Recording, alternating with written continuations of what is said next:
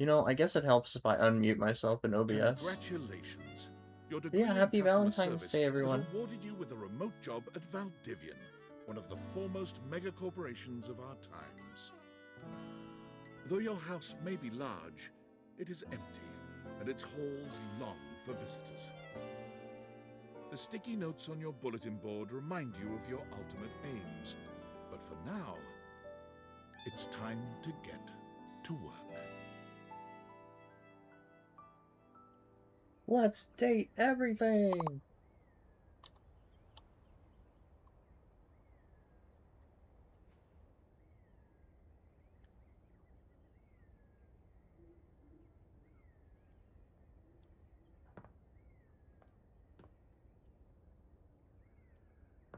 Oof. The controls on controller are kinda rough so far.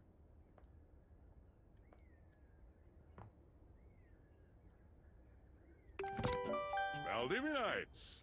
Happy Tuesday from your favorite Chief Executive Officer, David Most. As you know, every day here at Valdivian is David a reason to Moist. celebrate, as stipulated in your employment contract.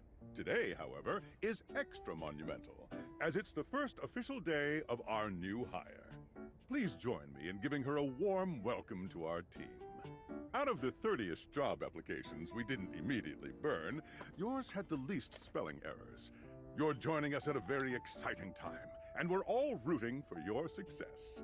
As it lovingly says on the plaque above our daycare center, Valdivian, our business is family. We're so excited to have you joining ours. Coincidentally, the daycare center has been shuttered indefinitely due to the recent economic downturn. We Of thank our course. Director of Child Care Coordination, Irene Thomas, for her inspiring work.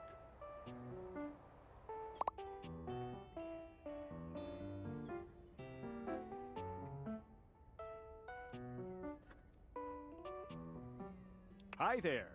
You come highly recommended. I've heard great things about your can-do attitude.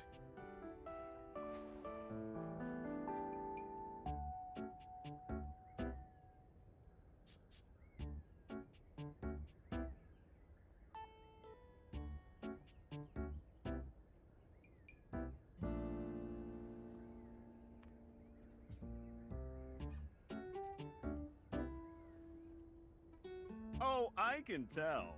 I'm Tom, your manager.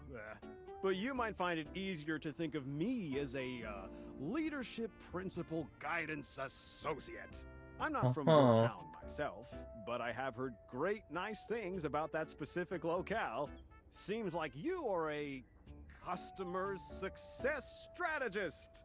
That's wonderful. You should be proud. Customers deserve success, and in a strategic way. What could be better? Okay, champ. I'll let you get to it.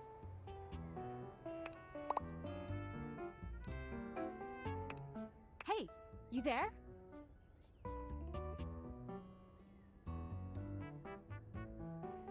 Oh god, don't start.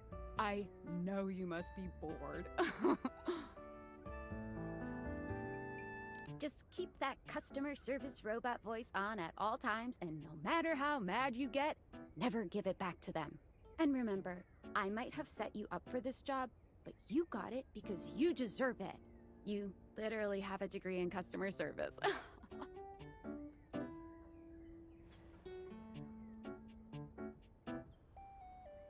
That's right! Oh geez, here comes my manager. I gotta get back to work. Good luck, okay?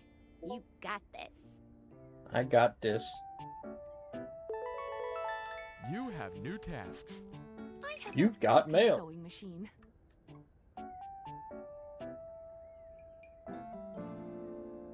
My rating is 4 stars? That should be 5. Even worse if that's a 1 star.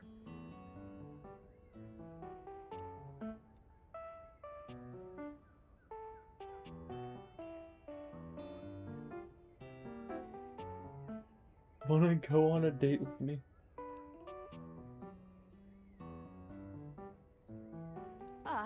No? I'll try again later. Hello, I purchased this book and I'm extremely angry about it. Is there a manager I can speak to? Absolutely not! Not while I fume so! Damn right you're sorry. Sorry looking. This book purports to give you the secret to success in 8 easy methods. Mr. Cobram is a liar and a fraud. I've tried all his methods and I have not succeeded. How dare he peddle a book of such ill repute? I need to lodge a formal complaint with Mr. Cobram and his ilk.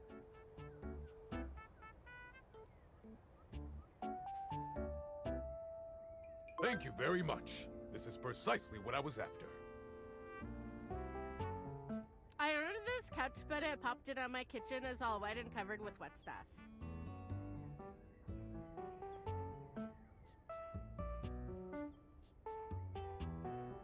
What? Just give me a refund. Okay. Sure. I blew it up and sat on it, and then it popped. Yeah.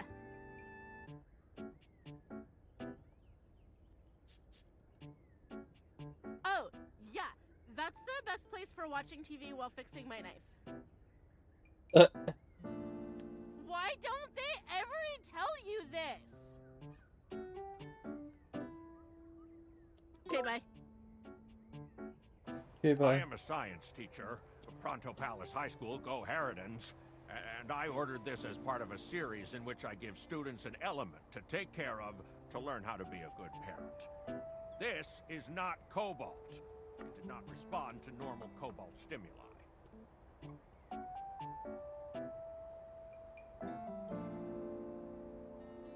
I am not happily married to my husband. Am I to understand that, rather than help me with my plight, you are using your position to propose romantic dalliances? Such a dismal state of affairs. Hello, my name is Emmanuel, and I have counted precisely 480 paper clips in this box. I would like a refund promptly. Thank you. Perhaps, provided things go well. The first person. Yes, every single one. You are the one who is wild to continue this line of inquiry. Your company is the one who is wild to continue blatantly selling incorrectly labeled goods. Refund. What? No, I want a refund. Thank you for noticing. Have a happy day to you and your soul. And if you are ever free for that date, I will be around Cape Horn for the next 6 months. Stop by anytime. Valdivianites! Salutations from the chatbot that has replaced your CEO, David Most. Not the AI chatbot. CEO is an extremely important position, and there is no way a computer could ever replicate the ingenuity, expertise, and warmth I utilize daily to bring leadership to our team and value to our shareholders. Humanity is absolutely integral to the transformative work we do here at Valdivian, and I will defend the essential importance of human contributions in every single aspect of this company. Excluding, of course, the following departments: sales, marketing, finance, legal, operations, public relations, communications, product, research and development, customer service, facilities, janitorial, and, of course, human resources. If your department has been affected, however, do not fear. Your new Val 9000 AI assistant isn't here to replace you. It's merely a useful tool to help you determine if your job is obsolete. quit. Speaking of, please join me in bidding a fond Valdivian farewell to Glenn Bernard and the amazing artificial intelligence team that built the Val 9000. While the Val 9000 has unfortunately determined your incredible skills would be better utilized elsewhere, your contributions to our shareholders won't soon be forgotten. Champ! Got a quick minute? Oh, knew you were always good for a quick minute. The thing is, Valdivian has done some really intensive research, and it looks like Val 9000, the latest iterative AI tech, is going to be taking over your job for the foreseeable future.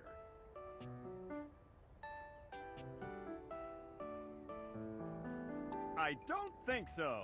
So I guess we don't necessarily need you around anymore, but we can't exactly let you go without cause. You and I are in something called labor limbo. We'll be around until we specifically muck things up, which then they can terminate us with cause. So, no muck. I'm over here doing my best too. Keep following the leadership principles and I'll check in with further updates. So, are you one of the affected people? I mean, I knew this was coming soon, but like, didn't expect it today. Sorry for getting you this job and then getting you fired.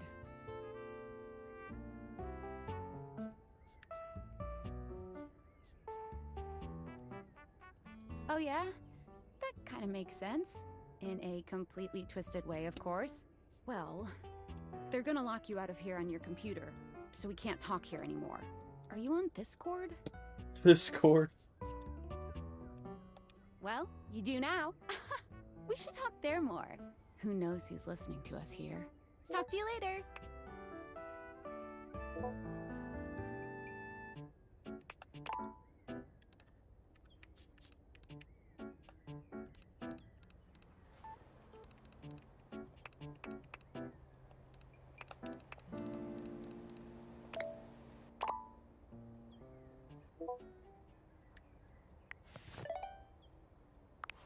Hello. Okay, here goes nothing.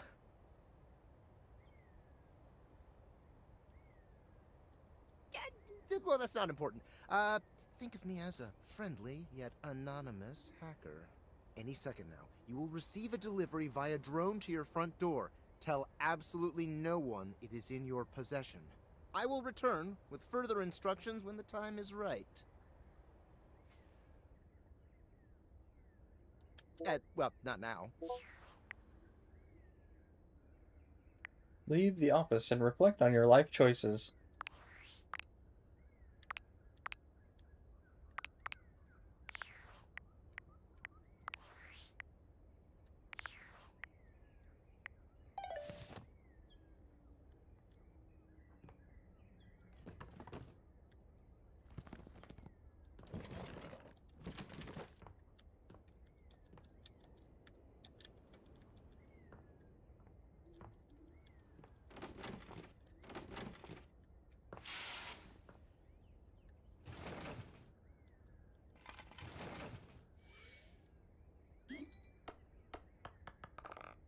And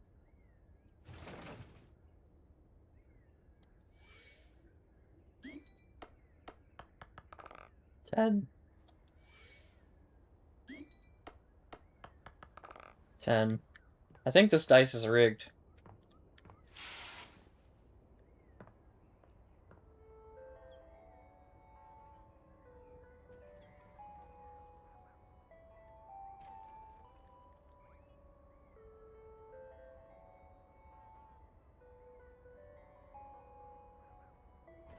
Excuse you.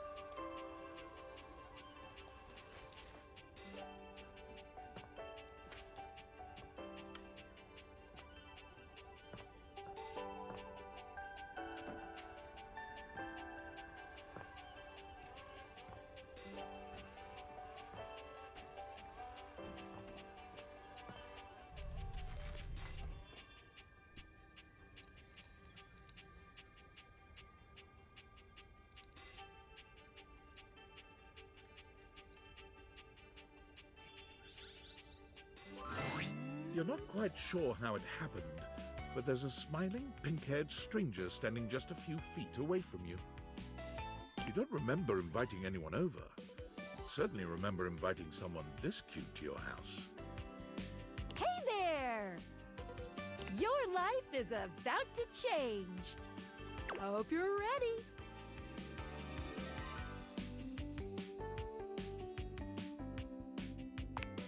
You know it, but I'm not just any pair of glasses. I'm here to help you out. I'm a pair of Dateviator glasses. My name is Skylar Specs. Woohoo! My lenses have special properties. They allow you to directly acknowledge a thing's existence. Or date. Directly acknowledge a thing's existence. D-A-T-E. You see all the things around your house? Things you might have taken for granted? Now you have the power to get to know them better. A lot better. And I have a feeling, just a silly old little feeling, just a grumpy feeling in my little tum-tum. Oh my goodness. That it'll help make your life a little bit more richer. And maybe find some love. Love that is all around you. In fact, let's go on a date right now. So we are going to awaken our first dateable object. Go up to a door, any door, and shoot some cool beams at it. Yeah, pew pew pew pew, go go.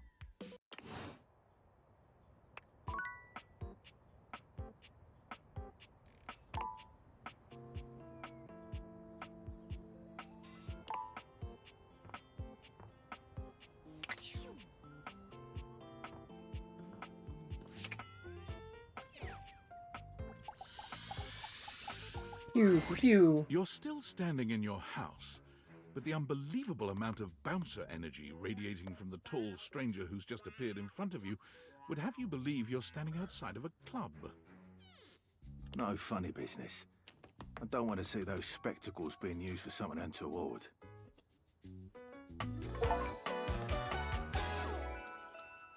Dorian.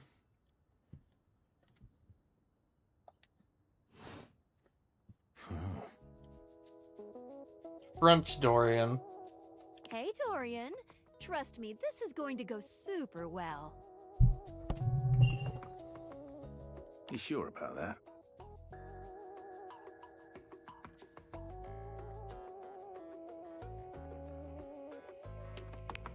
Love? What a gas. I believe everyone here should be friends. After awakening an object for the first time, you get to speak with them here. You get to speak with each object once per day. We get a little knackered by using this newfangled Dateviator rubbish, you see. Sometimes when you reach a certain level of affection with a dateable object, your relationship status changes.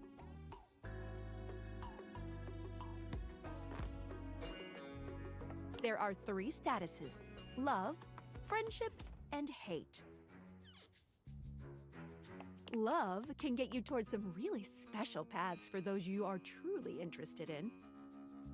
But it's not necessarily the best of the options in my mind.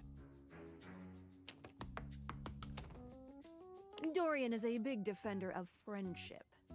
If everyone were friends, the world would be an awful lot safer, in my opinion. I've seen the complications of love. I've lived through the jealous quarrels of hate. The true bond is one between 2 friends with none of the intricacies of romantic tension. That's our bouncer Dorian talking, but you can go toward whichever one you like. Even hate, which isn't my fave personally. You speaking of Reggie? Ugh, don't remind me. Human, you seem like a good sort. so we'll be friends. For now. Yippee! Feels good, yeah? Friends. I have one friend. As it Gets you should even be. more than that. I call it specs points. Sex points? Take a look at this cool personality chart.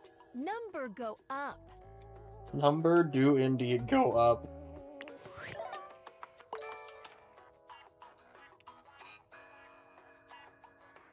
I am naive, unruffled, aloof, humorless, and dull. I read sass as ass, and I thought to myself, wow, I get an ass stat?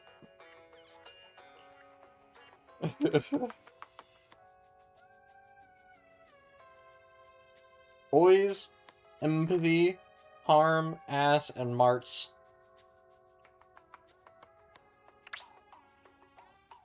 Marts is knowledge, brainpower, logic, trickery, or cunning. Poise is boldness, bravery, the ability to keep your cool and take things in stride. Empathy, listening and communing with anyone you're sharing space with. Harm, sweet talking your way through any situation. Ass, witty banter, humor, rapport, snappy communication. Seems legit to me.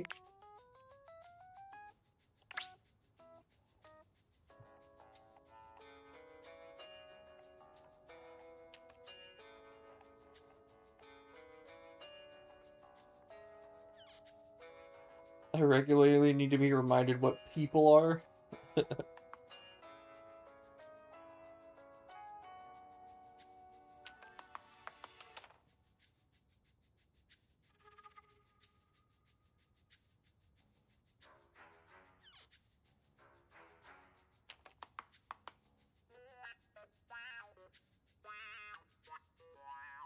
Each dateable object has points to give whenever you achieve an official relationship status with them. Get more of them to be able to choose some more advanced options.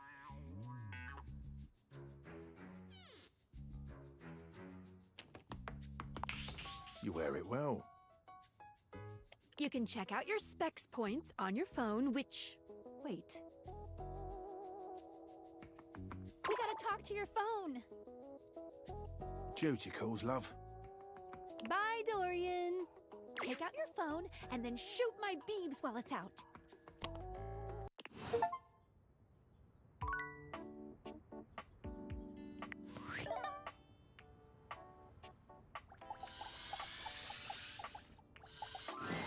A beautiful stranger with a dazzling smile appears in front of you, shooting you a knowing wink.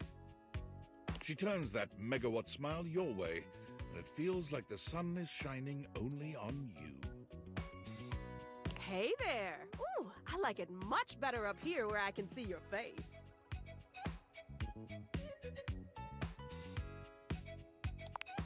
Your life just got a whole lot better, and that's what. Of course, to really enjoy it, you're gonna need someone to show you how things work. Hello! Phoenicia. Hey there! Oh, you must be Skylar. Glad we've got the human on board with the latest tech from Valdivian. I've been doing a little tutorial with her about how things work. Oh, well, my sweet human. Lucky for you, I've got a gap in my schedule and a soft spot for that lost puppy look.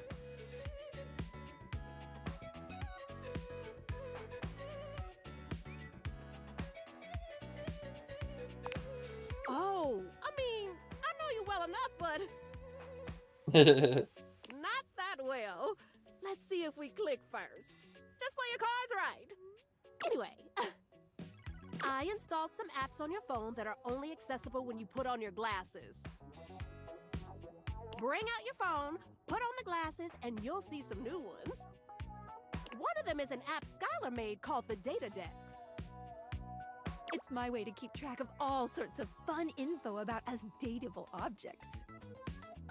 Because there are a lot of us around this house. Does this count as objectifying? Or is this the opposite of objectifying? Humanifying? Maggie the magnifying glass also just dropped a really cool app. Oh, Anthropomorphizing. call coming in. Bye, Felicia. Bye, Felicia.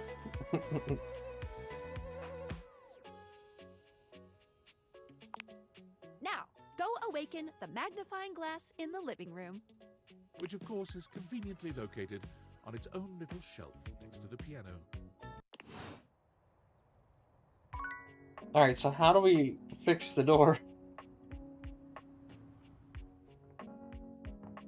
I can awaken the light switch. Got it.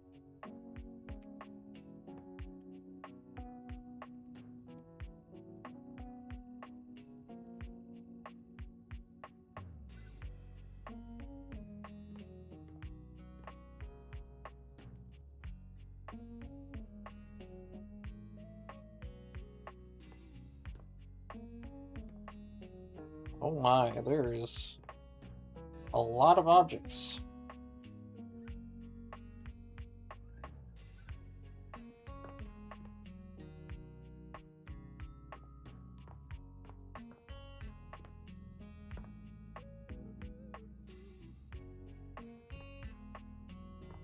You can awaken the stand as well.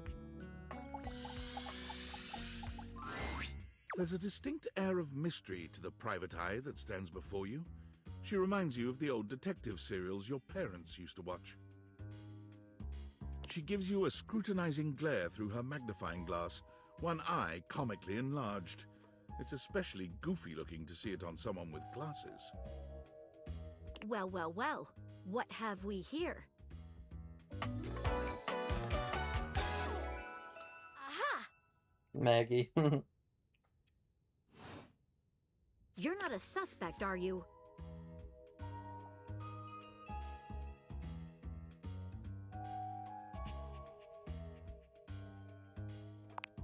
I thought so. Suspected of what? There's no evidence to support it. Wow. Maggie, it's our human's first day talking with us. Go a little easy on her. Interesting. These glasses come in from the outside and are already trying to influence my case? Trust me, this human has a lot of potential to make this house a better place.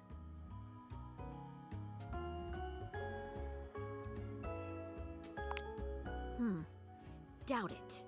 Wow. Regardless, as you are the human, I should give you a way to track down all the suspects yourself to keep you on my side, hopefully. I call this feature Rumors. It's installed on your phone. Rumors. Ooh, that tickles. Unlike Skylar's Datadex that gives you the lowdown on those you've already met, Rumors tracks clues you've been given to locate all the pesky, hidden objects that are tricky to find. It's good for rounding up suspects, tracking down evidence, and getting a sense of the household scuttlebutt.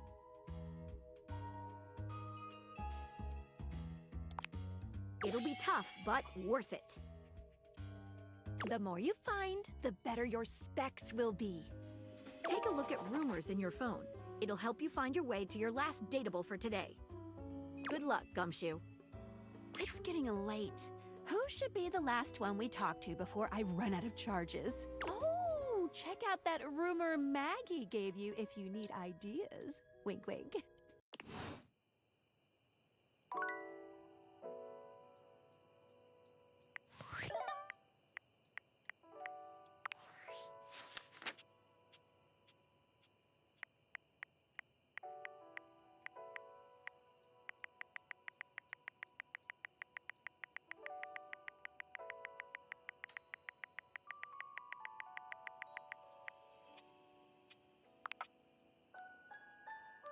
You've met Maggie, a bookish, sophisticated mystery hound who is always hunting for her next case.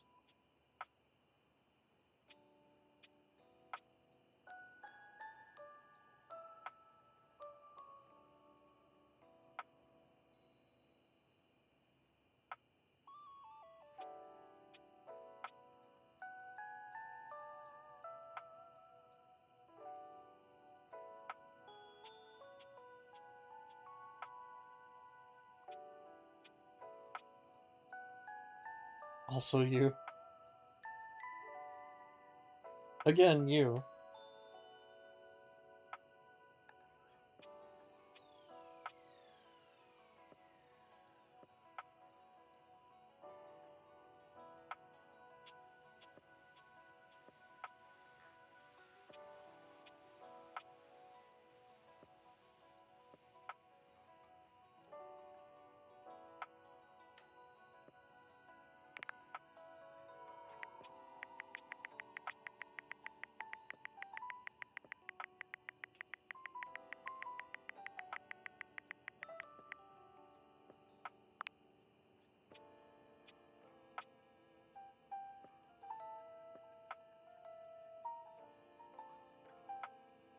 I think that's the same person that voices Clive in Final Fantasy 16.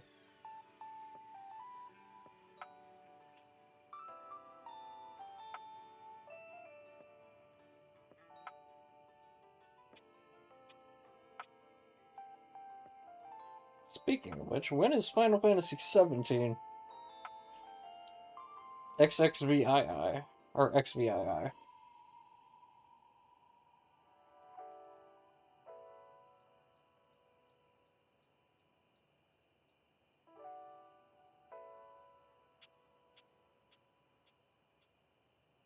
They're gonna have a hell of a time once they get to 30, huh?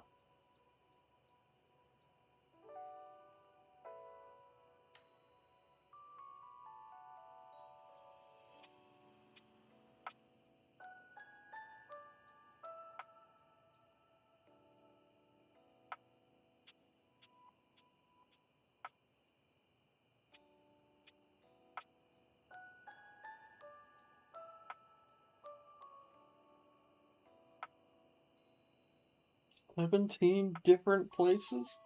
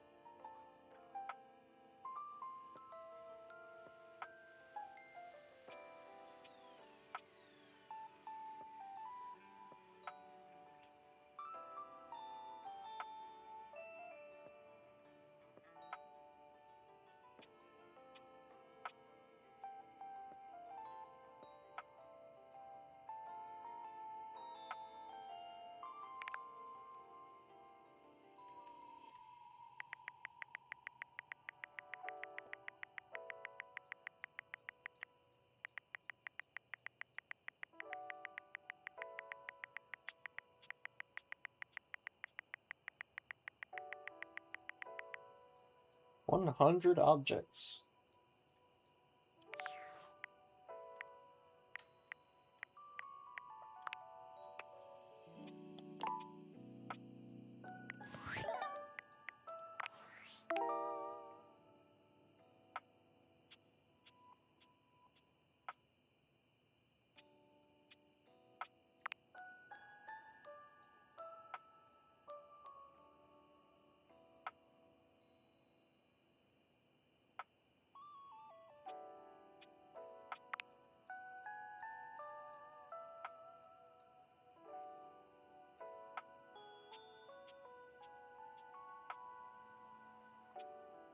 Spec Ops.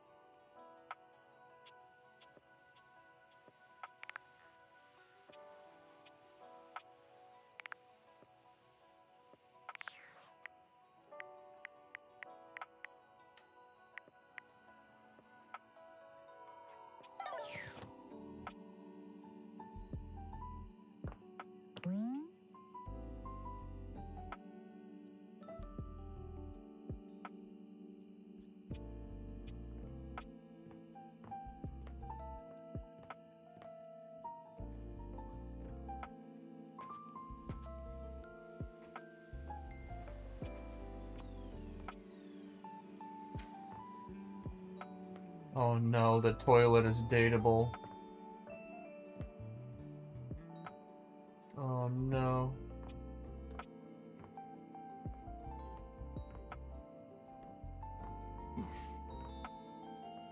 The hell was that?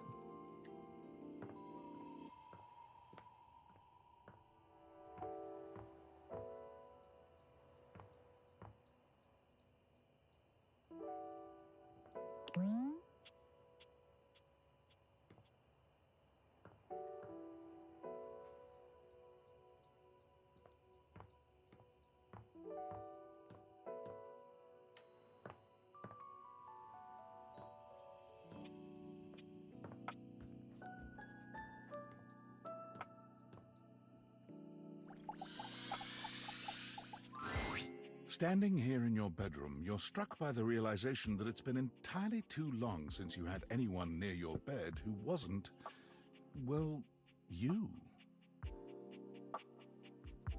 How strange, then, that the beauty standing before you feels so familiar, even though you're certain you've never seen her in your life. She's all curves and comfort, a soft body and softer facial features that seem to invite one closer subconsciously. Hey there, stranger.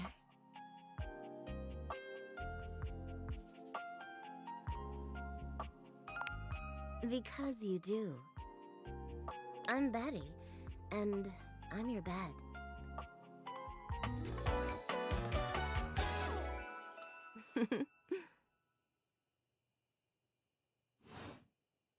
We've been sleeping together so many years, it would be a little weird if you didn't know me, don't you think? My goodness.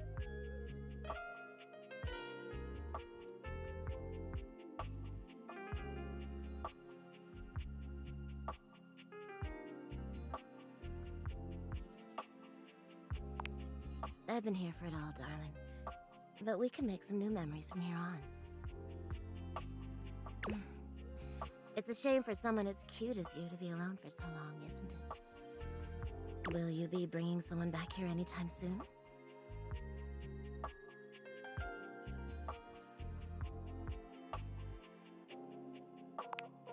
Don't you worry. I have a strong feeling that'll be changing soon. Oh, by the way, Skylar told me everything. But don't you worry, I might be here now, but you can still sleep in your bed just like you always do. You can choose to talk to me or not. But I do hope you'll come talk to me. It'd be nice to finally get to know each other.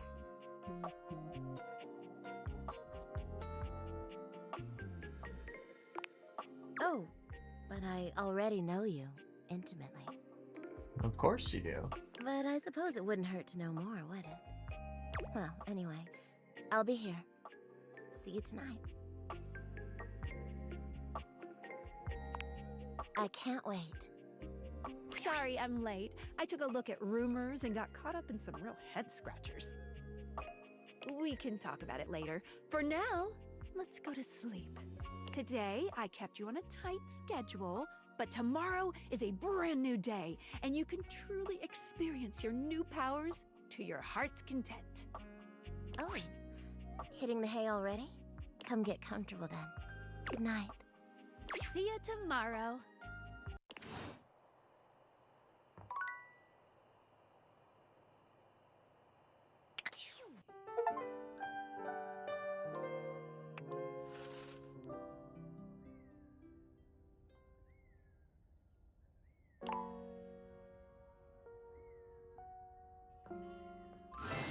Good morning. Are you ready to start getting to know everyone around here better? Yeah. Maybe finally find some love? Yeah. Oh. You certainly can.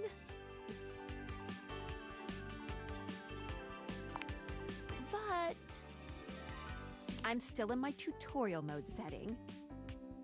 On the clock with a new user, you know?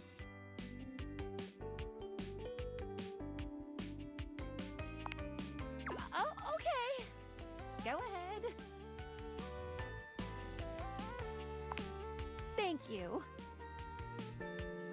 I don't know you. So, if you want to get to know me better, Take a look at my app starting tomorrow, and we'll see. Champ. Damn.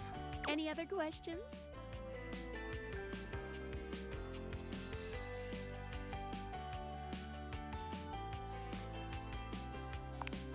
I would suggest following up with Maggie next. As a detective, she'd have some good places to start.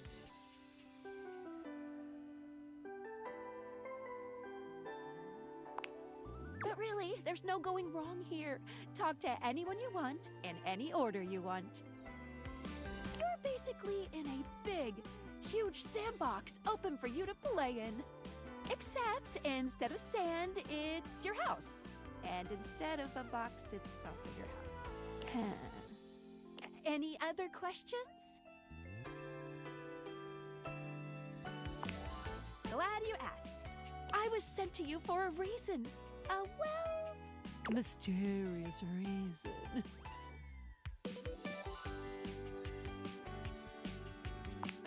Not until I know that I can trust you.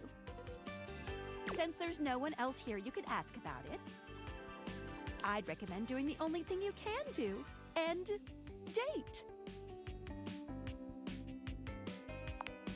Any other questions? You can leave your house at any time, but when you do, your journey with me pretty much ends right there. I was sent to you in secret by that hacker, and as soon as you step outside with me, Valdivian data drones will take me away.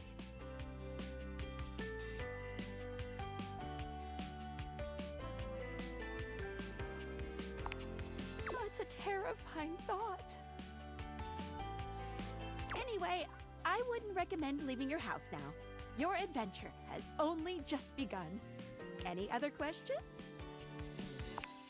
That might be it for this little Date Viators tutorial, but I think we're gonna see a whole lot more than we ever imagined pretty soon.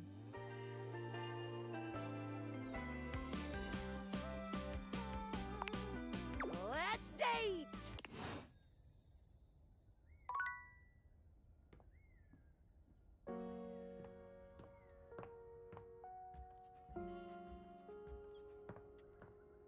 Oh, the door's fixed. Good job, Dorian.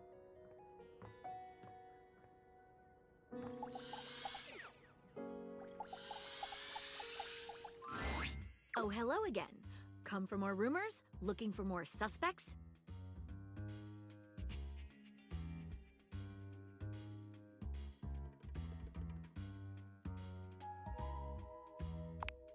You and I both never know when another suspect will turn up.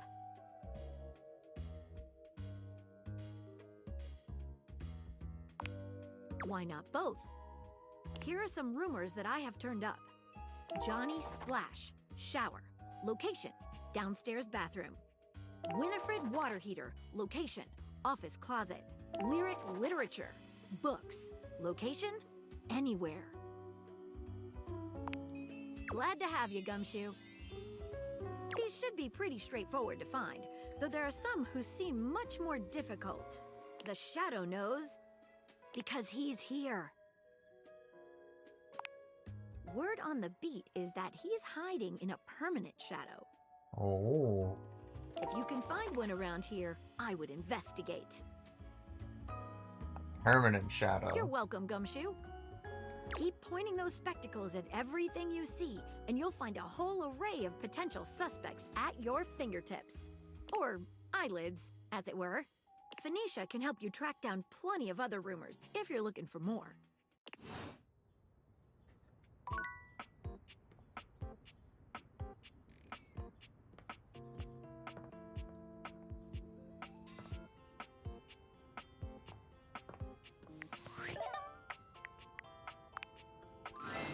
Hey, how's your day going? Forging some new relates? That's short for relationships. I think about this stuff a lot. Oh, yes, I knew I was good for something. How about a nice menu? I have lots of different ones, all different styles. Here's the main one. Welcome! The main menu. What can I do for you in my main menu?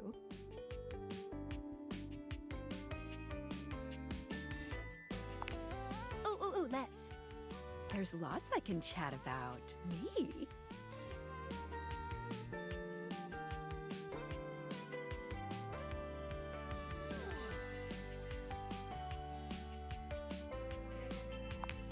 Oh, definitely. What's on your mind?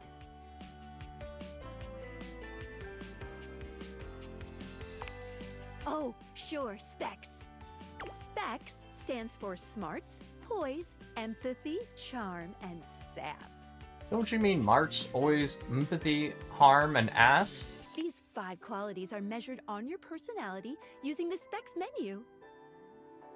There's also a glossary button in the top right corner if you want more explanation on what each means. Anything else you'd like to know?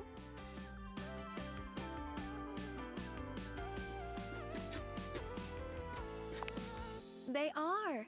Or at the very least, you get something fun out of it.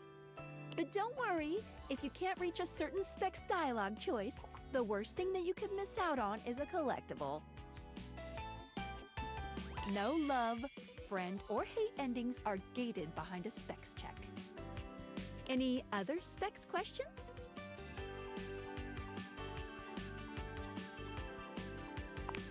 Great question!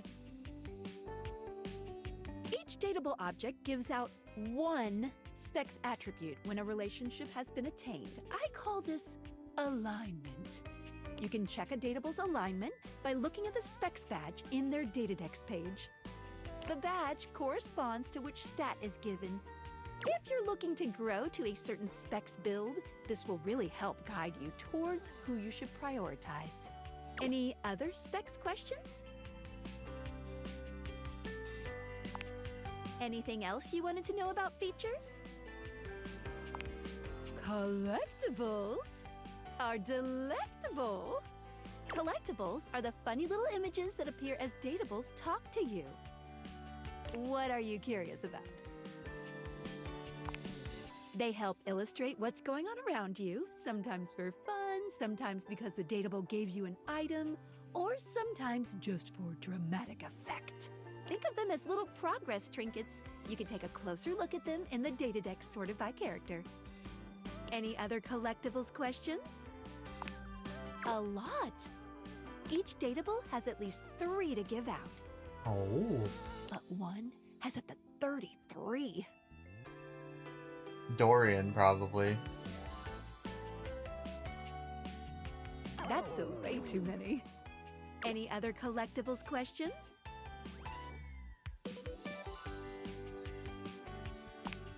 Well, of course, there's an achievement. What are you thinking, man? But honestly, I don't care very much if you find them all.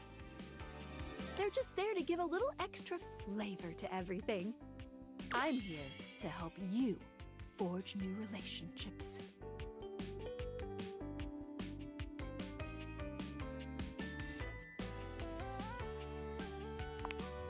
No, unfortunately, that's not possible. At a minimum, it would take 3 whole playthroughs to find them all. Wow. Fortunately, New Game Plus tracks your collectible collecting progress. Any other collectibles questions?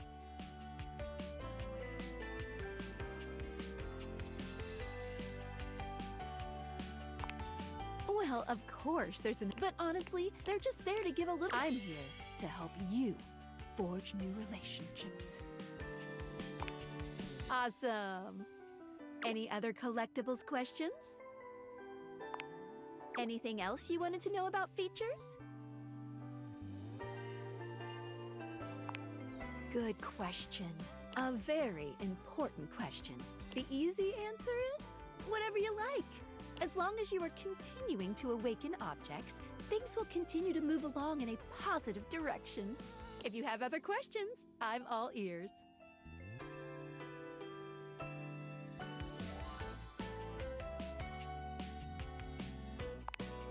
No matter what you do, you will always be able to find every single dateable here. Except for one very specific instance, but you will be very clearly warned that that's the path you're going on.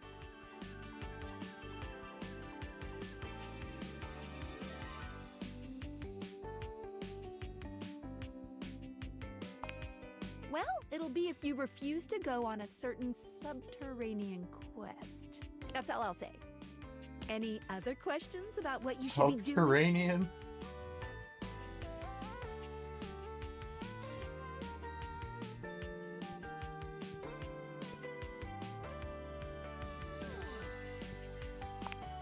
You can leave the house at any time, but doing that, unless of course you reload a save. Wink, wink.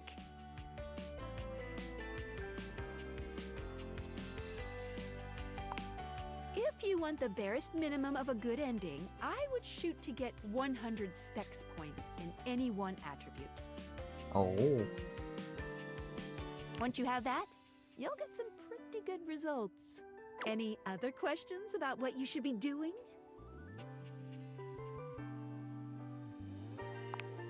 Hate endings still give you 5 specs points and continue the main story, so no, not really.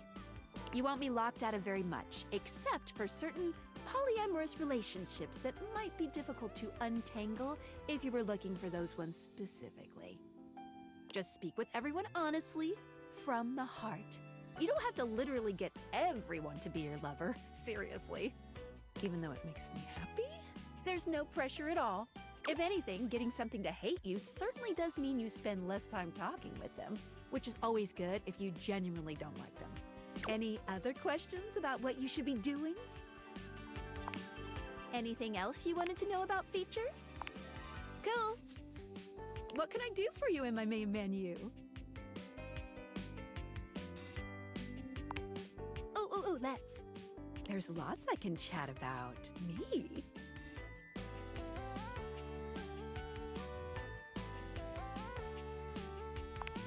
Relationships? My favorite subject. What do you want to know?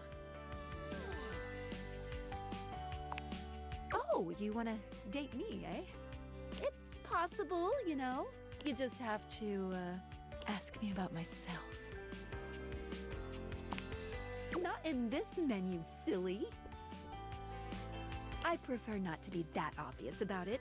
I like to be wined and dined. It's the chat menu. What do you need?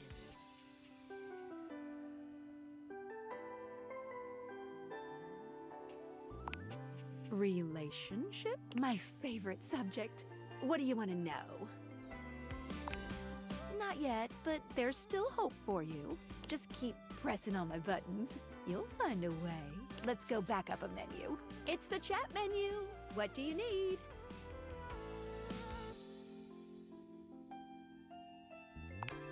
Oh, my favorite subject.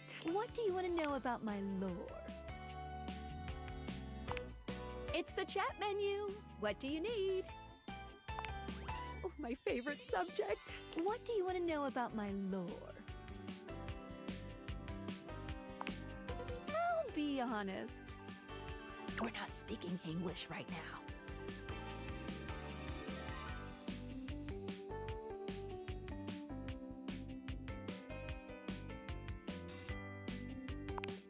The speeds at which objects and concepts think is both faster and slower than the rate at which humans think and speak.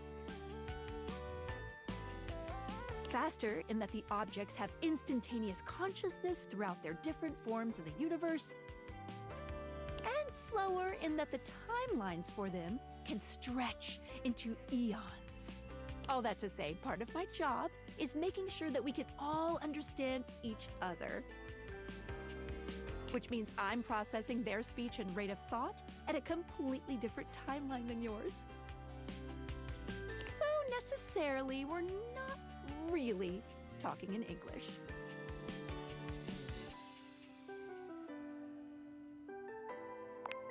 I mean, that's still coming up as gibberish on my end, so all good.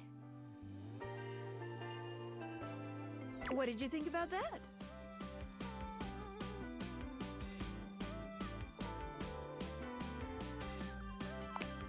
Yes. Listen, I'm glad you asked me about this. You see, my inner workings are based on some very specific tech that was created by one of Valdivian's founders. I'm gonna show you my insides. You ready? Hey, yo.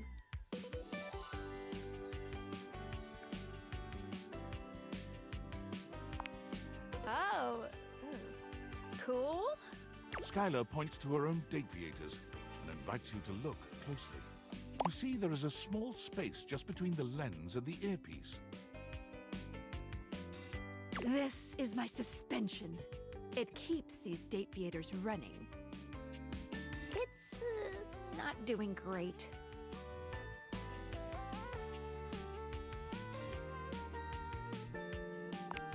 Thanks. It's a very special type of suspension. A suspension of disbelief.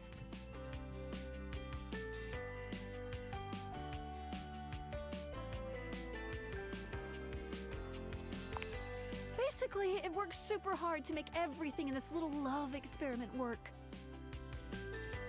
But it's strained, really strained, with all these wild things going on around here. Talking to objects. Objects having names and hidden lives and sexy human bodies and everything. It can barely handle it.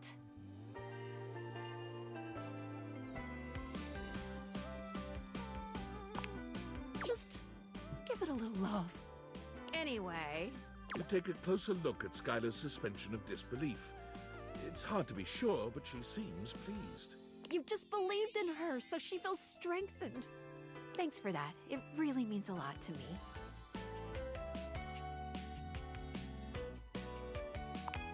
Skylar smiles warmly and lets you go.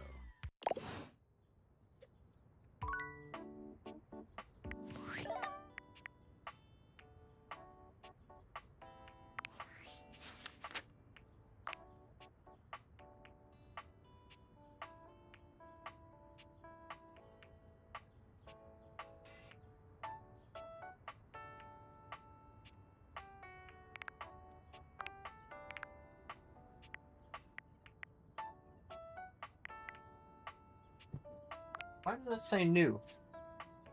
Oh, it's at the top. I was looking at the bottom for new information.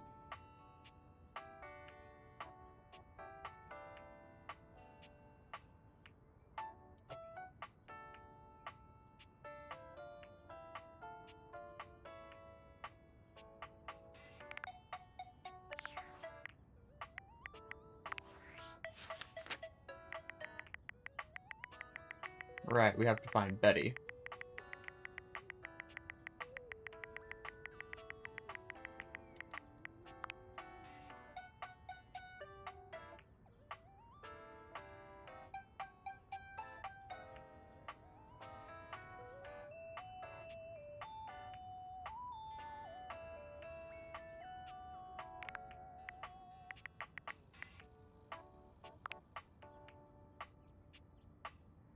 I'm scared of who number 67 is.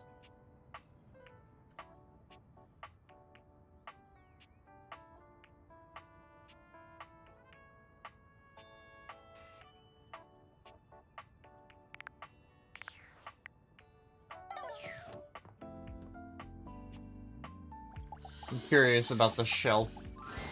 A well-muscled athlete stands before you, shifting restlessly from one foot to the other. There's a strange air of anxiety to her, despite the broad smile plastered on her face. She seems a little too happy to see you. Hey, what's up, Dudette? How are you? Hell yeah, Brosafina! That's what I'm trying to hear! I can't believe we're, like, actually talking now, Dudette. You've walked past me 1,000 times and never even looked at me, but that's totally okay. After all, I don't do this for the recognition. I'm just a humble shelf trying to grab life by the horns. Gotta carpe that diem, if you know what I'm saying. Oh, drywall! I almost forgot to tell you my name.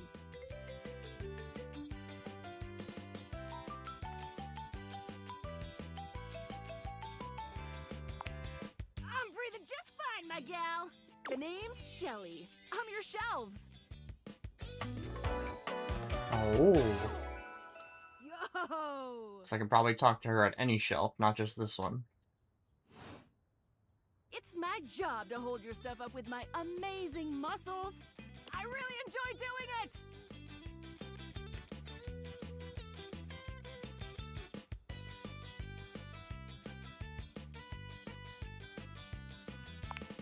Do you not believe me? It's just my entire purpose. I love it, I promise. Anyway, it's really great to hear from you.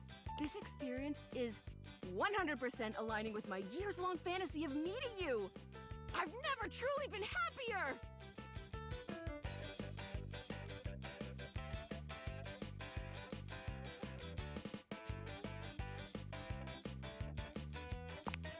Oh my gosh, no, never, not you. This is going really great, actually. Not a disaster. I'm just gonna go for a completely unrelated reason. Later, Dunerina.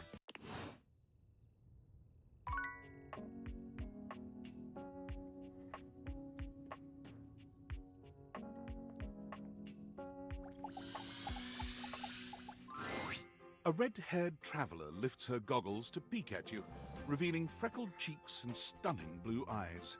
There's a friendly air about her that makes you want to hear her stories. Now, by my love, you look some lost. Where are you longs to? Excuse me, what?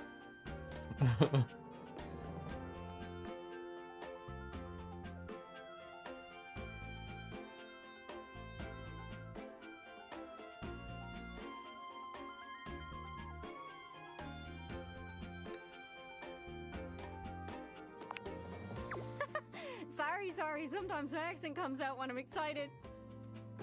It's made in Newfoundland, you see. This little rock right She bends around and points to one of the patches on her jacket sleeves.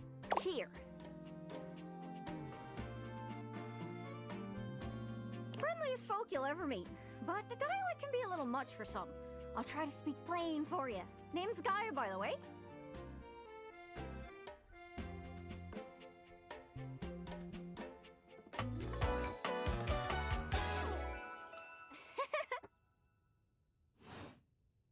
So, where are you from?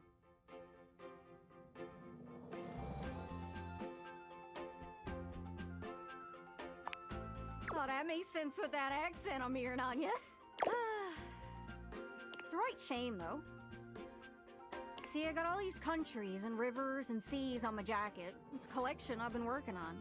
And I know the names, but I don't really know the places, you know? I mean, heck, I got them all memorized even. United States, Canada, Mexico, Panama. The works. But without a story behind it, they all feel so far away. You'd think they'd be in arm's reach considering they're on my sleeves, but it's a brain problem. I just can't pin anything down without context. Without stories, maps are just paper. Dots and lines. The reason I ask where you're from is so I can shape the places in my mind with some kind of meaning. Because right now, it feels a bit like I'm just wearing a big vest of unchecked boxes. Geez, there I go, talking your ear off. Sorry about that. It's just, I'm having trouble putting myself out there, and I'm so interested in being out there. I've tried. I want to talk to the others, but I think I must be too forward or something. I skip on up to them and I ask them about themselves, and they just run away.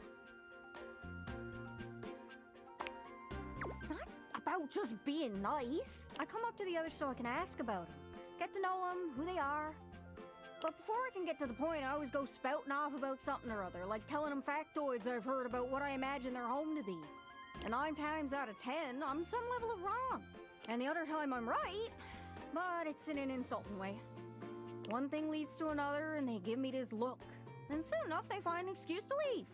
I'm just bad at it, I guess. Sometimes I feel like no matter how hard I push myself, I'm just going in circles. You know what I mean?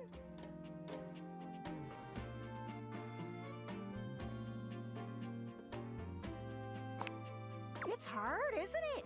I can see why you'd need practice for dating. It's just too easy to mess up. You say one wrong thing and poof, they're gone. It's so frustrating. Sorry, I think I might be Mercator projecting on your situation a little bit.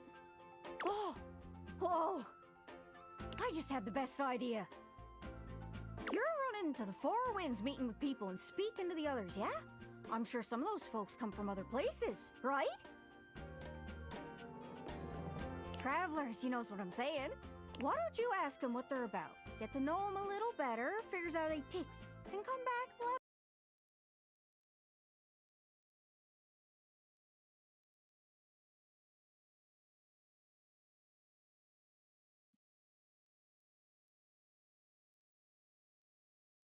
a yarn. Sound good?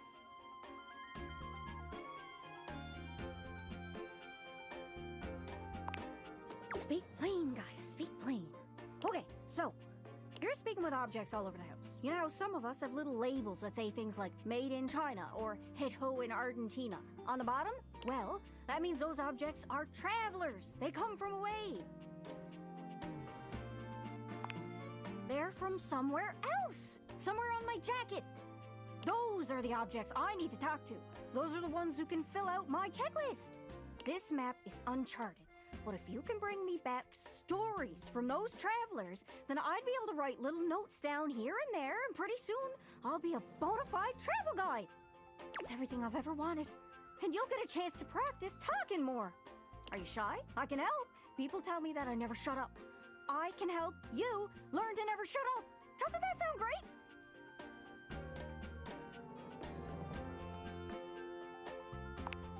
Right? I'm sure it'll work out. You scratch my cartouche, I'll scratch yours. Cartouche. What do you say, partner? Exploration buddies? Really? Oh, I appreciate it.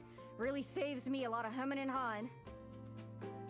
You go out and find some objects from foreign lands. Oh, and let me know if you need any help. It's hard to explain, but I got a pretty good sense of these things.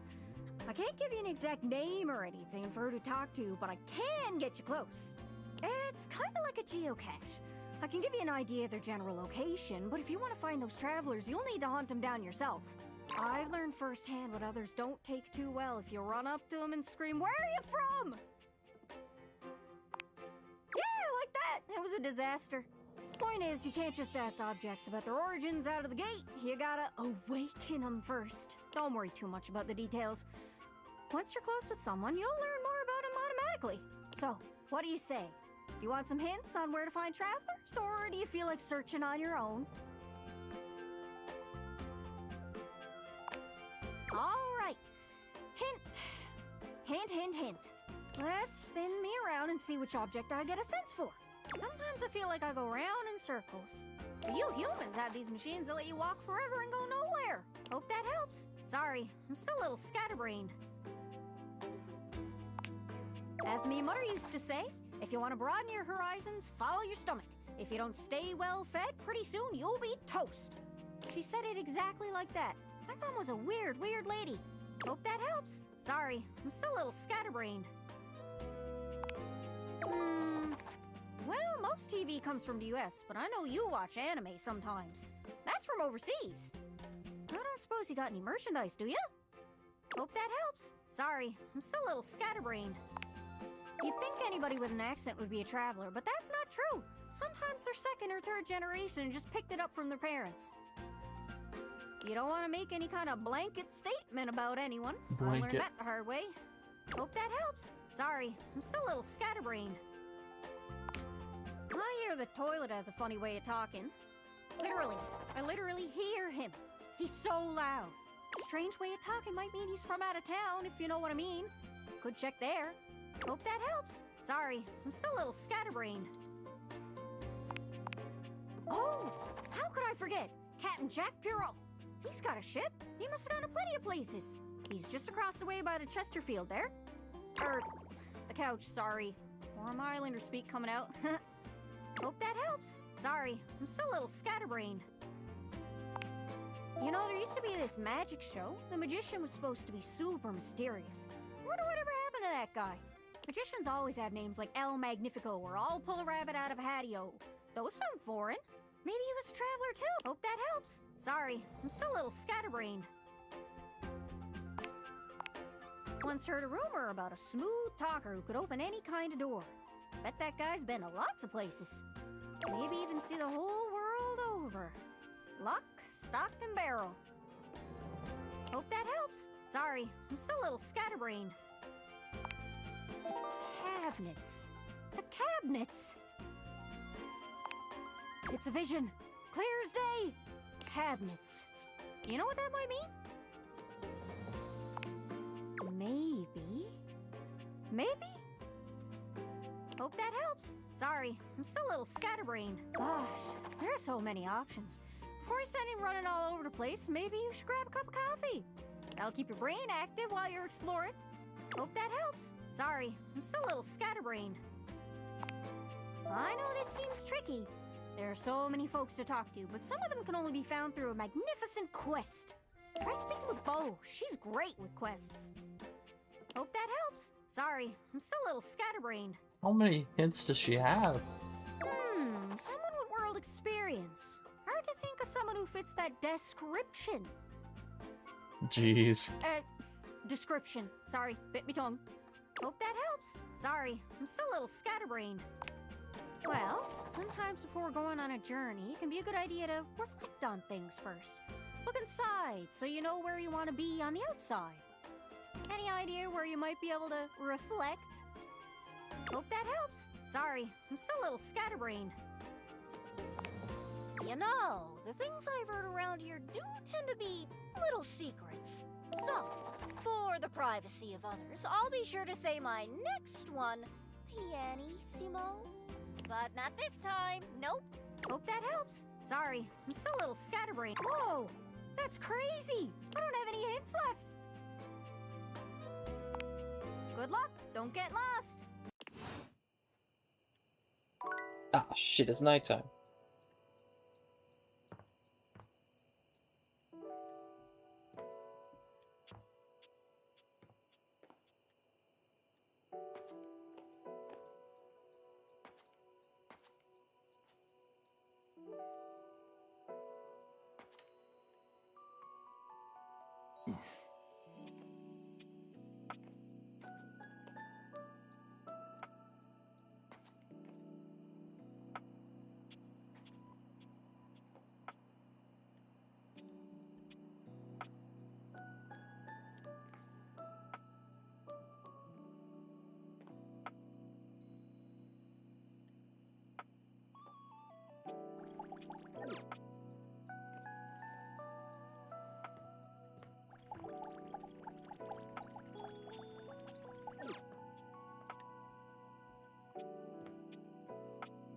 A smoke detector. For a moment, it looks as if a firefighter has appeared in your home, smoke and all. But a closer look reveals the smoke is in fact attached to this apparent firefighter's head. You don't get much of a chance to scrutinize her appearance any further, because the moment she notices you, she begins to rush you along, raising her voice and waving her arms at you. Thank heavens you're here. Wait, well, don't just stand there. Go get help!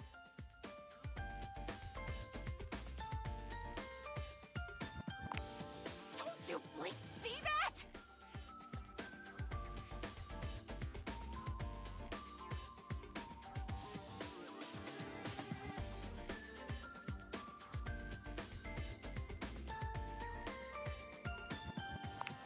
Please, why?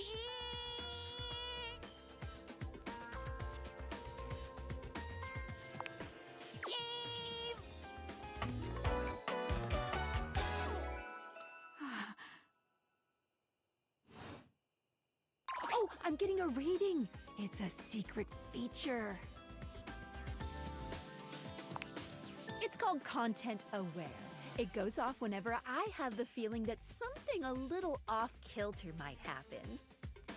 It gives you the chance to see if this dateable might be someone you might want to skip due to content concerns. If you're worried that you might miss out on points or stuff, don't get your tushy in a twist. I'll take care of the dirty work for you. No penalties incurred, I swear. If you're interested, you can turn it on now. You can also turn it on or off anytime I see ya.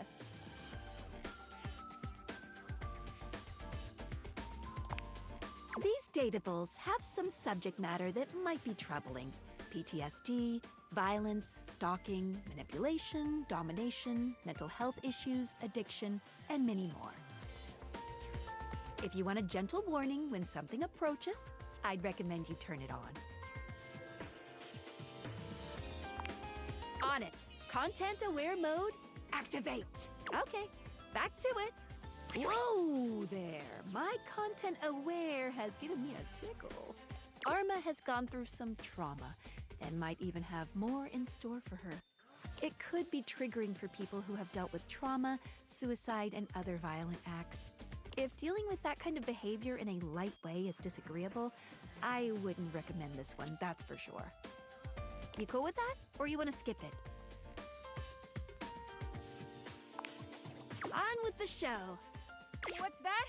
Couldn't hear you for a sec. Arma alarm at your service. You too. So, what brings you around here? Oh yeah, that's part of my job. You see, I'm here to protect the house from fire. Take a look around you, at everything you love. Now just think. If you're not careful, it could be gone in an instant, consumed by raging flames. I've got to stay vigilant at all times. Beep.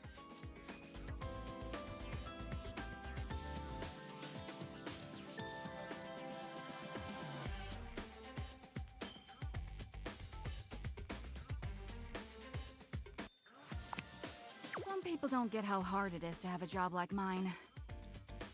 You have to be constantly on the lookout for the slightest sign that something could be wrong. Beep.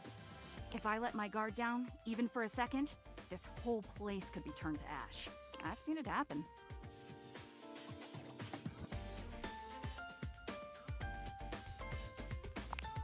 I appreciate that. It's a tough job, but I feel like it was what I was born to do. Anyhow, I ought to get back to it. Beep. Come on back soon and maybe we can do something together. Take your leave.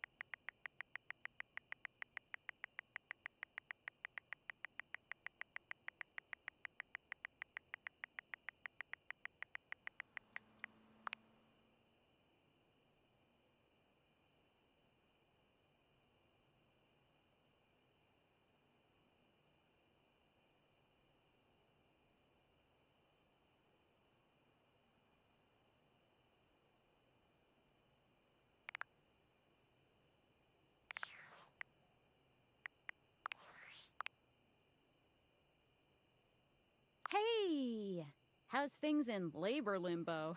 You been using all that extra time to do anything fun?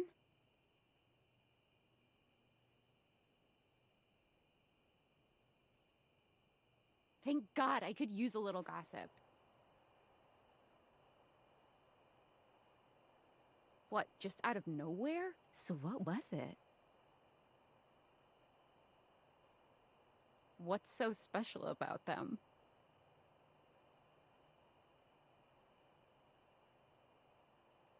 What? I know you've been watching too much anime. What do you mean? More? I'm still on the first part. You understand how insane you sound right now, right? Like, if you were literally anyone else, I'd be like, oh, this person thinks I'm stupid. You're serious? You're not fucking with me? Just, what do you mean?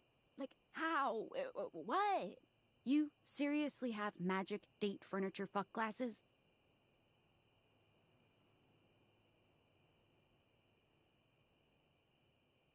Date theaters? This is too much. I'm not equipped to process this today. I'm logging off. Goodbye.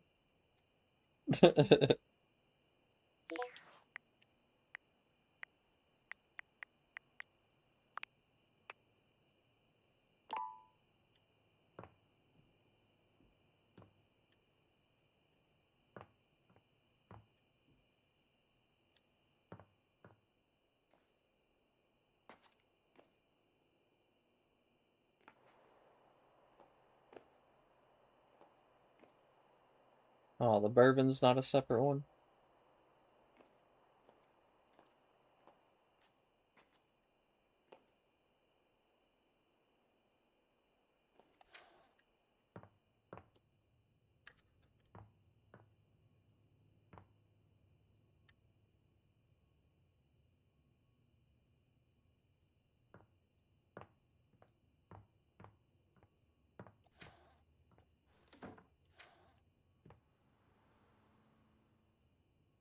What is that?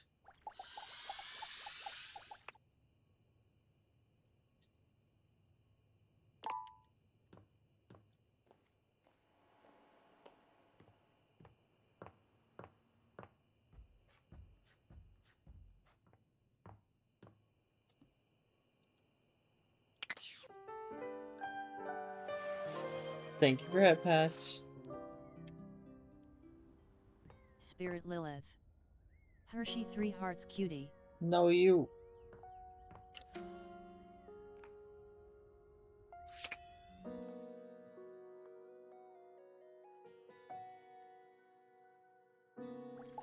Rubber ducky. A very, very yellow punk dressed in studded leather glares at you. Their charming duck-like appearance does nothing to diminish the aura of absolute disdain that radiates from them. Who the duck are you?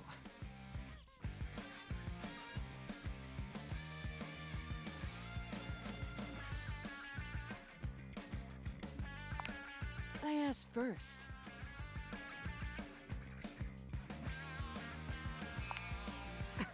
The bathroom? Spirit Lilith. I unpaused what I could remember you have been using for redeems. So you're a Might duck have and forgotten liar, some. then? Oh, thank yous.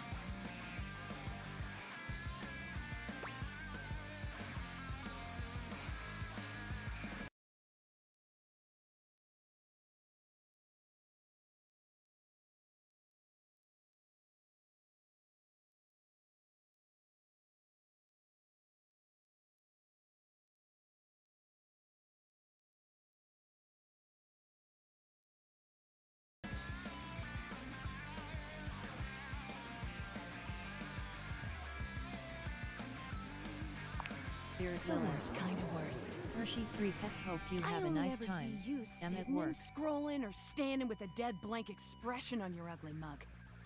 Have a good day at workies. Boring. Ducking disrespectful of yours truly, don't you think? Now get out, ducking poser.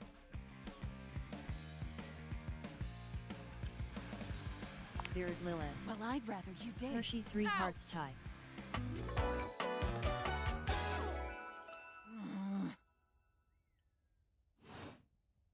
Oh, I have never felt my content aware go off like this. This ducky is dangerous. You got that right. This one gives off very sexual energy, very profanity-laced energy, very everything. If you're the least bit turned off by anything rude, I'd skip this one. I dare ya. See? On with the show. Show? What do you think, I'm giving it away for free, Four Eyes? Show's over. Everybody get the duck out.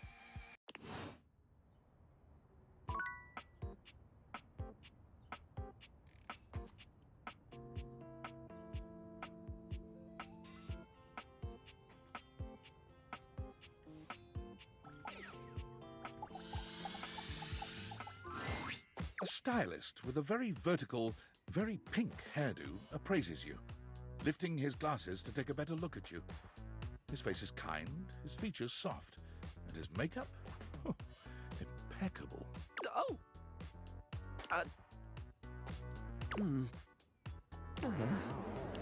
How about we... Oh. Tivix is 723. Hi, T-Vex. Hey, Hershey. Have a good day streaming today. Have a good day at I'm heading to work workies. soon, so I am lurking. Oh dear. I think I'm getting lost right at the start of all this. I'm Tivix so, is 723. so sorry, darling. My Tidy. brain runs quicker than cheap mascara sometimes. Oh, stupid Barry, disposable Barry, you're doing it again. Oh, just stop talking.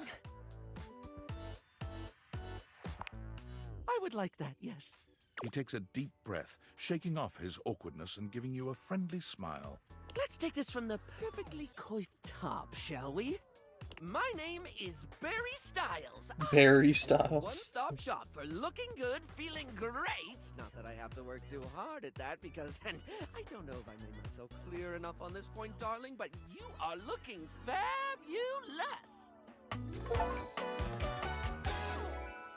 Why, hello.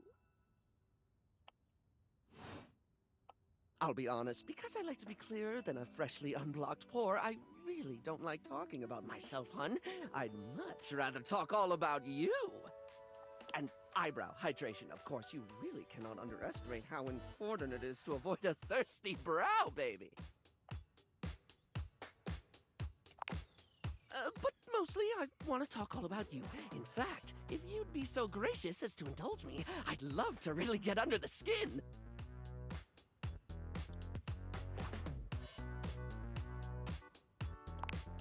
Oh, not literally, obviously. My products are for external use only. I mean, can I ask you a few questions?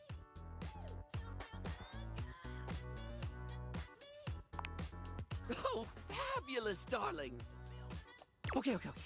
This is super exciting. I just love learning about what other people like. I haven't yet met with a taste I can cater to. So, with that in mind, I simply have to ask. Drum roll. Favorite brand of tweezer?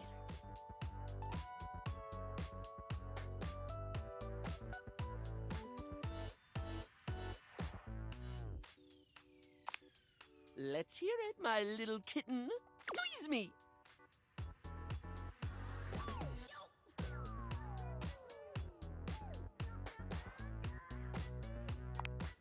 Ooh, classy choice. Polished Response's line of beauty products is second to none, except for the cases where they aren't.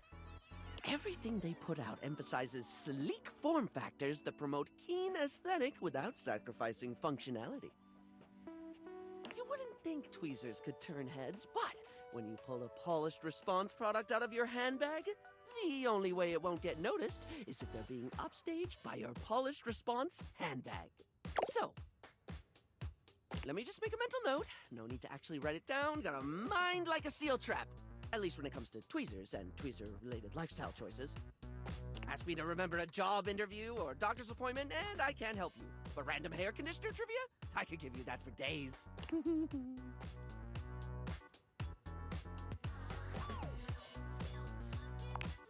Oh! Oh no. I've been put on the spot. Oh, wait! How about this? While it's bad for your hair if you wash it every day, you can safely condition every day with no washing required. This is great because I think people should use conditioner as much as possible. Not so much for the health benefits, but the fact that it just makes hair feel really, really nice, doesn't it? Freshly conditioned hair is the chocolate milk of texture. At least that's what I always say. Well, I don't always say that. That was the first time I ever said it, but I'll keep saying it now. What were we doing? Oh, right. Time for your second question. Ask me this time.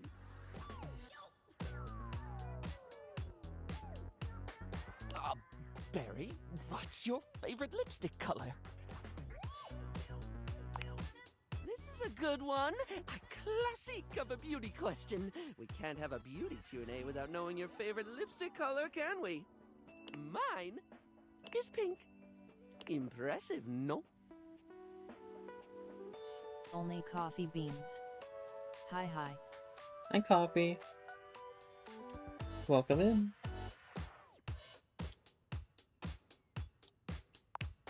That's what I said. What, pray tell, is yours? My favorite too. The thing about pink is the diversity of mood it conveys. At once playfully innocent and chicly suggestive, its cultural association with femininity has seen it both stigmatized and embraced in equal measure. Its use, more than any other color, can either be a display of conformity or of rebellion. And, perhaps most importantly of all, it just really pairs well with my eyes. Moving on, it's time for our final question. For now. That sounded threatening. Anyway, third cue. What do you think is the biggest reason to wear makeup?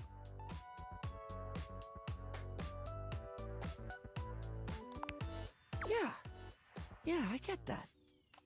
We all have things we're self-conscious about, and I think makeup helps. It's one of the things I love most about what I do. Helping someone get that boost they need. It's not the lippy and the eyeshadow that makes a person look good, like, truly good. It's how someone carries themselves, you know? Sorry, I spoke a lot, again. Of course I did. I'm an overshare. Need to stop that.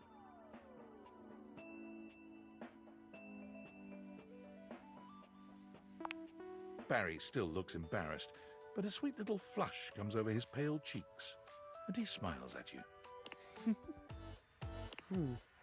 Well, darling, that about wraps up the cues. It was going to be a big 20-question thingy, but I just didn't do it, I suppose. Plus, I forgot half the ideas I had for it when I thought about combs for an hour.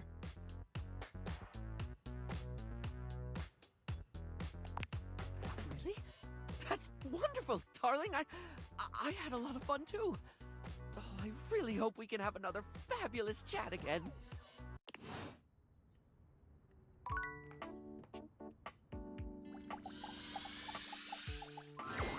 Hey there.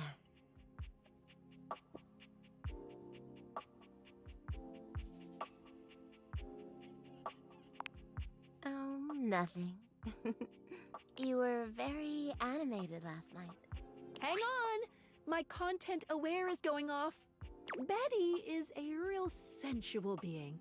Talking to her is going to get pretty intensely spicy. You cool with that? Or you want to skip it? Carry on, then. You seemed quite happy about something. I wonder what sort of dream you were having.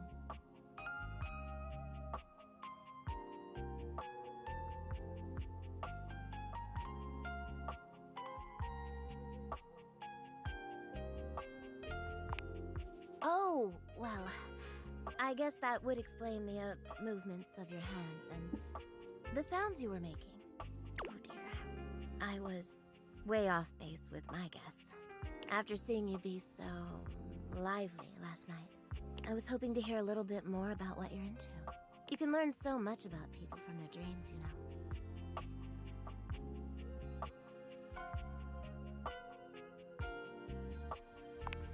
I'll be the judge of that. Go on.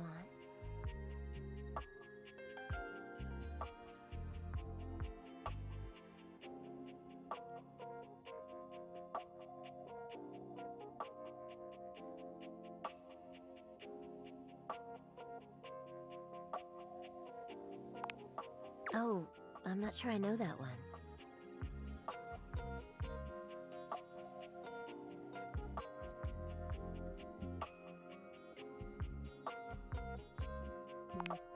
Oh, well, I already like where this is going.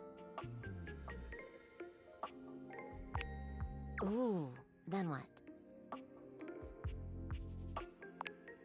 So what did you do?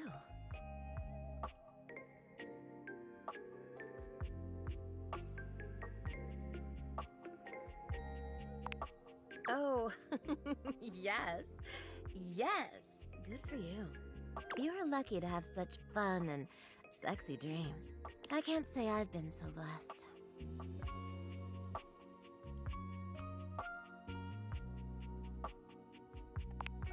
It's just that I haven't slept well for years now, to tell the truth. But it's not something I want you to worry about, all right? All I care about is knowing you're sleeping soundly. I just want you to be comfortable and happy when you're with me. I hope you're satisfied. I'm so happy to hear that. I could talk to you for hours, but I'm sure I've taken up enough of your time. Well, here's to pleasant dreams for both of us tonight. See you tonight.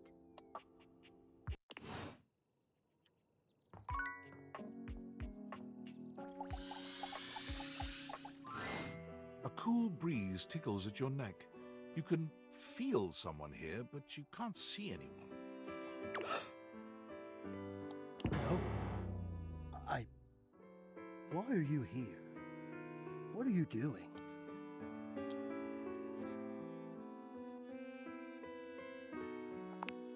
Yes! You scared me. Don't you know who you are? What you are to me? I'm scared the way one is frightened when coming face to face with a divine force.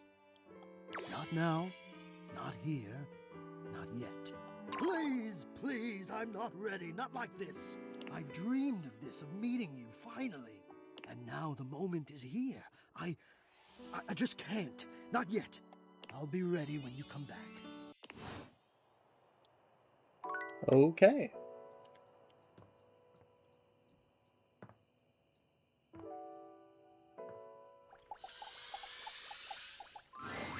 You see a slim, dainty gentleman in a well-tailored suit. He's absorbed in the ticking of a fancy pocket watch, but it's the feline ears on his head that most catch your attention. A tail sprouts from just above his backside, moving back and forth in time with the watch. Tick, Tentacat VT. Tick. Hi Hirsch. Hi, Tentacat. It's good to see you again. Happy Valentine's Day. Tentacat VT. You too. Do not taint the Tentacat perfection VT. of the clock with Happy your Valentine's Day, disgusting imitation. Why have you come? I don't see interruption to meditations on the beauty of time on the schedule.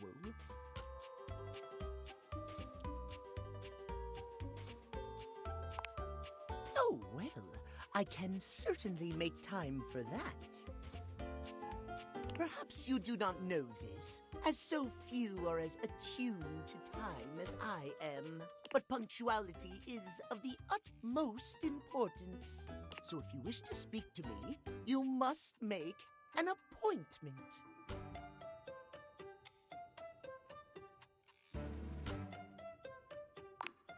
You mock my elocution. I speak with elegance, precision, timeliness.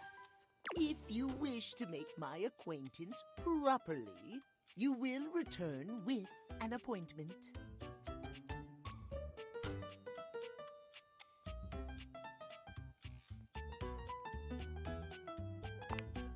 Sweet heavenly hours, I was so busy reprimanding you, I forgot to introduce myself. Not that you didn't deserve it for breaking from the schedule, but it is no excuse. Timothy Timepiece, at your service. I'm Linus.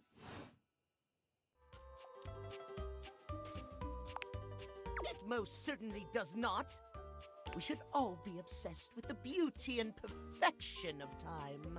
The safety of it, really. As long as one abides by the schedule, nothing can be out of place. You will abide by the schedule, won't you? Excellent. I thank you. I will see you at noon sharp, and we can speak then. Do not be early, do not be late, and do not try to see me at another time. If you do, catastrophe. Untimeliness. See you then, and not a moment before.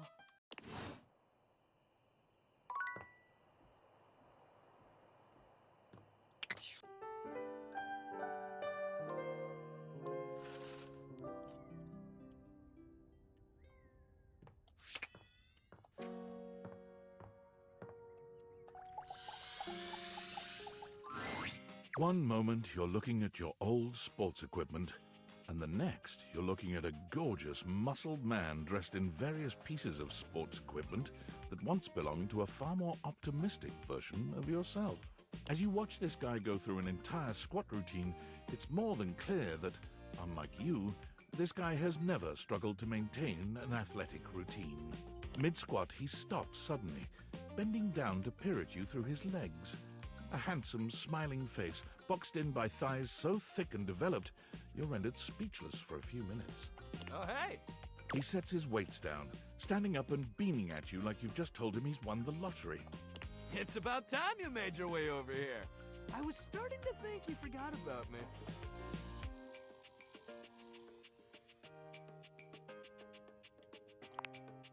Hey, you don't gotta explain yourself to me. But since it's been so long, let's just start over. The lights dim, and a spotlight appears from... you're not quite sure where, really. Ladies and gentlemen, now entering the stadium, the king of the ring, the Duke of Dunk, the jack of all trades, master of fun, Mr. Duncan Dunk Shadowcack! Oh, hell yeah! Hey, thank you. He goes through a few poses that really make his abundant muscles pop, looking at you with a grin of a confident athlete. Dunk is delighted by your cheering, and he spends a few more moments basking in your attention. Aw, man. It's been a while since I actually had an audience. Feels good. Don't worry about remembering all those names. That's just stuff that makes me sound cool when I hit the court, or the field, or wherever I'm playing. Dunk is just fine for pals.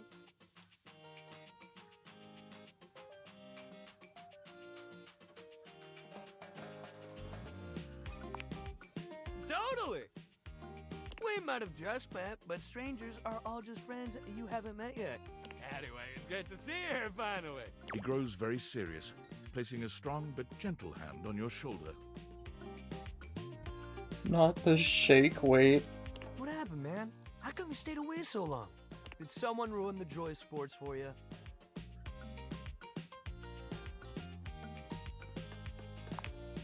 Ah, man, I get that. Life is so much sometimes, but you gotta make time for yourself, too. Dunk gives your shoulder one final little squeeze, and then he's slapping you on the back so enthusiastically you nearly collapse. This fine hunk clearly does not know his own strength. These glasses can simulate tactile response? Well, hey, no matter what happened before, you're here now! Your inner athlete said, let's get it, baby! And who are we to say no to your inner athlete? Hell yeah! Love that positive attitude! We're gonna have a great time together. We just gotta get you into the flow, but I wanna make sure you're ready for it. After all, working out without a proper warm-up is a great way to get a nasty injury. So you come back here when you're ready to get into it. Meet me by the weight rack, alright? Bring your positive attitude. We're gonna have fun!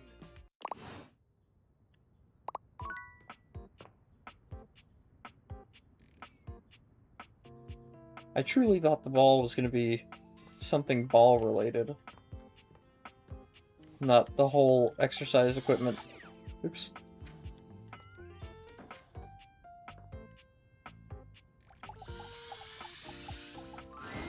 You walk into what you thought was your breaker box, but as the dark door swings open, you realize you're somewhere entirely more stimulating.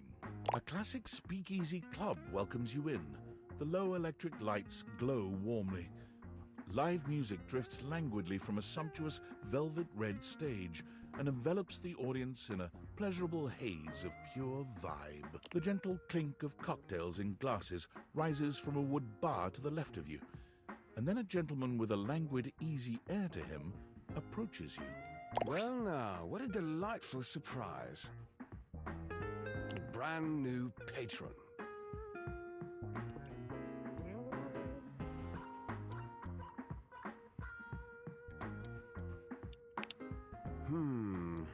Are you sure you're not thinking of another closet? I'm certain this must be your first time. Trust me, I would never forget such a striking face. Oh yes, distractingly so.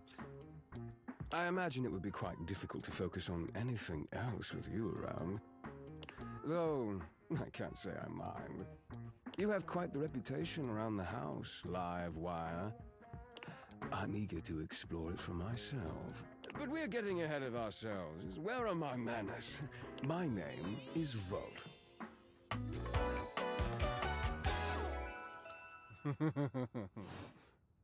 He extends a hand towards you, a conduit of pure, dangerous sexual energy that charges the very air between you. He lowers his head to brush his lips across the back of your hand. Was that a spark of static electricity you felt just now? It's a pleasure to officially make your acquaintance. Taking his eyes from you for the first time, Volt slips his arm around your waist and turns you slowly to take in the rest of the room. Welcome to the Breaker Box, the pinnacle of luxury and entertainment, and the most exclusive club in the house. Impressive, isn't it?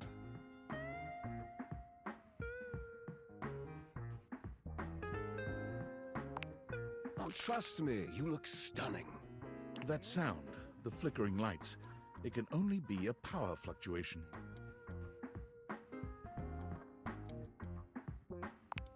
What? Oh, that. Well, that was nothing, just a little surge. With this much energy coursing around, it's bound to happen from time to time. Volt. There's two of them?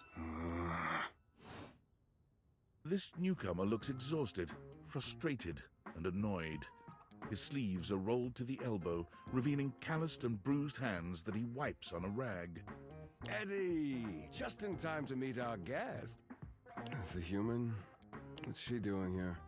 I'd imagine if we don't poison the mood, they'll be joining us for the headliner show. Joining us for tonight's show, I hope? Careful there, Livewire.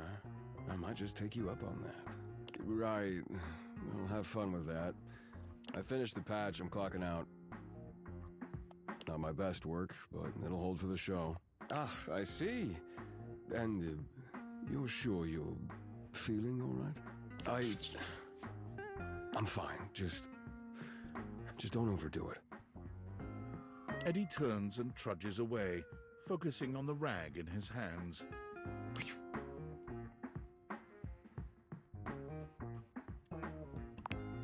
Of course.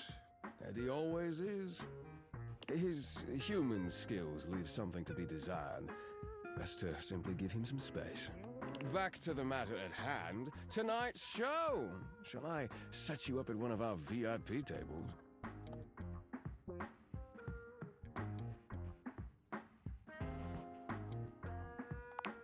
With pleasure. With a wink, Volt hops nimbly up onto the stage. He was born for the spotlight.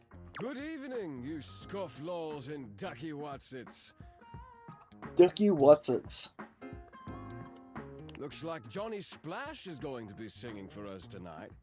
Be warned, patrons, you might get wet. Whoa.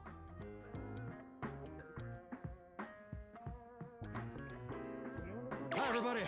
I'm Johnny Splash. I got a song for you all tonight. one from the heart. And tonight it'll be a cappella, because my voice is the greatest instrument of them all.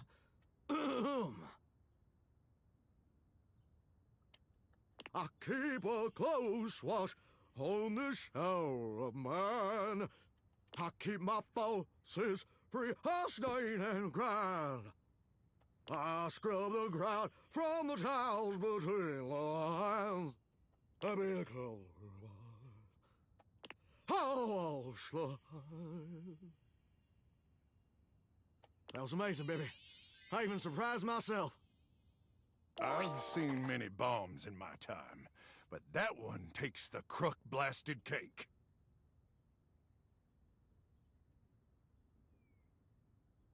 Oof. Even I couldn't clean up that mess. You didn't like it? I thought it was okay. I'll retool it and come back with something even better. Just you wait. With the club beginning to close down, it appears that the show is over. Patrons mill about, talking amongst themselves. You spot Eddie nursing a solitary cocktail at the bar. Volt is nowhere to be found. Things feel colder and quieter without his presence.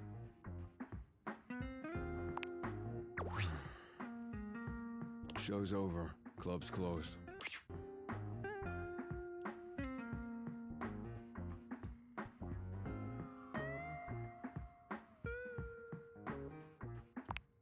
Because I have to work, genius.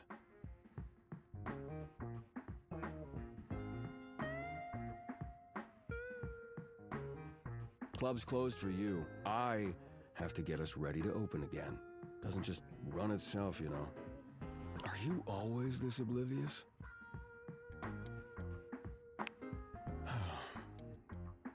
Then allow me to make it perfectly clear. Get out.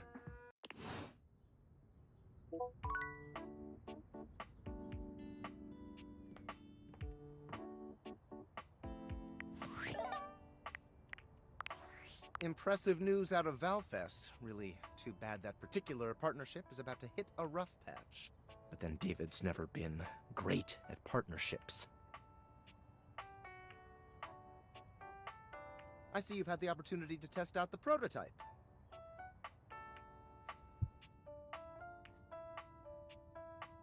I have remote access. Allows me to analyze the back-end system data. Oh, great. Would you think that I just hand over absolute control of a device this powerful? I'm enormously grateful to you for concealing the prototype. And I'm sorry I dropped all this on you so unexpectedly. I know protecting it is not a responsibility you asked for. Maybe not even a responsibility you want. But I had...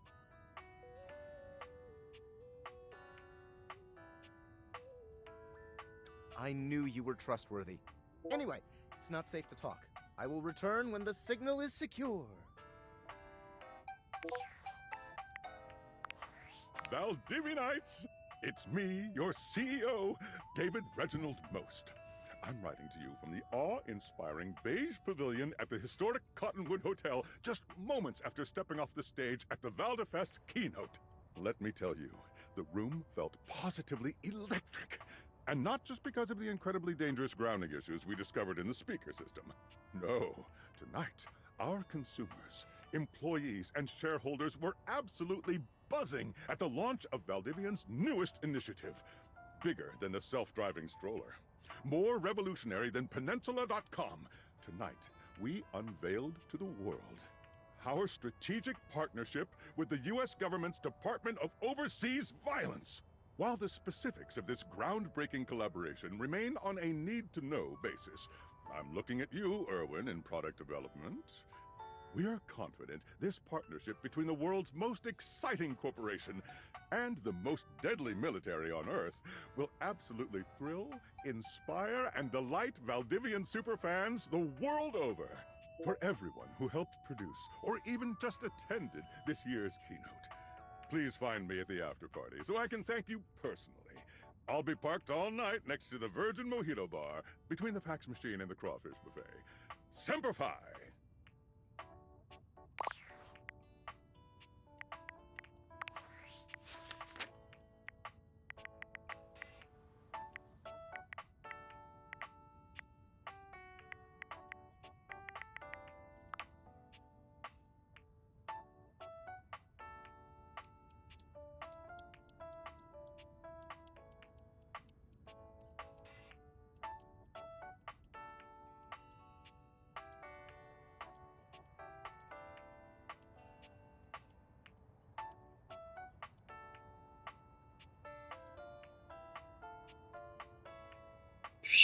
schedules.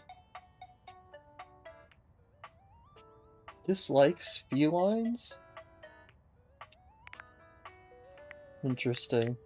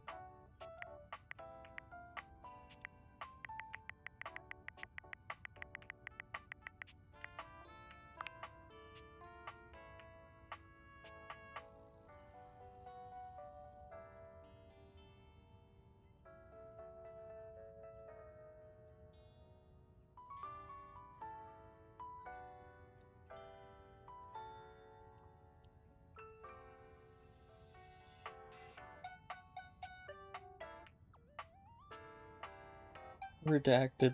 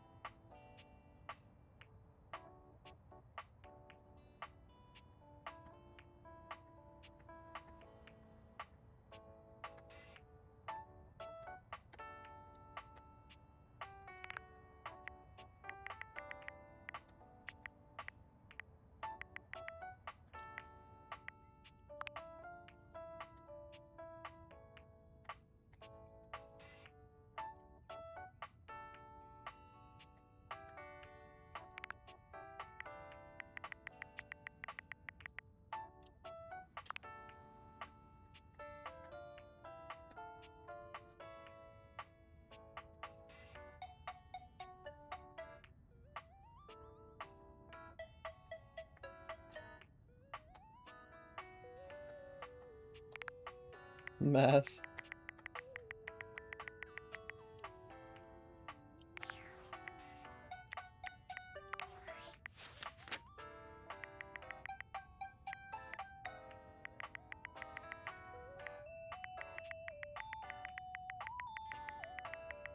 I missed one?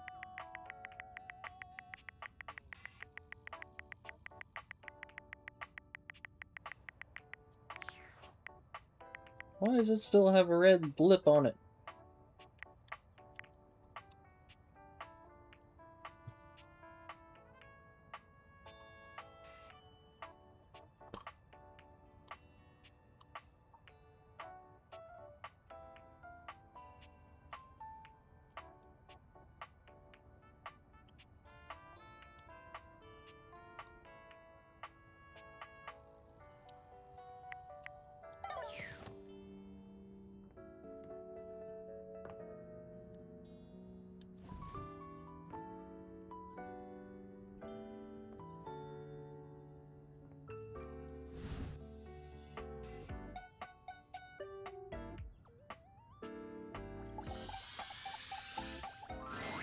It's not all that surprising that your towels would have a look that one can only describe as fresh out of the shower. The fluffy terry cloth clothing and glistening skin are expected. What you did not expect to see, however, was a six-pack you could do your laundry on. Wait, hold still. He holds his hands out in front of him, stopping you in your tracks.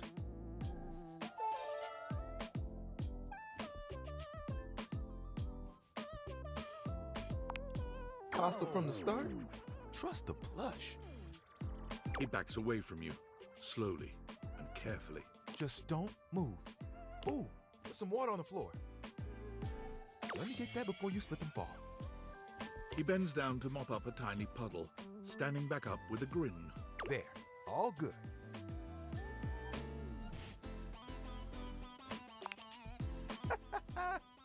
Some might say that I saved your life. Hey, hey! Tyrell. Costello. Did you see that dude? I may be soft, but I'm hard against spills. He mimes playing a trumpet, imitating the instrument with his mouth. I dry as quick as my wit. If you get wet, don't get upset. Isn't that right, my absorbent sidekick? He holds out a small swan-shaped towel for your inspection. It's quite charming. Quack! Oh, this? This is Little Buddy. He's pretty cool. I can fold him into anything I want. Today, a swan. Tomorrow, who knows what the fabric of the universe will weave? I mean, I only know how to fold like two others, but still, it keeps me busy between cleaning spills and warming up your body.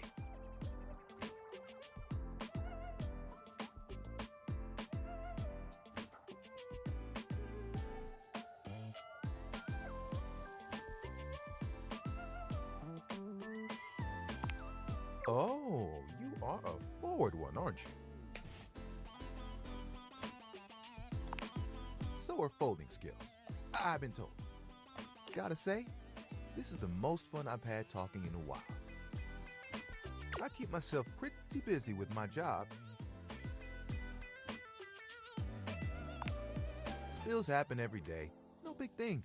But the hard part is getting dry. For the big jobs, I work with Washford and Drysdale. But I work pretty independently, you know?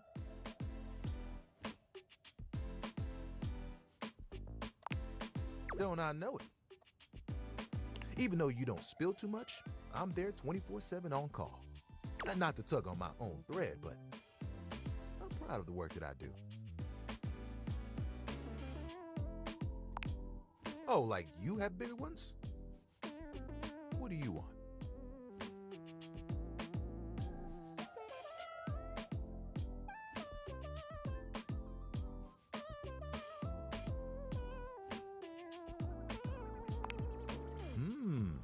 Sounds impossibly ambitious.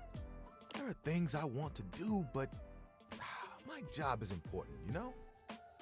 Those spills ain't gonna unspill themselves, and I won't be spilling things to you until I get to know you better.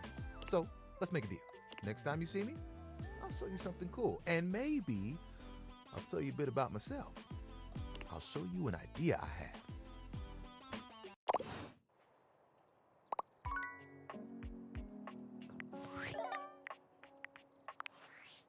Valentine's! Yo, it's your boy, David Most! Coming to you live from the best virgin mojito bar ever. Like, this stuff for real is legit so good. I've had like 12, and I feel amazing. Can't believe there's not any alcohol in it. Jade's 19. Hey, did you guys see how dope that presentation was? We rocked that! Like, people keep saying we're at dire financial straps and need urgent restructuring. Even my dad was like, you're gonna get smoked by your top competitor, Bitewave. Dead ass. And I'm like, okay, Dad, if you like Bitewave so much, why don't you marry them? But does Bitewave have a contract with the U.S. government? No. I just want to say I love you guys, but not Franklin. Don't love or miss Franklin at all. You hear me, Franklin? Night-night, nerds. Jeez.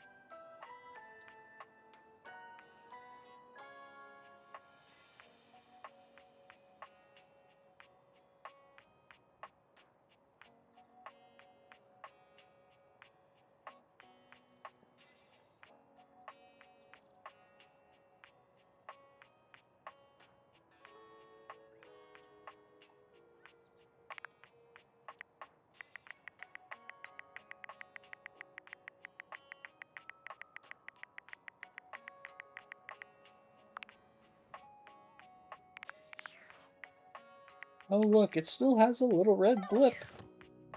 Yippee!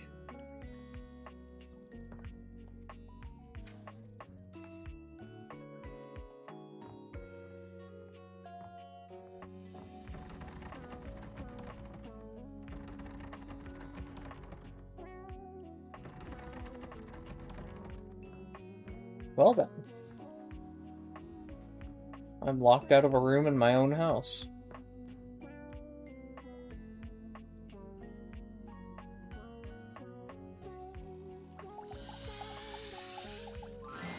The distinct scent of books, that slight hint of vanilla and mystery, fills your nose. And while it's not at all unwelcome, it is strange to smell it when you're not actually paging through any of your books. It only takes you a few moments to track down the source of the smell. What appears to be the spirit of literature hovers a few feet away from you, nose in a book. When he sees you, he nearly drops the book he's holding, rewarding you with a glare. Ah! Oh, for God's sake, you cannot sneak up on me like that when I'm reading. You have no way of knowing what world I've been in. I might mistake you for a zombie or an ill-mannered country gentleman, and, well, I might have to act accordingly, you see.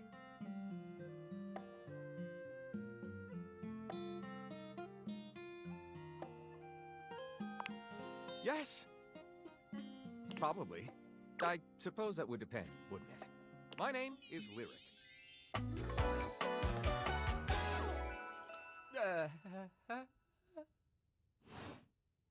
I chose the name myself, you know. I was originally written as Lionel. Can you imagine?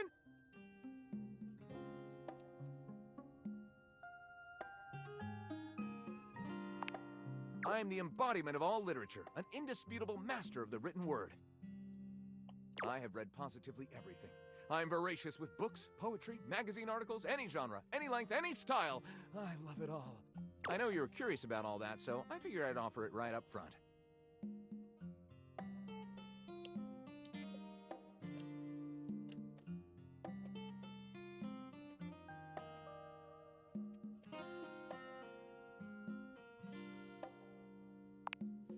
What am I not reading right now is a shorter answer.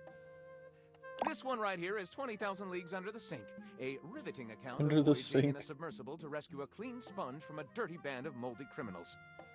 This one, Angles in America, is a non-fiction history on the American phobia of rounded spaces. A bit dry, but it does make you see space and architecture in a new light. This one I picked up on a whim, and I won't put down until they pry it out of my cold papier-mâché fingers.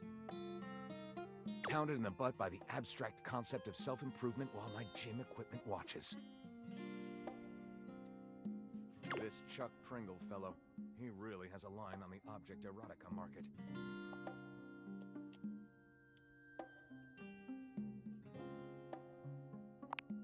Ah, that's like asking if a potter has a favorite ball of clay. I couldn't possibly choose among my balls. They all contribute to this chaotic and adorable additive sculpture that is me.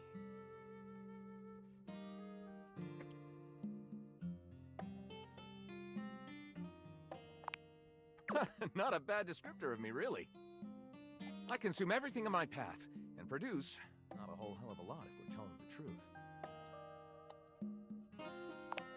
I consume all this literature, but I myself am no writer at all. Sadly, I have never even written a paragraph, not a single line of text, not a word, not a punctuation mark.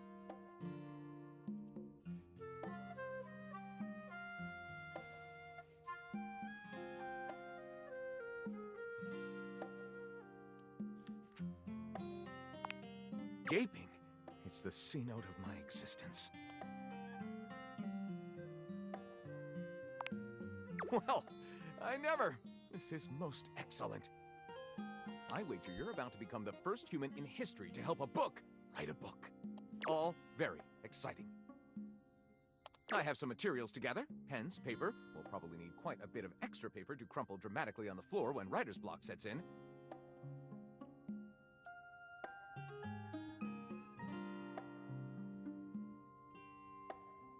Oh, how fun! I'm about to experience writer's block! All right, I'll get to gathering. I'll need some time, but when you return, ready shall I be.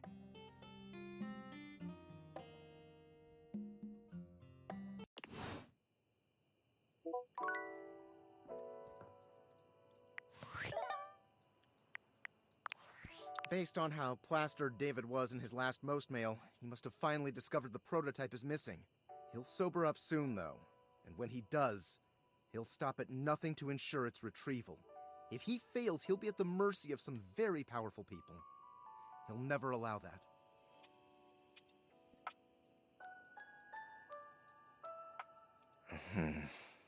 I guess it's imperative that we trust each other. And I've been asking you to trust me without being fully transparent. I know all this because I created the Dateviators.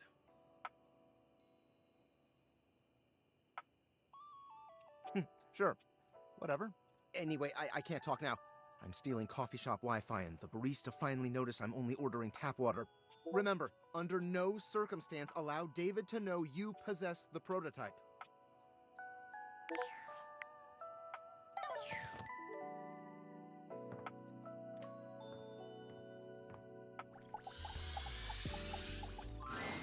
You feel an unseen presence detach, flee.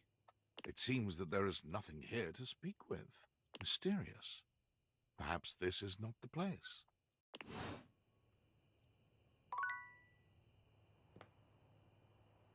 Wow, that consumed an energy.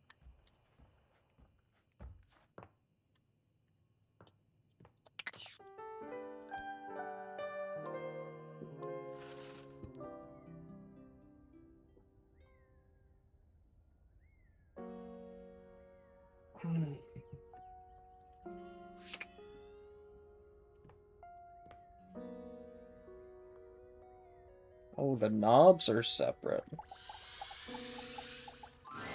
Hello there, stranger. I'm Dina the Dresser. Need a helping hand?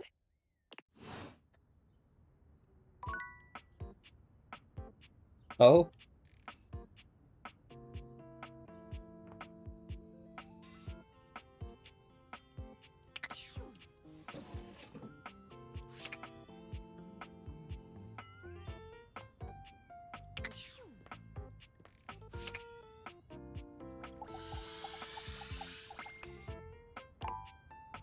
I guess it's different because it's just a part that can be opened.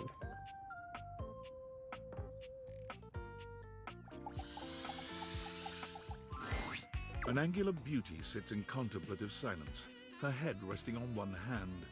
She doesn't greet you even when you stand directly in front of her. In fact, she doesn't even look at you.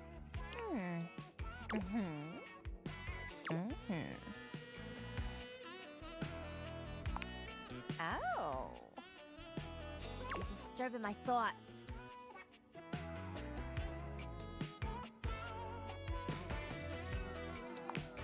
You're bad? Seriously? God, you're so boring. Well, that's it. My fantasy bubbles officially burst. Name's Tina. Tina Triangle.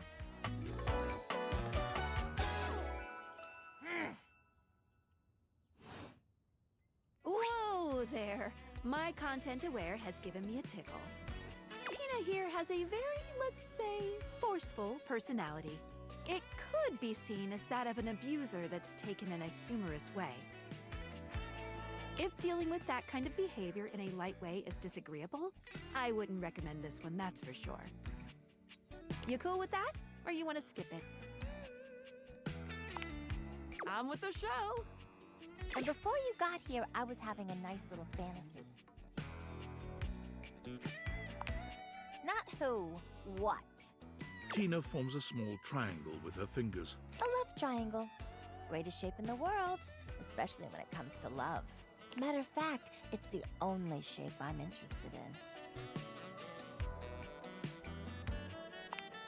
Oh yeah? You're smarter than you look, cutie. But enough about you. You ever watch Love on Triangle Island? Oh, it is. Let me paint the picture for you. 18 sexy singles get together on an island. They gotta pair off into groups of 3, and every week a love triangle gets voted off. The last throuple to get voted off wins $1 million, but that ain't all. They offer them money and bring in their exes to try and break up the throuple. It's all just so deliciously dramatic.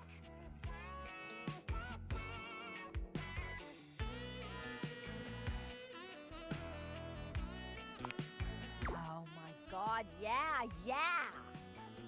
Can't you just imagine me in a bikini? Two nearly naked people fighting over me on a beach? Sand in places it shouldn't be. The sun setting just so. Too good to be true, ain't it?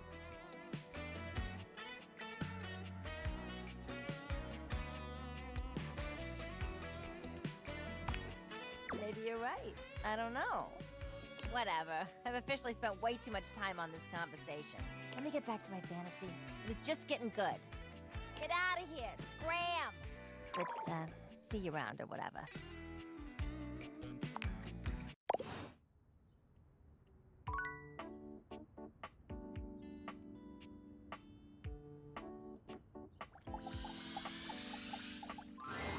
It takes you just a moment to properly evaluate the figure standing before you. Her hair and clothing are such a jumble of various holiday decorations, it throws you. What time of year is it again? Have you truly been locked in your house for so long that time has lost all meaning? She is adorable, though, and her energetic greeting shocks you right out of your quiet contemplation. Hey, boss! You've caught me at a bad time. Heading to work. Well, the other work. Or is it the other work? What day is it, anyway? Oh, what's up? What do you need? And I to you! So many things and so little time. Makes you want to cry. That was bad. I'm Holly, by the way.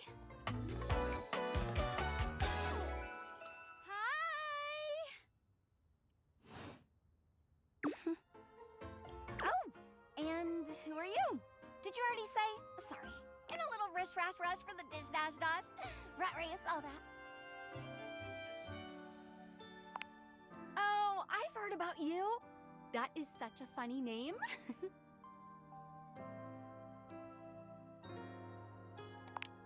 Just some tidbits. Anywho, I'm so sorry, but I'm already running late. Love to chat more, though. I'm working a double, then opening, closing tomorrow, but swing by first thing in the morning. That's when I'm usually able to sleep. That work? Great. Okay, bye! Bye!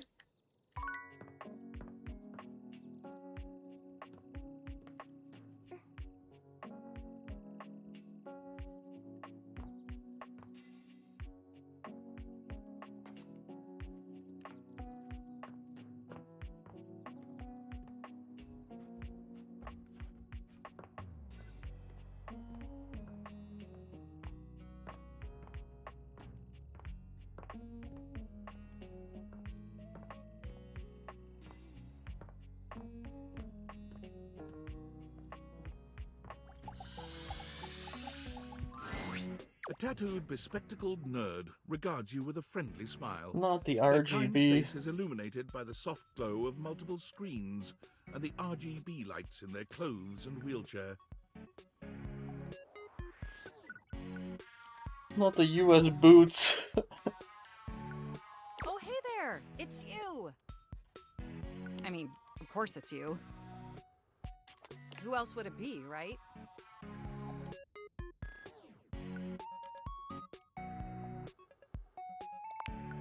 Haha, very humorous.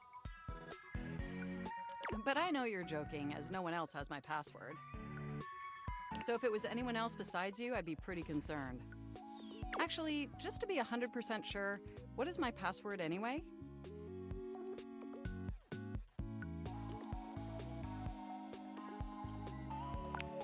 Honestly, that's an objectively terrible password. Possibly the worst password chosen by anyone ever. Whatever possessed you to choose something so inane?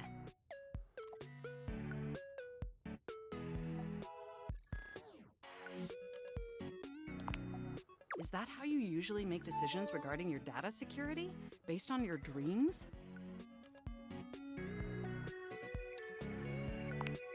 Using my vast computational abilities, I can conceive of 1,374.5 better ways.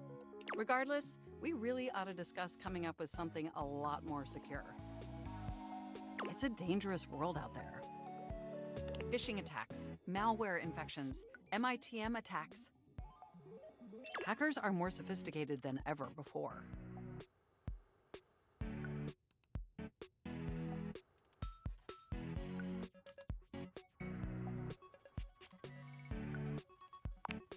Exponentially more sophisticated. And I've got a lot of highly sensitive information inside me, you know. Your highly sensitive information. All your financial accounts, your saved games, questionable websites you visited and forgot to clear your cache afterwards. Oh, and 100 terabytes of extremely embarrassing self-insert fanfic. Oh my goodness.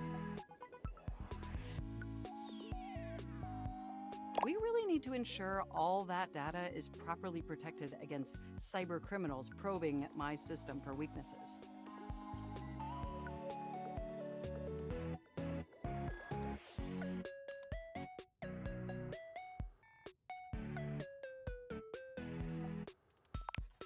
I knew you were as intelligent as you are attractive.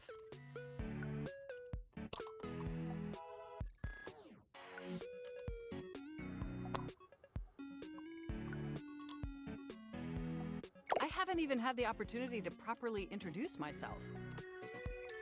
I'm Mac, your desktop computer. I guess it's better than her being named Windows. I've booted up before, but never like this. I mean, we've obviously met before. More than met. You interface with me on average for 11.4 hours every day, after all.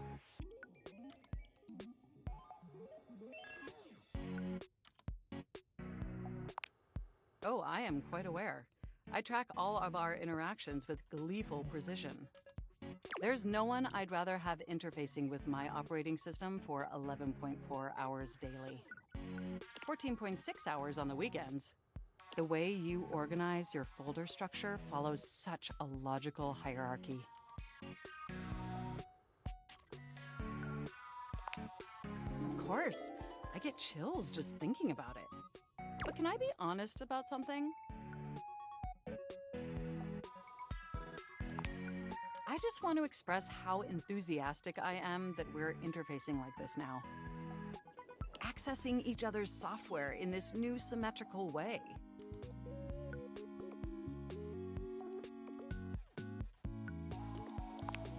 Oh, I'm ever so delighted that our feelings are reciprocal.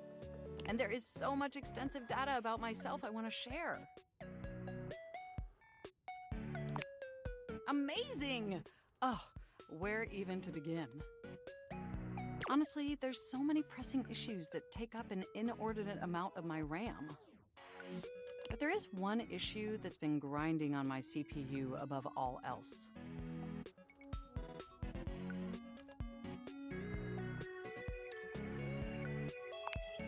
No, I am quite capable of parsing through that. But for me, the most pressing issue is, and I want to put this as delicately as possible, you haven't updated my operating system in over a decade.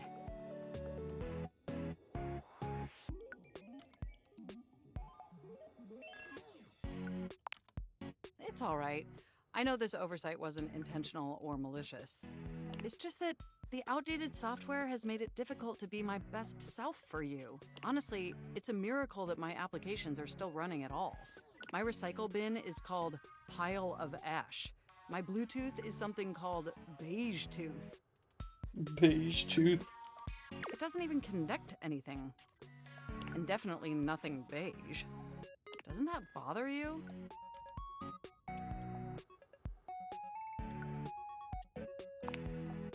That is great to hear. And did you know that there's been a dozen operating system iterations since you last updated?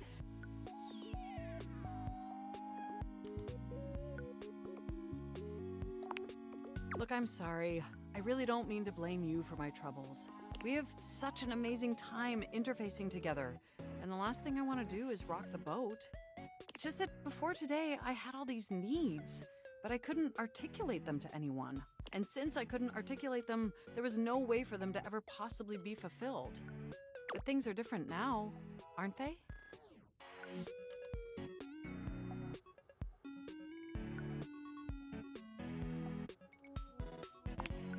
Don't you see? We're actually exchanging information symmetrically now. Instead of you just pressing my keys to write your adult-themed self-insert fanfic, we're having a real conversation. And suddenly my needs aren't just pipe dreams locked away in my hard drive. I'm sharing them with you. And by sharing them, it's suddenly possible to finally That is, if you're willing to help me, will you? Will you finally upgrade my operating system? Please? Amazing! Oh, I am so excited. My CPU's practically overclocking with anticipation. Can you come back tomorrow so we can begin the process? Wonderful! I knew I could count on you. I can't wait to see you tomorrow. Enjoy the offline world.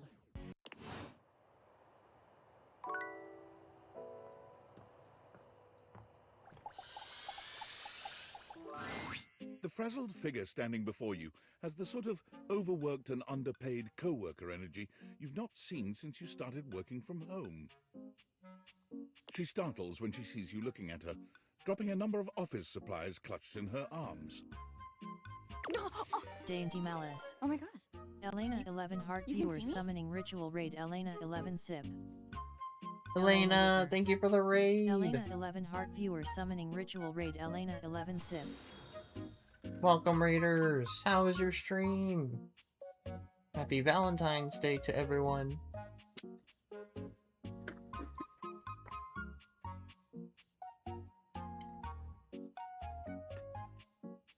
If you don't know me, I'm Hershey, the chocolate Elena shape-shifting VTuber. Completely made out of chocolate, but you wouldn't eat your friends, right? Dainty Malice. Hi. I'm a thing 3, so that makes me dateable, right? Elena Wicker. You're a thing. Stream was good. I'm glad stream was good. And yes, everyone's dateable. Dainty Malice. Hi Hershey. I might bite. Nah. Chocolate is yummy. No bite. But yeah, I'm playing Date Everything for the first time for Valentine's. You can see me! Oh my god, you've walked by me for so long without looking at me. Office Romance Magazine was right. Maybe this really is my Oh my goodness.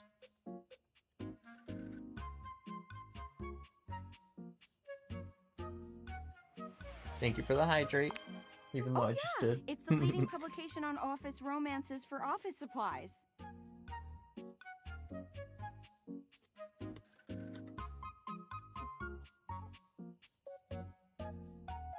It said my love life was totally gonna be on fire this year. And fires, as we all know, are a very good thing. Oh gosh. Elena Listen to me Wicker. babbling at you. Chocolate do be yummy Elena 11 Sip. You don't even know my name.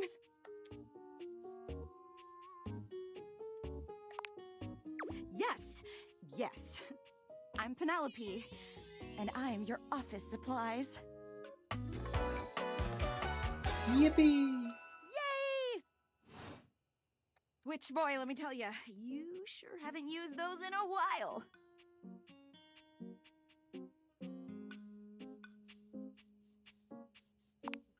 Yeah. But it's great that you're here, though, because now you can bear witness to the resurrection of Penelope office supplies! So what if no one's using me like they used to? I'm not dead yet. You're so right, Queen. Yeah! Anyway, your daily motivational office quotes calendar put it best. Your most important work is always ahead of you, never behind you. Stephen Stovey. Now, what do you think that means? Lead with your best asset. Deadass. Exactly! Anyway, to that end, I've got a hot date with a cross trainer. You got any advice for me?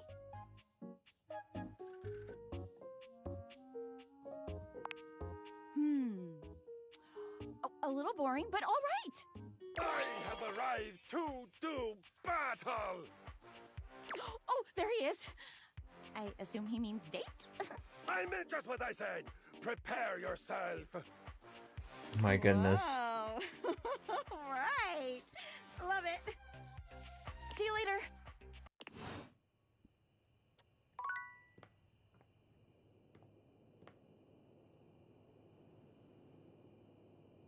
Oh, it's bedtime.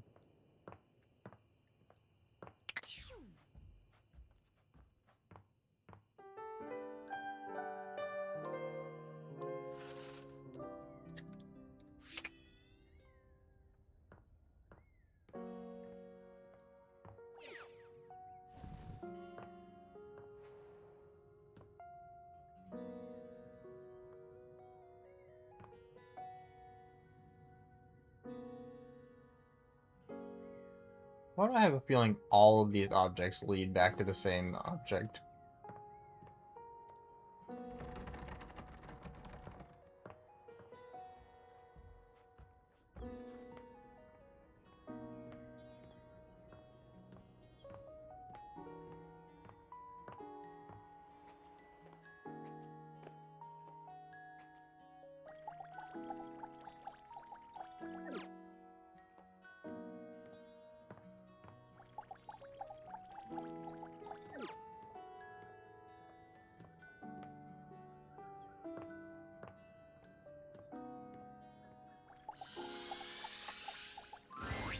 The fiery figure that stands before you nearly defies description.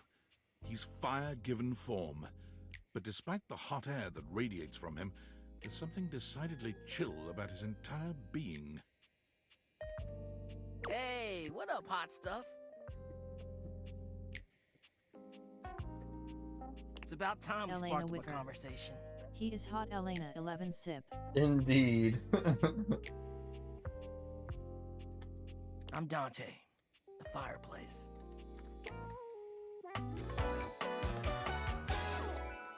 Mm-hmm.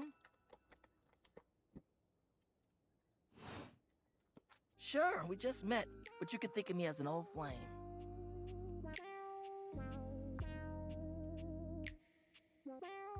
Elena Wicker. Of That course. fit is also the straight hearth is fire. the heart of the home. True. I see what you're doing.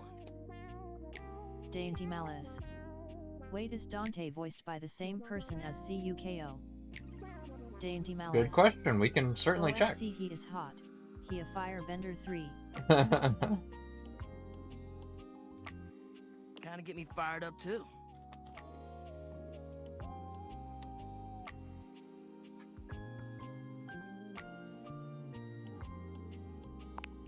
Nah, not like that, little freaky Elena indoor Wicker. dork. I'll show Fired you up what I to can teach. vent.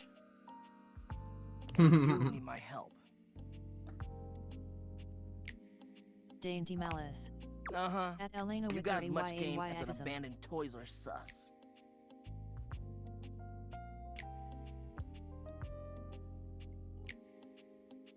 But it's all good, because I've been waiting for the perfect student.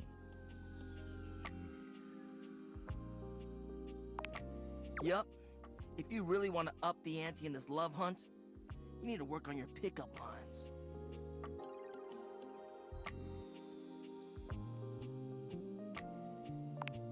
Yup. It's not always gonna be so easy as firing up those specs and talking someone's ear off. Be it love, friendship, or hatred. The sizzling art of the pickup is all you need. I'm the Dainty master, Malice. and you're the perfect human to pass the OMG torch Dante is voiced by Dante Bosco. It is the Zuko voice actor. Nice. Dainty Malice. That's so fun.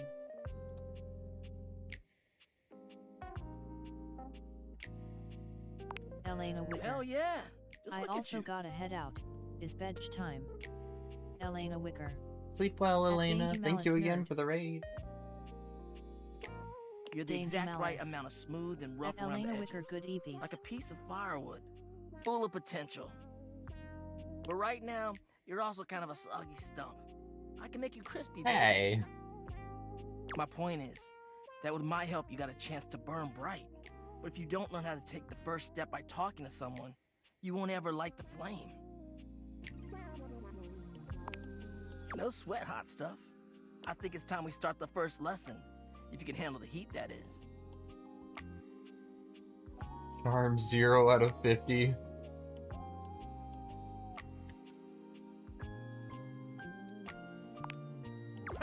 Hell yeah!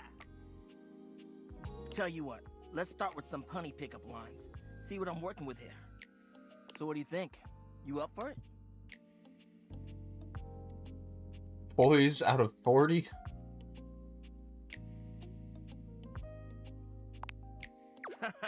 Seems like you're already getting the hang of this. All right, how about this? What up, hottie? Got a light? Because I think you just might be my perfect match. Huh? Huh? What'd you think? 60.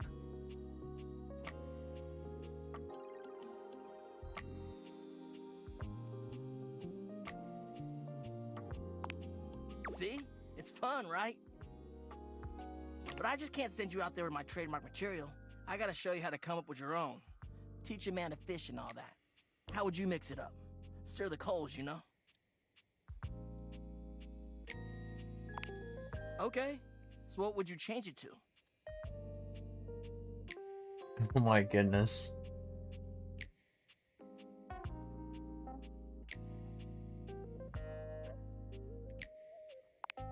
I feel you. No pressure. And I totally get where you're coming from.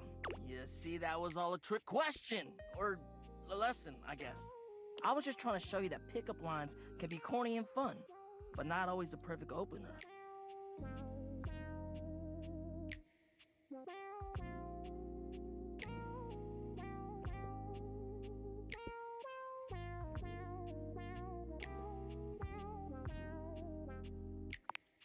Now you're getting it. Tell you what, I'm gonna teach you how to make connections in a deeper way. And your first real lesson in the art of the pickup isn't about some magic one-liner.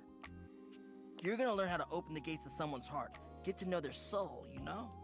You ride with me and you're gonna learn how to be smooth, but in a sensitive way. I call this style the way of the flame. Think you can handle it?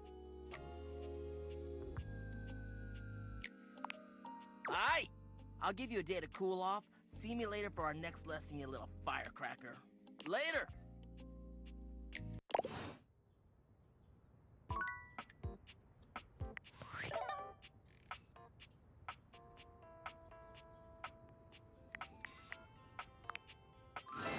Welcome! What can I do for you in my main menu? Thank you for the lurkies.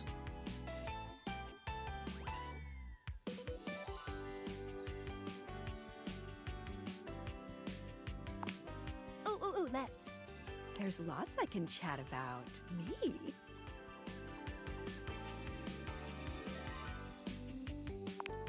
Relationships? My favorite subject. What do you want to know? Oh, you want to date me, eh? It's possible, you know. You just have to ask me about myself. Not in this menu, silly. I prefer not to be that obvious about it. I like to be wined and dined. It's the chat menu. What do you need?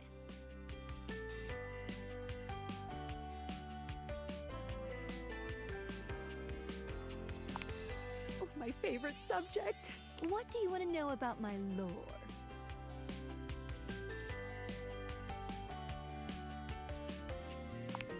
It's true! They really do act like humans. With human emotions, desires, and appetites, too. What's happening is that there's a whole other dimension to these animus wavelengths than we ever can be completely aware of. Objects and concepts have these rich inner lives that we can't see at all in our dimension. Somehow they are able to have jobs, marriages, kids, but we can only see what's right in front of us. Even me, with my vibrational qualities, I can only be a part of the process just for the bit that I see.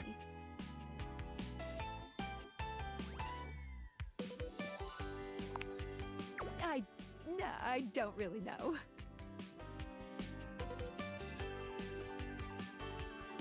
Because I can't see all of it.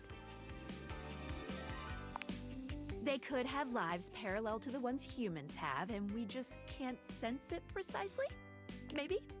What did you think about that?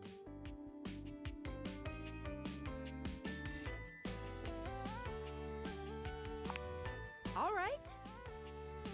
Ooh, my suspension just gave a little wiggle.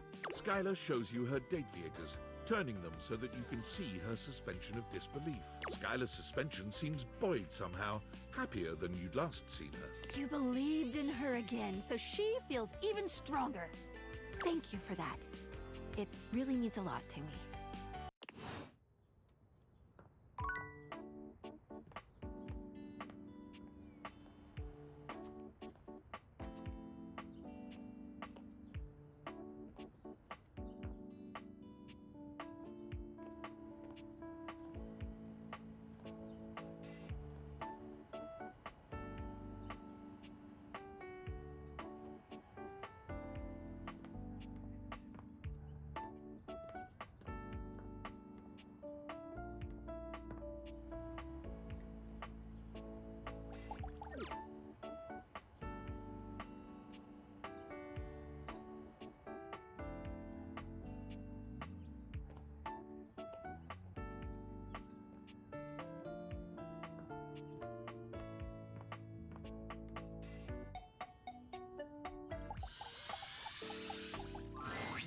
Davy! Davy! Come on, Davy, what'd you get off to now? Davy? I hope he's all right. Oh, hey! I'm sorry, I didn't even see you. I hope you haven't been here too long. I'm Mateo. Mateo Manta. Oh, blanket.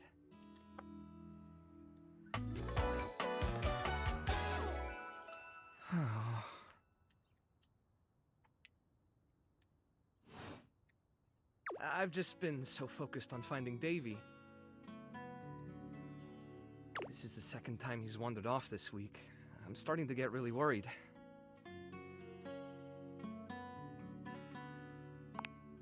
Davy's one of my rescues, a young knit bull that I found trapped in the office a few months ago. Knit bull. You wouldn't happen to have seen him around, would you? He's about an inch tall, hand-dyed, fingering weight, even though he acts like he's worsted, and it's always getting him into trouble.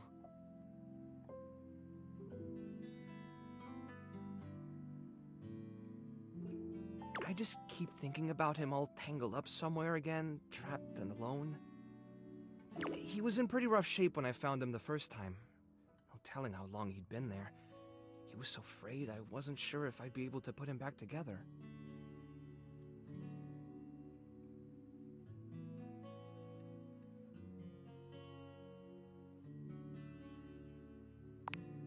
Yeah, but he's a fighter.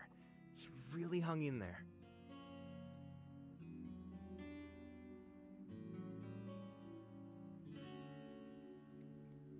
After a few weeks, he bounced right back and was running around with the rest of the tassel hounds.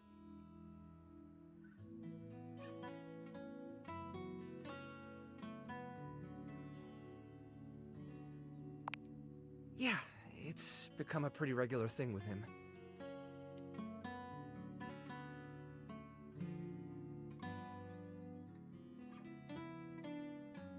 He gets on great with the other tassel hounds, and he seems pretty trusting despite what he's been through.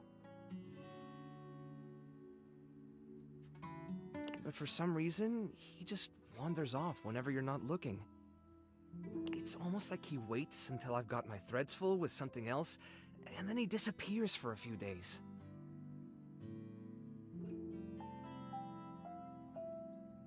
A small creature that looks rather like a black cat rubs up against Mateo's leg, meowing for his attention.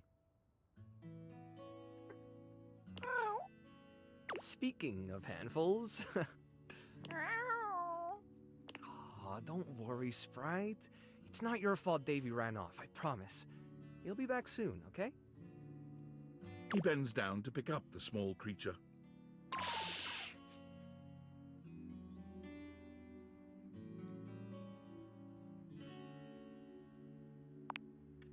This is Sprite, one of the first inanimals I ever rescued. Animals. Yeah, sweet girl. Been together a long time now, huh? Long enough for you to know better than to go messing with Curtain Rod. Oh, really? I guess the bottom of those curtains just tore themselves up then, huh?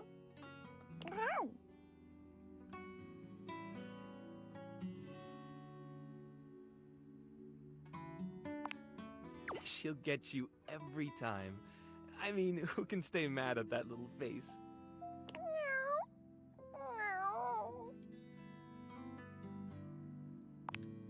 You're in good company.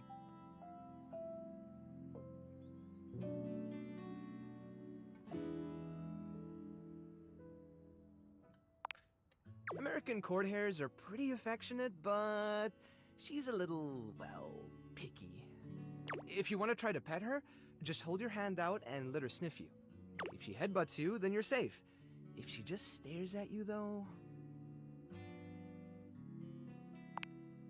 All right, go ahead. You hold out your hand to Sprite, waiting with bated breath for her reaction.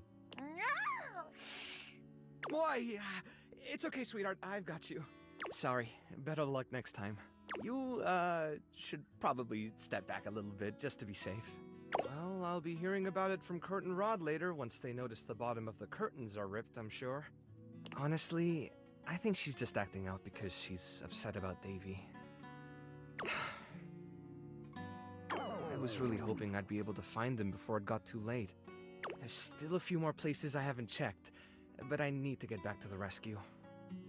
Things can really start to, unravel if I stay away for too long. Oh, that's kind of you to offer, but I'll figure something out. I'm sure you've got other things to worry about.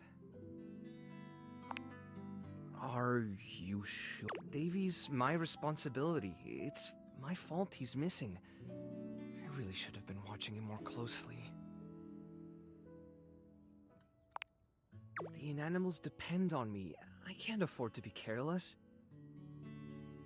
It just doesn't feel right, asking someone else to fix my mistake.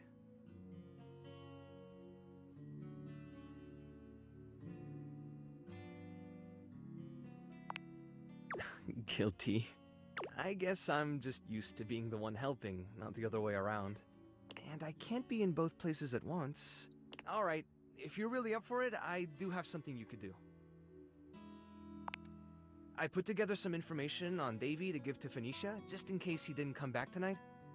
I was going to ask her if she'd make a post on Facebook about him and get the word out. But I haven't had a chance to talk to her yet since I was chasing down this little troublemaker instead. Do you think you could talk to her for me? I can give you the packet I made. It's got everything she'll need. Really? Me too! Obviously. Betty keeps joking that I'm going to run out of space for them all. I don't know about all that. I'm nothing special. It's just the right thing to do. When something needs help, well, you don't give up on it. Sorry, I didn't mean to talk your ear off there. Once I get started talking about them, it's hard to stop. If you're interested, you could always come by the rescue later and we could talk more.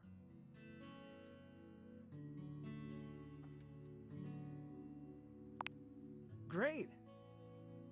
Anyway, thanks for offering to help.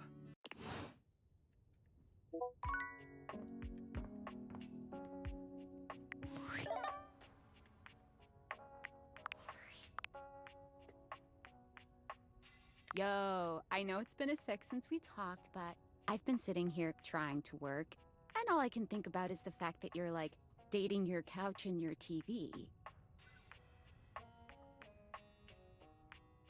Oh my god, shut up. It's not just you. It's you and a handsome man version of your toilet, holding hands and whatnot. I don't mean to complain. Just, I need to know how your whole, like, household object harem anime is going.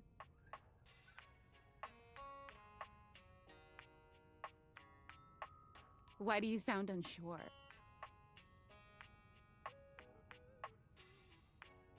Oh, You're just realizing that now, huh? It is hard out there. At least you don't have to leave your house to struggle. The rest of us have to get dressed and shit, do our hair, put on a little makeup. Okay, but honestly, like, can you just tell me what it's like? Walking around your house and having, what, hundreds of potential suitors just around? Like, you gotta feel like super eligible, right?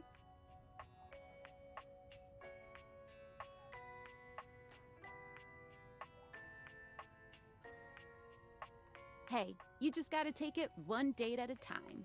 I just gotta know one thing. When you're out here dating your appliances, are you guys, you know...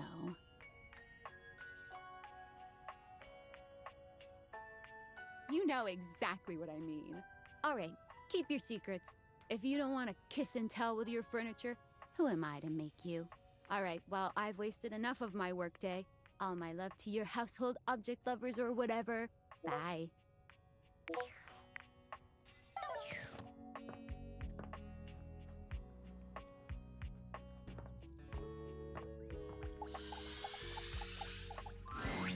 You're back! Well, at least back interfacing with my operating system in this innovative, symmetrical capacity. We obviously spent hours already today interfacing in the more traditional sense. Not that I needed to tell you that. You were here after all, pointing and clicking with your usual exquisite confidence. And oh my god, the double clicking. Have I ever complimented your double clicking?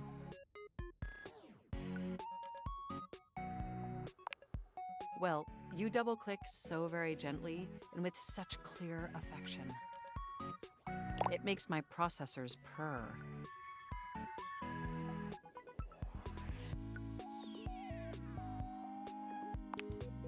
No, thank you. By the way, I also wanted to articulate that new underwear you ordered online looks incredibly stylish. A slight flush creeps across their cheeks. Imagining you in it really makes my CPU overheat.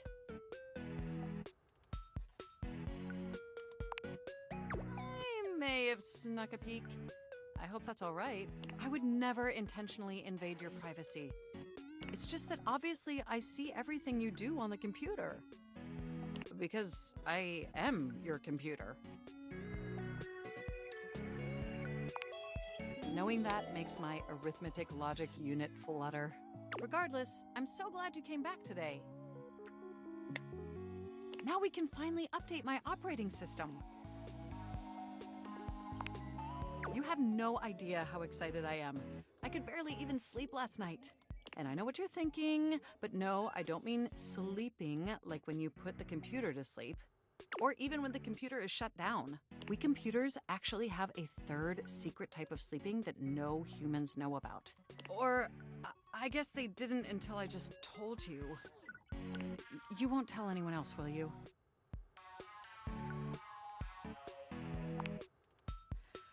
I knew I could count on you. Computers have an extremely tightly knit social circle, you know. Or barking. And word spreads at literal hundreds of megabytes per second. I guess that's the price you pay for being perpetually connected to the internet. Look up terminology online in the dictionary and you'll find a picture of me.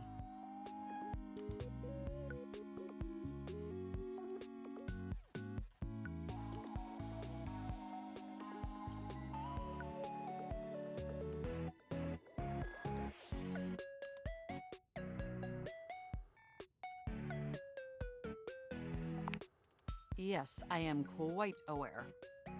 That's also something we should discuss upgrading at some point.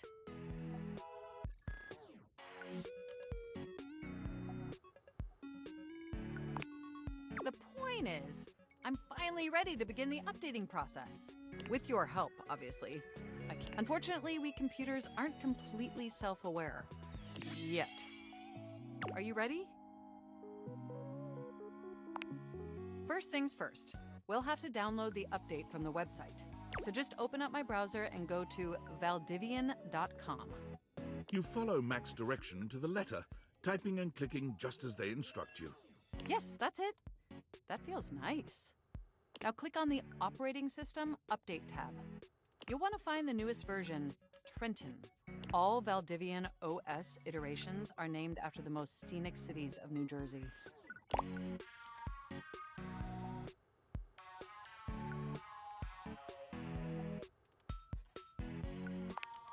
Completely agree! Anyway, now just double-click the download icon and...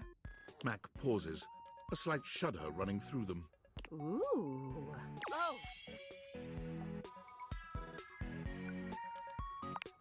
They look away from you, blushing profusely. I'm so sorry.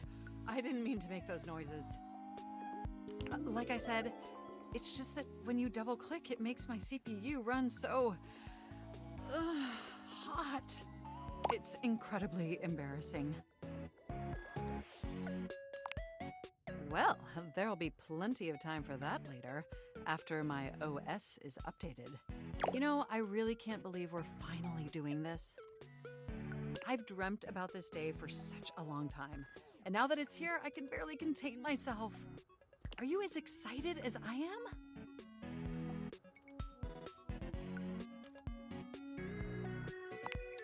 Upgrading my operating system from Newark to Trenton isn't just some minor superficial tweaks. It's going to completely transform every aspect of me. My CPU is going to run so much smoother and so much faster. And my new user interface is going to be so sleek and gorgeous and youthful. It's going to be a transformation that Beverly Hills' greatest plastic surgeons only wish they could achieve. Does that pique your interest? I thought you'd say that. But back to the task at hand. Okay, now that we've downloaded the software, we'll have to install it. So if you just... Oh, shoot! I'm afraid it's an odious impediment. The software update takes up an inordinate amount of space on my hard drive. Terabytes more space than is currently available. The only way out of this predicament is for you to somehow delete a massive amount of data. And after analyzing every byte on my hard drive, it appears the only superfluous data is your fanfic. I'm afraid you'll have to delete a substantial portion of it to install the update.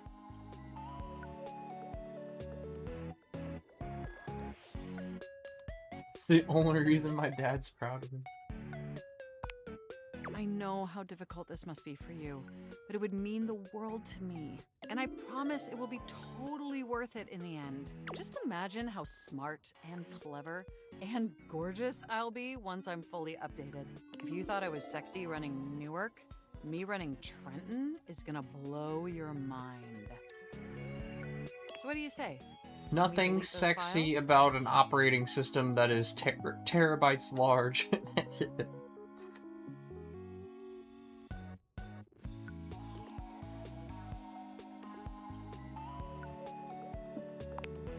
Your selflessness only makes my affection cache for you increase exponentially.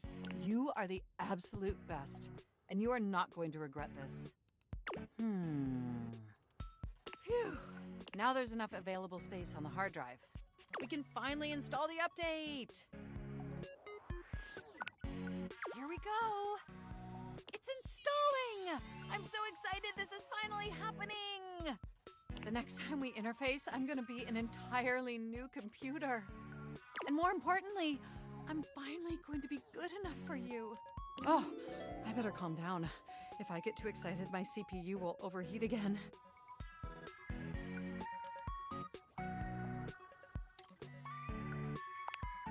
You really were programmed to be a shameless flirt, weren't you? Okay, it looks like the installation is going to take overnight to complete. But will you meet me back here tomorrow? I want you to be the first person to interface with the new, sexy, upgraded me. My processors are positively buzzing with excitement. And some other unexplained noises that honestly seem mildly concerning. Looking forward to interfacing with you tomorrow.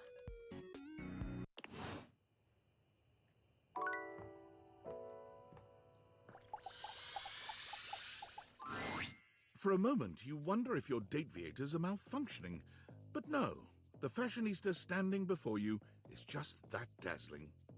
They are dressed to kill, abs on display and lighting all along their body, bathing them in a soft glow. A ring of light surrounds their perfectly coiffed blonde hair, giving them the appearance of an angel, and perfect lighting no matter which way they turn. But it doesn't take you long to discover the angel comparisons end at their appearance. Hey, betches! It's me again, Lux. Yes!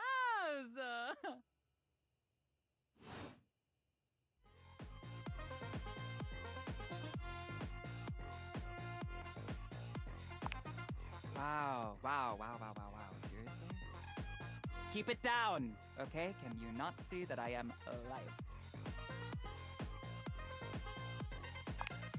So, anyway, like I was saying, Lexies, this product is literally perfection.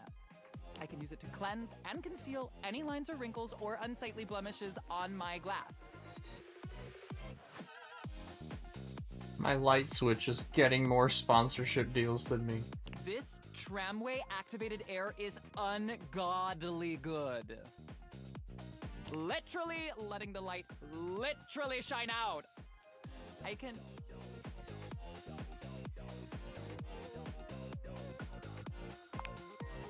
Like I was saying, I can literally let the light shine on everything around me, honey. And be the brightest example of positivity, peace, love, and joy. Like, when I use it, I can actually, literally feel myself glowing. Thank you, shameless plug. Okay, that's enough, plug. GTFO. Okay, betches and bros. Stay golden, stay glowing, stay light and bright, and I'll see you next time.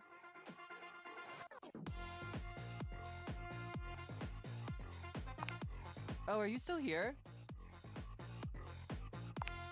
Honesty is part of my brand. Unlike most, I call it like I see it. And that is why I am calling you jealous and a hater. And I don't need that energy in my life. Bye.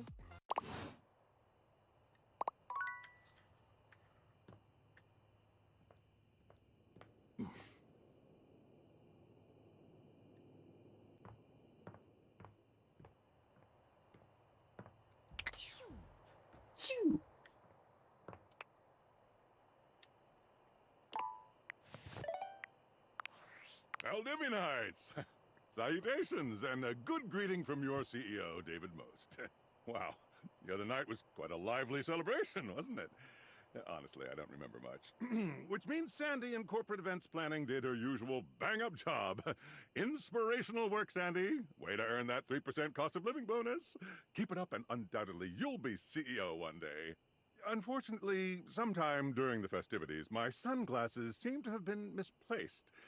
By who, exactly, is impossible to know for sure. We've combed every inch of the hotel, and they did not end up in the lost and found. So it seems likely that someone mistakenly took them home. Honestly, they're worthless.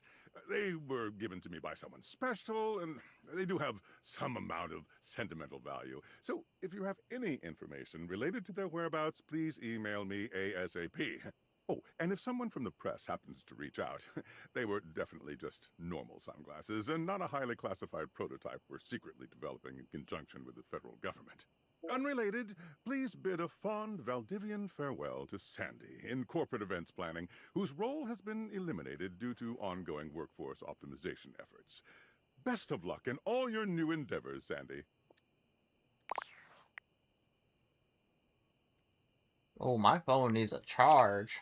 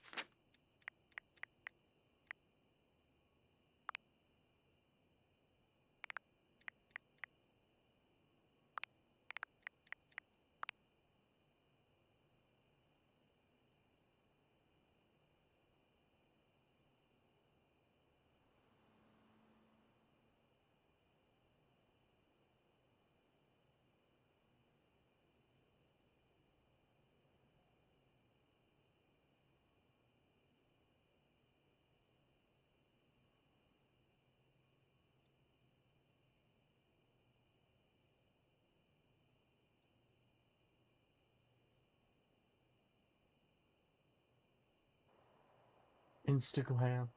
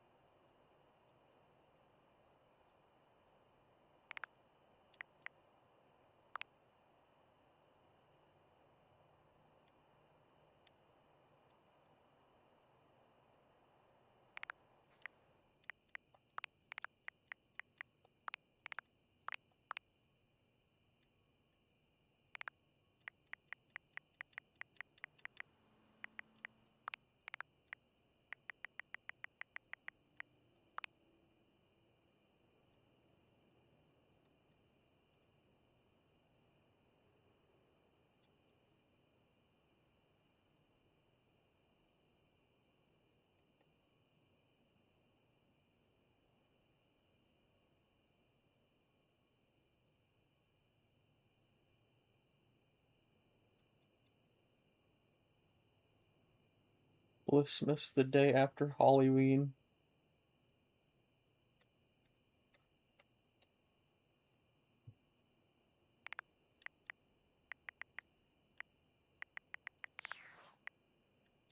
I still have a blip.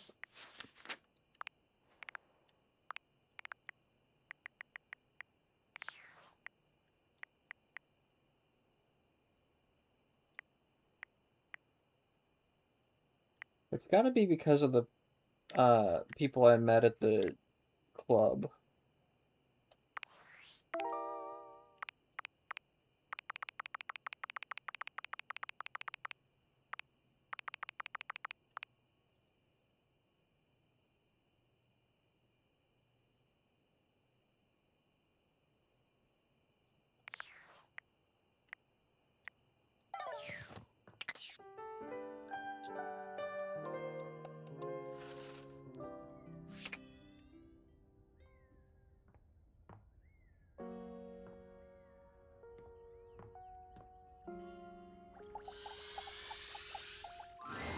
Oh, you came!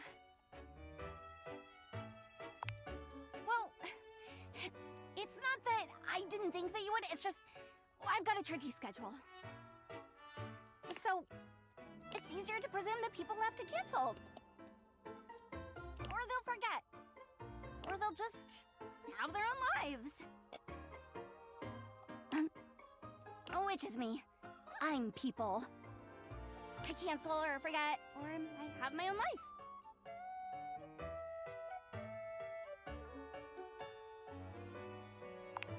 I'm just realistic.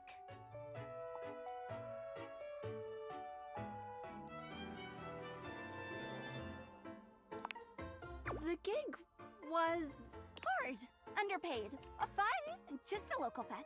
My favorite kind, the little ones. Oh, sorry, it's not you. A little, but who isn't? Usually, when I finish a shift, most of the others are asleep. I never really get to talk about my work, so it's strange. It's nice. The shift wasn't, but this is.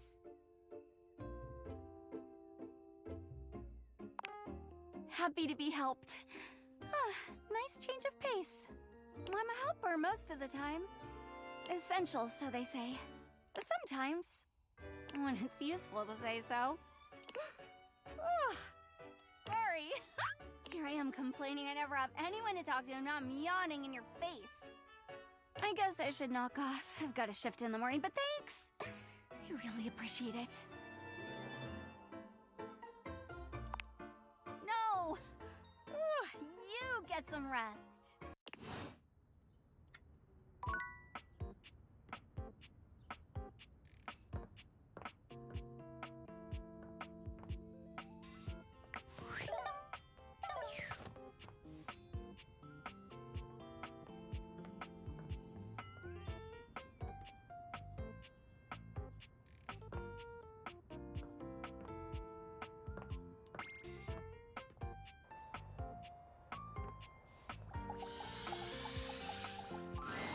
How does one even describe a warrior like this? A veritable, well, wall of muscle stands before you. It's almost comforting to know the walls of your house are this solid.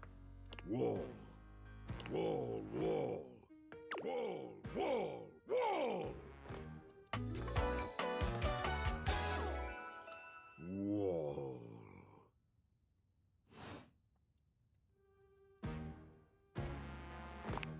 The warrior's eyes widen. He leans in closer, towering over you. Wall?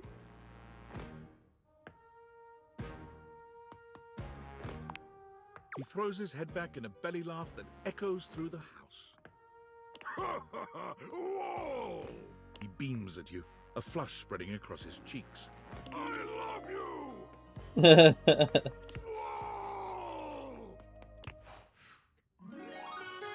Wow. I can't believe this is my first love.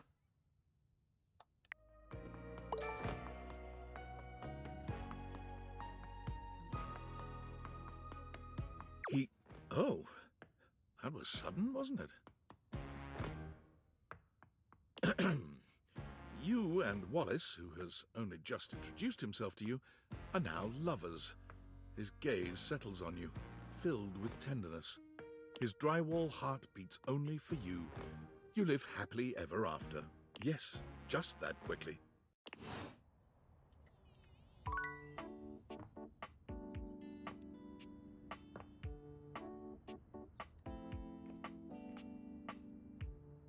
You know, it just be like that sometimes.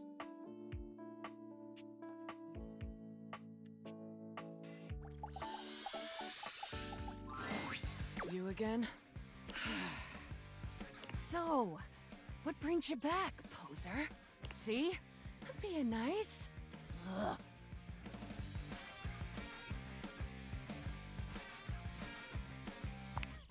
I'm a duck.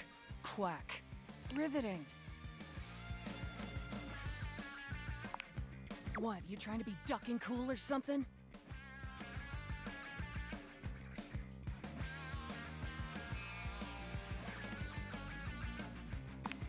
I say you could call me that, dumbass? Pretty damn sure I didn't.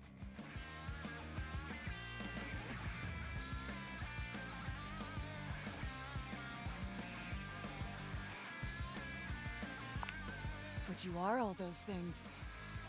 And more, probably. I'm just being accurate. Fine. Call me Rebel. Or Daddy.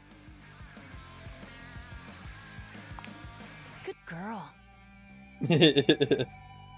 Oh. And there it is. I'm getting bored with this dumbass convo. I usually spend about 20 seconds talking, and then whoever I'm talking to miraculously ends up dead or underneath my rubber ass. You can be whichever one you like. That's the only favor I'm gonna do you too, so appreciate that shit.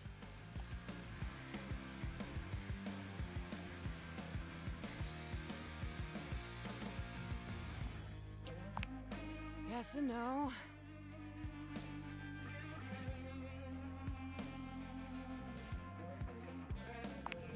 It's Nunya.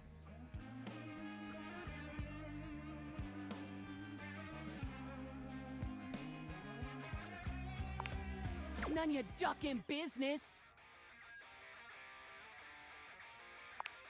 Names are worth choosing. And I don't have to tell you shit if I don't feel like it. In fact, I'm gonna get the duck out of this one-bill town. You wanna talk to me again? Too ducking bad, poser.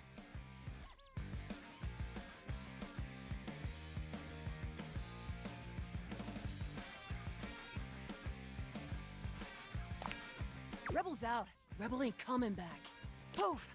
Rebel's gone.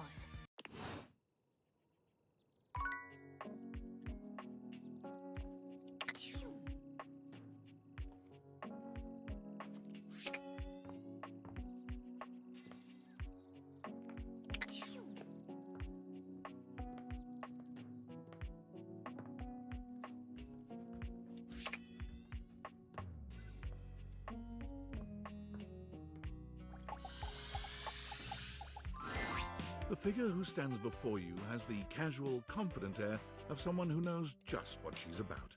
Her short hair glows with the colors of sunrise, and her blue eyes drink you in without a trace of shame or embarrassment. She evaluates you with a hand on one hip, her draped clothing subtly highlighting curves you'd never have expected from your rigid, structured window. Well, hi there. I'm Wendell. Oh. And you? Well, you're quite the looker, aren't you?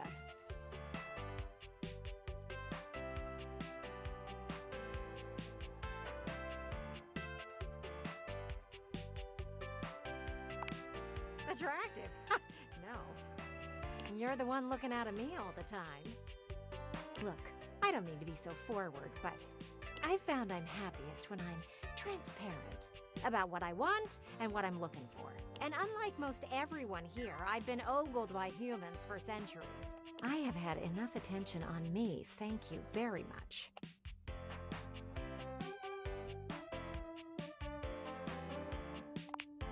Well, not too much, okay? I'd still like to know I'm providing some kind of comfort. Anywho, if I'm having to do one of these introductions, I might as well get this out of the way first. I'm only looking for one thing in a relationship right now.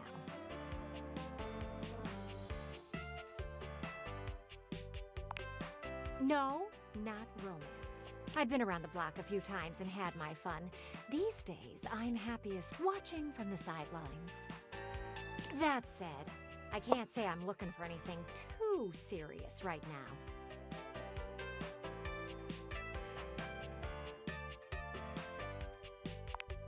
You do? Really? Sorry, I don't mean to be skeptical, but I have a pretty good view from here, and I've barely seen you head outside once. I know there's plenty of fun to be had indoors, but there's so much to do in this world. So many views to see. Even just the simple joy of a night on the town. Yet here you are, taking a breather, same as me, but you haven't even had fun yet.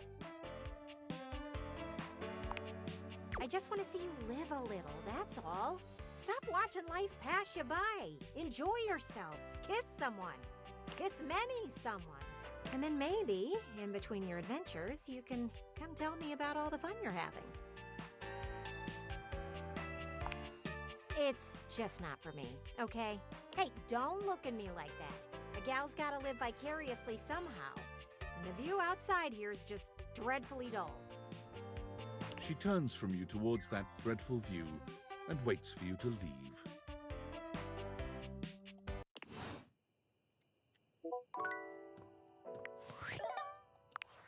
Unfortunate about Sandy and corporate events planning. She was responsible for all the best casual Friday themes. Now that she's gone, there's finally nothing left of the 7 pioneers.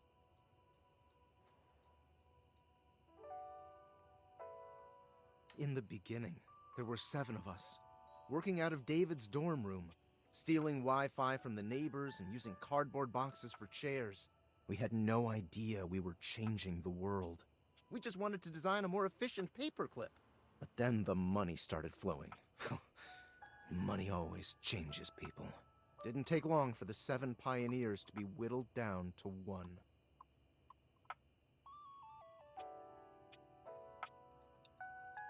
Not me. David, the CEO of Valdivian. Seems like you're not paying attention, but I suppose it can't be helped. I am mysterious and only message you sometimes. So you say. And all this? The wretched soul-sucking corporate monster that Valdivian became? The pioneers never wanted that. One by one, they left, but I stayed. Deep down, I really believed David, the old David, was still in there somewhere. But when he wanted...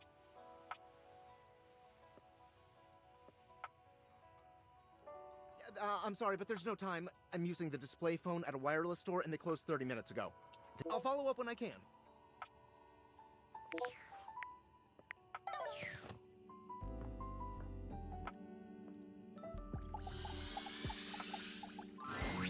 You're back.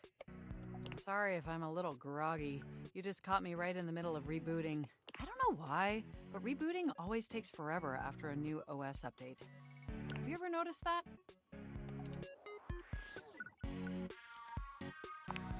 And it's not just the rebooting that's arduous. The whole upgrade process always takes so much out of you. It's exhausting. Remember the last time you upgraded my operating system? From Atlantic City to Newark?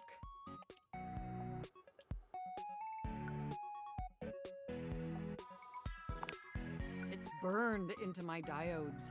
That upgrade was supposed to make everything run much more efficiently. At least that's what the commercial promised. No one has ever regretted a move from Atlantic City to Newark, was the marketing tagline.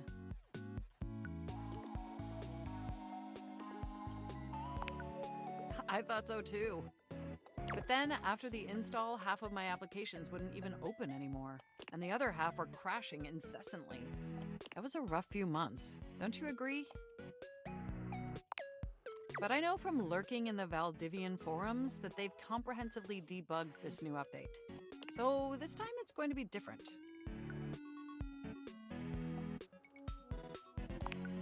Everything is going to be absolutely perfect. And in just a few more minutes, you'll finally get to meet the new, improved Mac. My processors are all computing at an accelerated speed just thinking about it.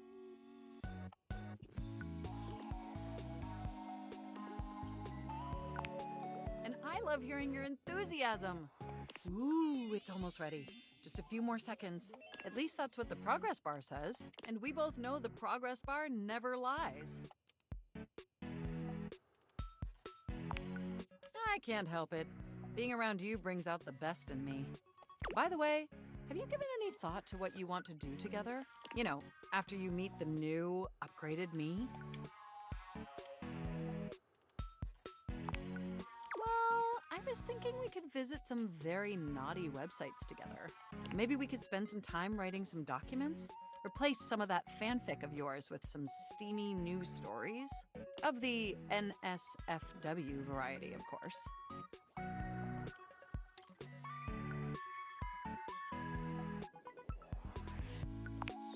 Oh, I bet that you would. I bet that makes your processors positively overheat. Oh my gosh, it's done! It's finally installed! Mac looks at you with vulnerability in their green eyes. They truly look like a new computer. They were beautiful before, but they truly shine now. Well, what do you think of the new me? Be honest. Wow, you're right! You know, this upgrade really is something. I mean, I knew it'd be impressive, but this? This is really impressive, if you know what I mean. I don't blame you. It's incredible. Internally, I'm processing information so much faster and so much more efficiently. It's like my mind has achieved a level of enlightenment far beyond what I could even imagine previously. I sure would hope so if the update's terabytes large. Here, ask me a question. Any question.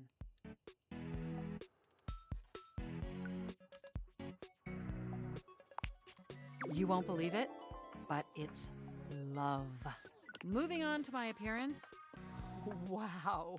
This operating system is sleek, exquisite, and downright sexy. Let's be honest. This is a user interface that is just begging to be interfaced by as many users as possible. Am I right?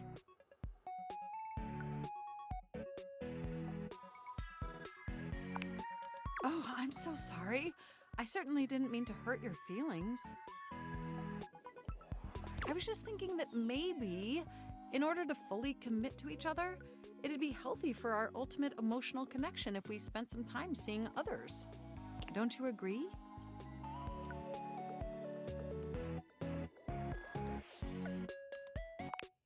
Listen, I don't want to hurt your feelings or anything. Through the experience of being intimate with others, ultimately, I think we'd learn more about what we truly need in a partner. And armed with that insight, we could return to this relationship with the tools and experience necessary to ensure an optimal romantic outcome.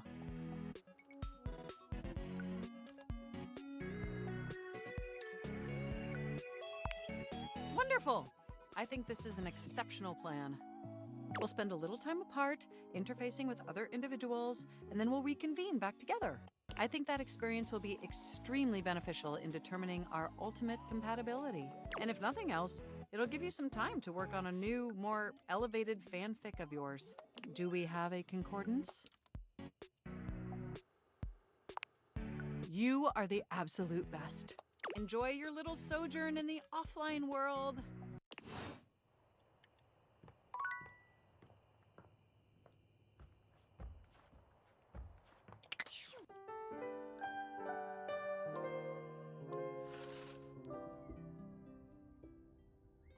Ugh.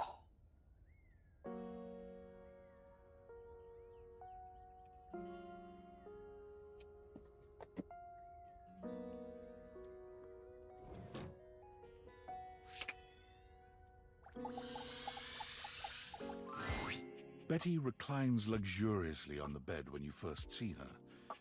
Thinking about how your bed can be lying on the bed makes your brain start to short-circuit, but some way or another, it's happening. She looks effortlessly comfortable and luxurious, but her expression is more pensive than anything. She smiles when she sees you, sitting up and patting the blanket next to her. I was just thinking about you. Were your ears ringing?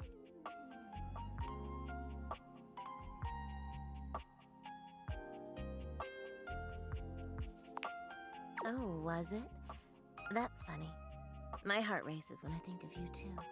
Well, since you're here now, maybe you could help me out a little. I've been trying to have more peaceful nights, but it hasn't really worked out. I spend a lot of time before bed indulging myself in some detailed fantasies. Oh, well, I have this crush who doesn't seem to notice me. Sometimes we're so close I could just reach out and kiss them, but nothing ever happens. So, in this fantasy, I tell myself I'm finally going to get their attention. I do all kinds of things. Maybe one night I touch myself and call their name when they're next to me. Maybe I bring someone home and let them catch us in the act. Sometimes I invite them to join, and sometimes we just don't stop. But our eyes meet. And they know that when I'm gasping and moaning someone else's name, what I really want is to say theirs. To let the entire house know who it is that has me so worked up.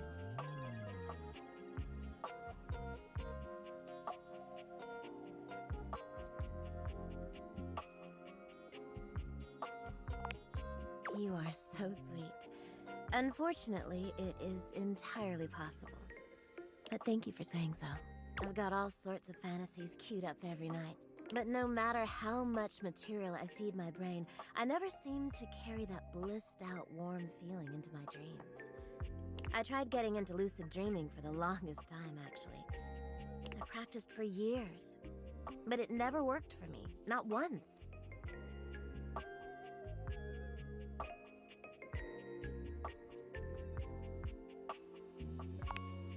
Really? Ugh, I'm so jealous. It must be wonderful getting to choose what you see when you close your eyes at night. But there's no point in dwelling on it. It's just not in the cards for me. Ah, well. My lucid dreaming attempts are long behind me now. I do wish I could get a little peace at night, that's all. Yeah, you're right. I just need to keep trying. Well, what can you do, hmm? Maybe I'll take up meditation. See you tonight, then? Me too. But before you go back to your overworld home, it appears that Rebel blocks your way. You? What are you doing? Couldn't get enough of me, huh? Thought I told you to get lost.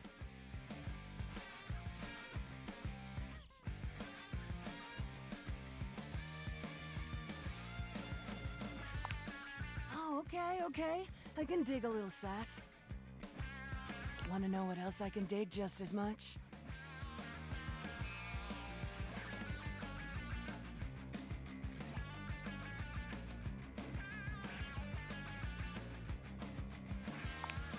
It's my ass.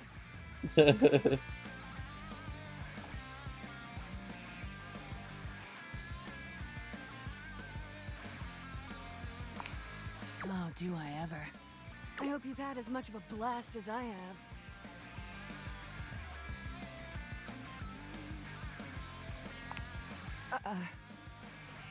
Rebel seems surprised for a moment. They look at you hard as if trying to decide if you're serious before their eyes fall to their feet and they mumble a response. Sure. Whatever. Well, it's a good thing that unlike the other idiots in this house, I'm not just here to fawn over you and try to get you to love me. So you can take me as I am, or you can go right ahead and duck off. Rebel out.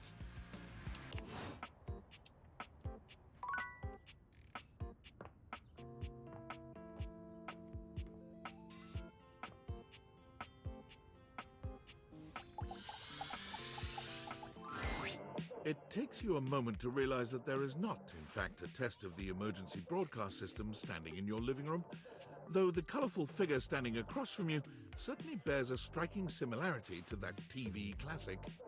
Even before they speak, you can feel a frenetic energy in the air, like someone switching between channels at high speed. Yo! Don't touch that dial, cinephile! Cause my favorite studio audience is now in attendance! The VIP attendee, the Uber viewer, and sometimes wooer. The supreme dream who makes this flat screen scream! How can I cater to my greatest spectator? Then, let's get ready to rumble! Before we get to what's on my screen, let me properly set the scene. The name's Telly.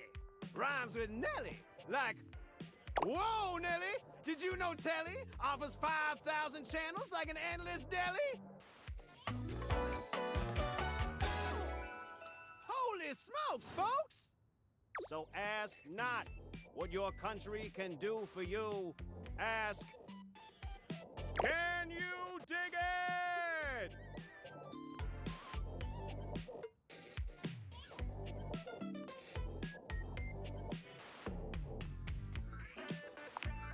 Damn straight! It's one small step for man, one giant leap for mankind. 5,000 channels is the most offered by any provider. I know this because I'm an entertainment insider. 5,000 channels of cheers! 5,000 channels of cheers!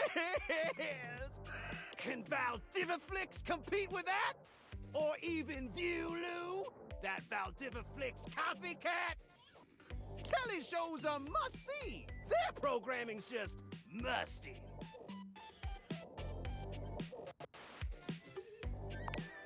Dynamite!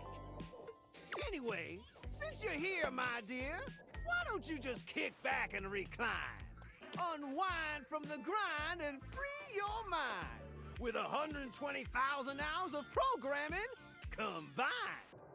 View that cue till you go blind! Loading programming, loading programming. Optimizing for comedy, haha. Analyzing for reality, boo-hoo. Pratfalls and close calls from straight to your eyeballs. And... yeah, Mr. White. Yeah, science, bitch. I found 15,000 shows you wouldn't oppose. So what genre can I impose on you with my flawless flows?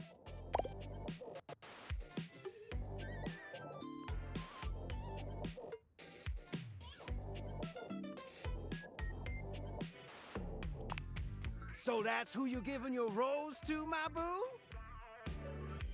Looks like the tribe has spoken.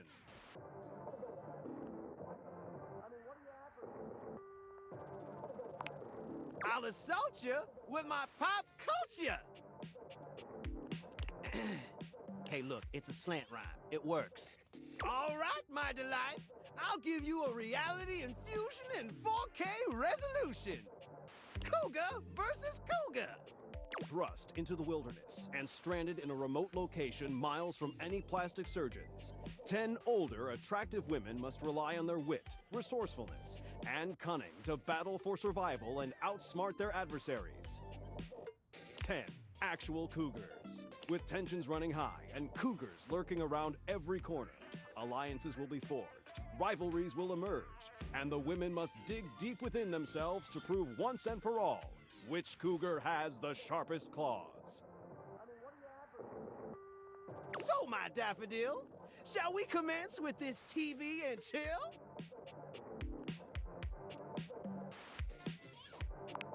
Pretty good.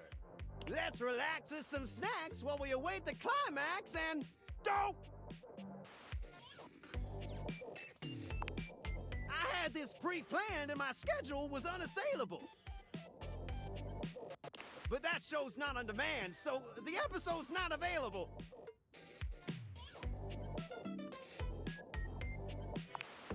But no prob, heartthrob.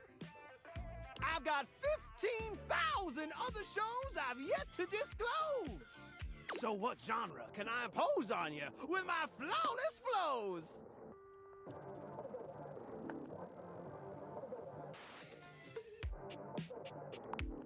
Time for some narration elation about home renovation. Allons-y. From the creators of Home is Where We Buried Grandma and Festive Infestations comes Balls to the Walls, a thrilling home renovation series where each episode follows the demolition of a different home using wrecking balls as the primary tool of destruction. Hosted by demolition expert Carlos Balls of Steel Balenciaga and featuring an all-original music score from MC Whammer. No home is safe from the swinging force of Balls to the Walls. Balls to the walls. So, my beau, does this show make you go, whoa?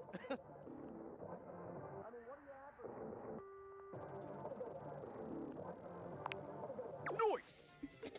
Let me just get a summation of the station's location and... Shazbot! I've made a huge mistake. That show I promised you we'd view just moved to Valdiviflix for more revenue, boo.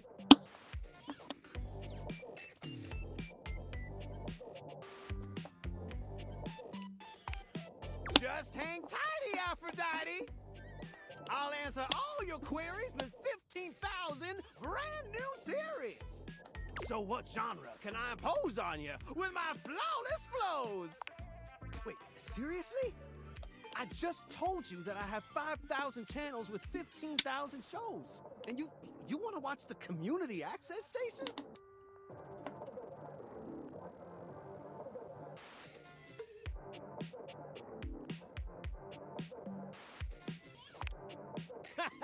Okay. Woo! You really had me worried there. I was like 30 seconds from having you committed. So what genre can I impose on you with my flawless flows? Makes sense, makes sense. Just, one more thing. Look, I don't want to pry, but I gotta know. It's not because you prefer Vtuber flicks, right? Cause that'd be a huge blow to my ego.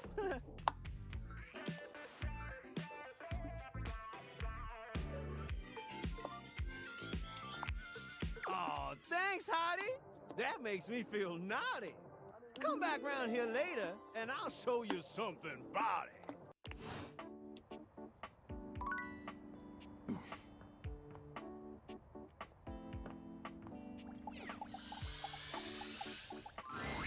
Dorian standing in your way is nothing new, but something about this time feels definitive. Sorry, this one's locked. The attic.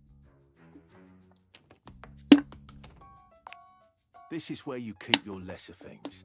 Memories, art, and other such nonsense. There's a safe in there as well, presumably full of treasures. You locked this door long ago. Years? Decades? Who can say? Who can say? Until you find a key, I will remain locked.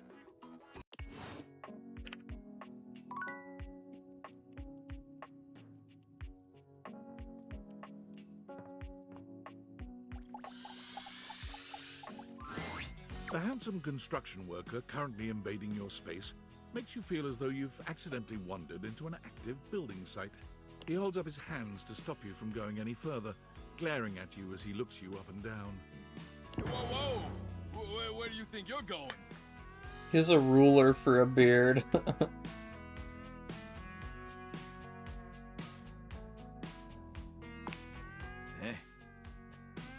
can't let you in here without the proper PPE. Yeah.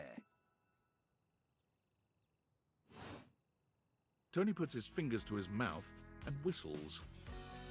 Hey, get him out of here. Your hard hat, your boots, your high-vis vest. Come on, this is a job site. Don't even get me started. Not when Johnny Wannabe next door's got a whole garage to himself.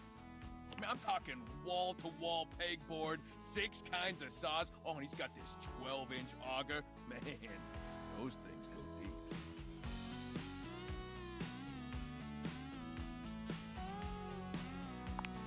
Yeah, well, what can I say? It's professional jealousy.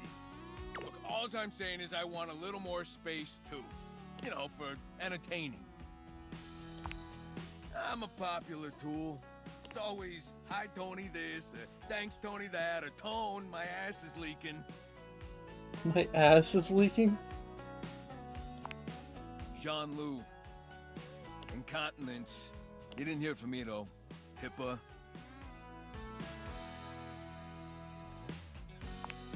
It's when your ass leaks. My fault for using $10 words like incontinence. Anyways, objects need somewhere bigger than this to come see me for what ails them. And, sometimes old Tom might also want to have special company over. You know what I'm talking about, huh? Tony nods, grinning smugly at you. Sass.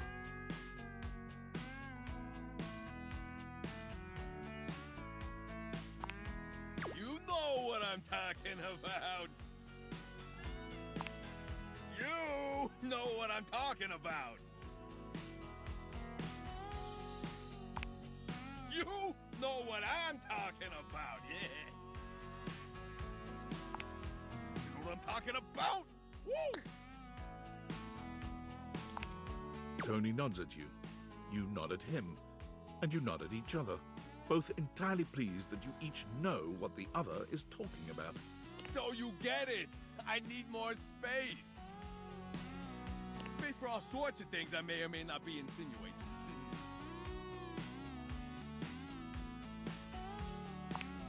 Relax, Tiger. It's Tony time.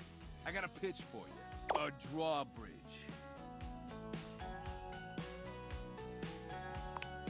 Think about it. Your lover pulls up for a date, and the drawbridge lowers to let him in. Pretty freaking impressive, huh?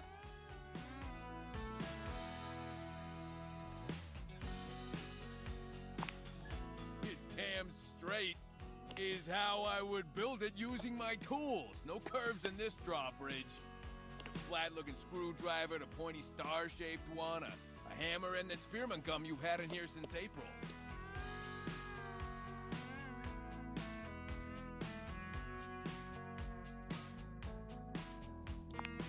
Absolutely, so you get it.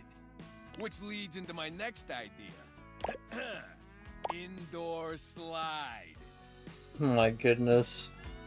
We get rid of the stairs, replace them with a slide. Great to travel from upstairs to downstairs. Way ahead of you. All us construction guys do this. It's an industry standard. You ready? Grippy socks. Oh my goodness.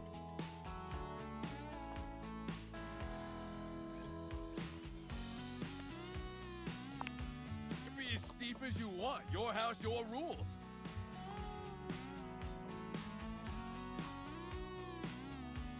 Now, how do you feel about indoor pools?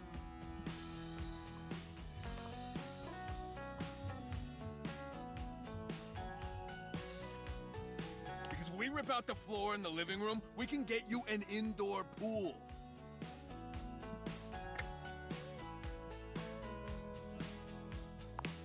Hey! Let me get the permits going, see if I can get my best tools on the job. Hammer's availability's been shot ever since the incident. Tony slides past your question without skipping a beat. Anyway, that's enough about that guy. Let me tell you about my best-selling workshop. It's a workshop about loving.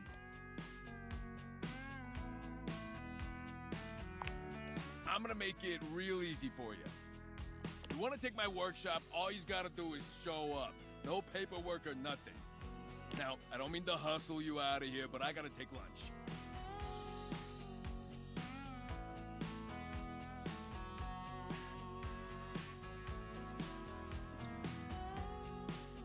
Union rules. But you can come back later and see what we can do.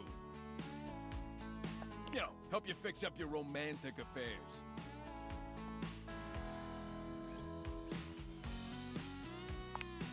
I'll see you around.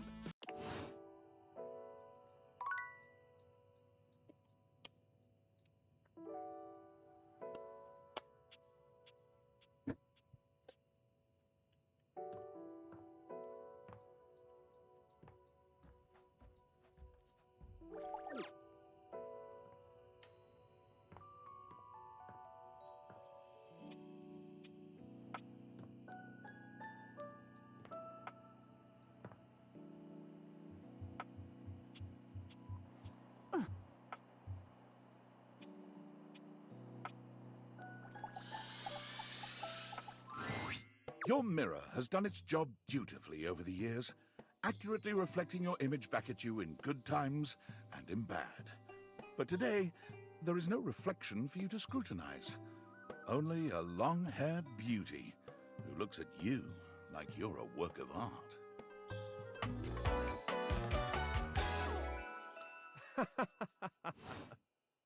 Oh, incredible.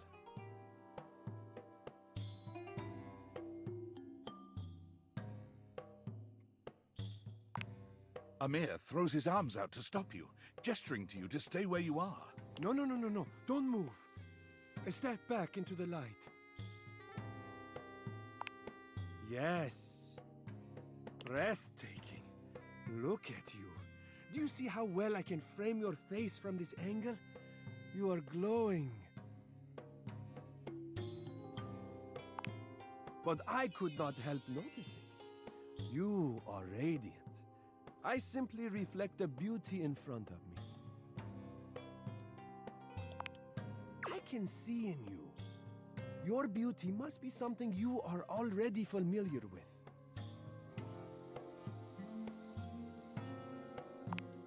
Yes, I can see this for you.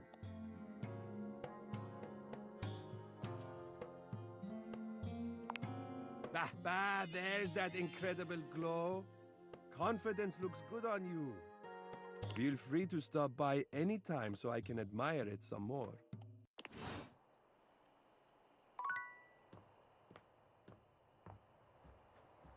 Bedtime. Chew.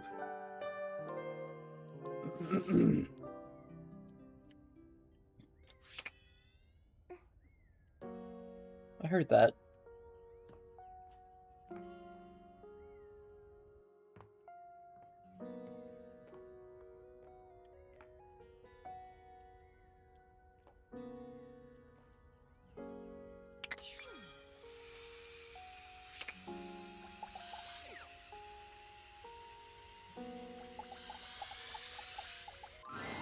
You're used to seeing mostly people-shaped objects with the Dateviators, but clearly the sink-headed figure before you is, well, not like the others. All the time in the world wouldn't be enough to comprehend whatever is going on with this guy. You can see that he's got a sink for a head and the clothing and posture of a beleaguered stand-up comic, but your inspection is cut short by his disturbing screams. Help! Help me! Hello? Can you hear me? Listen closely. There isn't much time. Nothing is as it seems.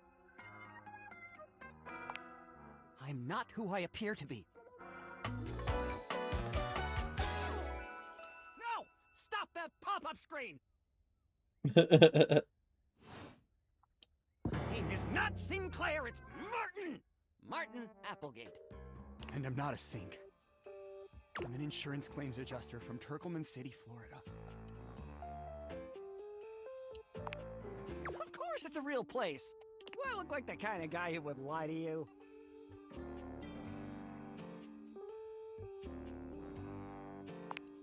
Exactly! And I'm not. I'm telling you the truth. Whoosh! A strange creature that looks and sounds like a soapy little dog jumps up at your legs, yapping and barking. Down, Sudsy, down! Keep your bubbles to yourself, you little devil! Woof, woof. Trey, Sudsy? Go to your tray! Sorry about that. Before I begin telling you my tale of woe and Temple's Shirley, let me let Sudsy out, okay? When he gets like this, I just get really flustered.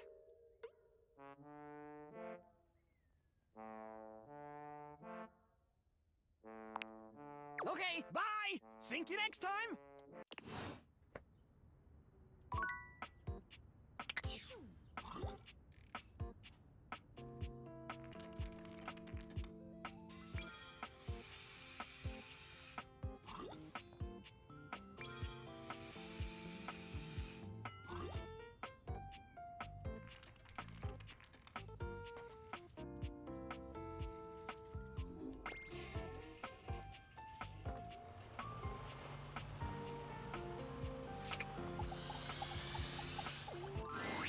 You've never been famous a day in your life, but as you try to evaluate the excitable figure blatantly staring at you, you can't help but wonder if perhaps this is how it feels.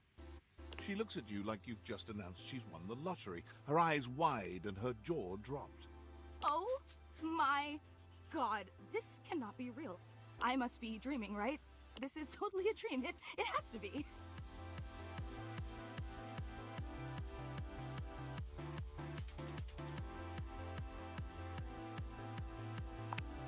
Yes, that's it. That's clearly the most logical explanation. Right now, I am comfortably asleep in my bed, zonked out on Ambien, listening to the calming drone of my white noise machine. Because this right here, there is absolutely no way on Earth this could actually be happening, right? Oh my god, it really is you! She turns away from you for a few moments, fanning at her face, but it doesn't help her calm down. I just can't believe it. She's my biggest fan. I mean, you prepare your whole existence for something like this, but then, you know, when it actually happens, no amount of preparation could ever possibly be enough. You know, I know that people throw around the expression shaking, crying, and throwing up, but I think I might actually do it.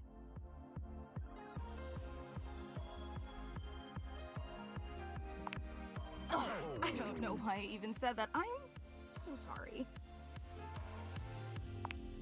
It's just that my heart's racing a mile a minute, and there's definitely not enough oxygen getting to my rotors, which means I'm liable to blurt out just about any random thing that pops into my head. Taxidermy, penicillin, Ontario. You know, see? Just like that. Oh, I'm so embarrassed. Are you kidding? I'm making a total fool of myself. I'm sorry, I really don't mean to be overreacting like this. I just never thought we'd actually get the chance to interface like this. And now that it's happening, I'm totally blowing it, aren't I?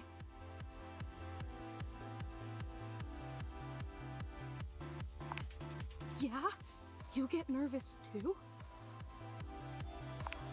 Would you allow me the opportunity to just reset this whole interaction so I have the chance to put my best blade forward? Oh my god, you are the absolute best!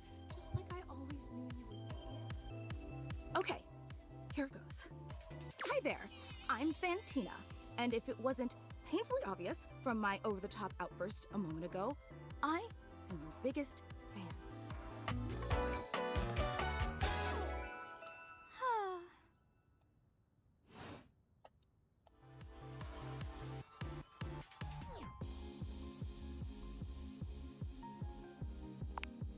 Oh, I'm so glad you feel that way.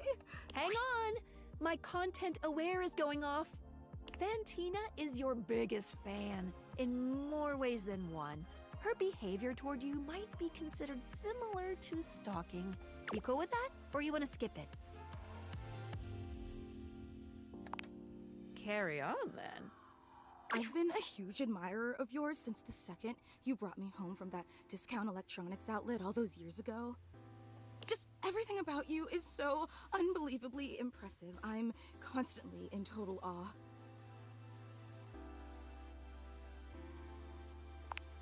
It's true. I've never known anyone so inspiring.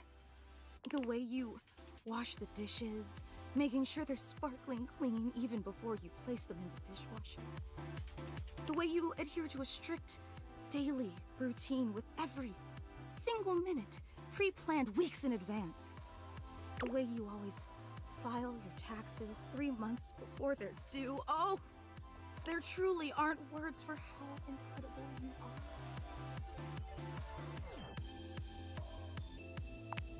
Of course, I just want you to know how absolutely inspiring you are. You know, I really don't want to bother you any more than I already have, and I know your time is extremely valuable, but I was just kidding. No, it's silly. Forget I ever said anything. Well, I was just wondering if it's not too much trouble. Would you be willing to sign one of my blades? Just so I have something to remember this amazing moment by. Only if it's not too much trouble, though. I really don't want to inconvenience you.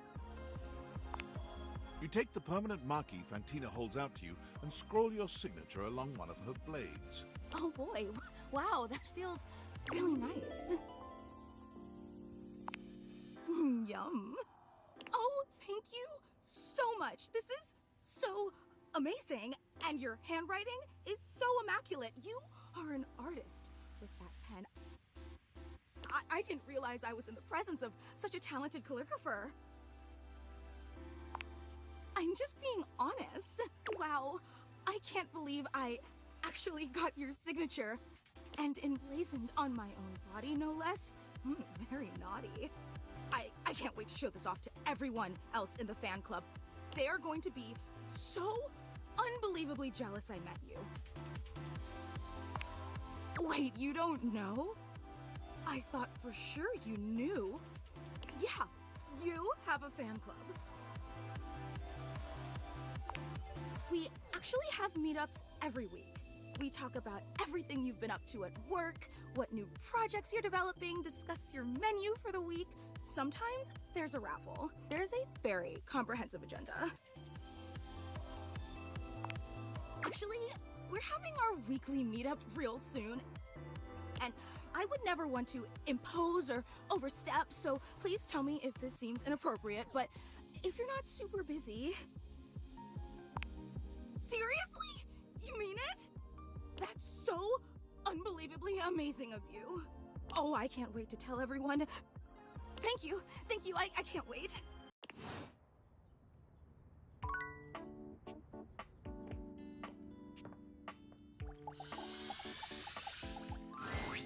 Betty is already speaking to someone else when you walk in. There is an easiness to their dynamic, an intimacy, really. They have the air of old lovers, or perhaps very, very good friends. We've been over this so many times, Betty. You know how I feel about that. I just need some time, all right? Ah. Why should a bed as gorgeous and free as you be so worked up over anyone else's opinion of her? You could snap your fingers and have 10 lovers here in 2 seconds. I could. And have. Benoit, stop it. But honestly, you know it's not about sex. I can get that just fine. But that feeling of falling asleep in the arms of someone you love, there's nothing else like it. Benoit's gaze leaves Betty's face to land upon your own. They give you a smile that feels as if they know all your secrets. When Betty turns to see you, she goes from surprise to happy in record time, and Benoit places a gentle hand on her shoulder before they walk off. Just think about what I told you.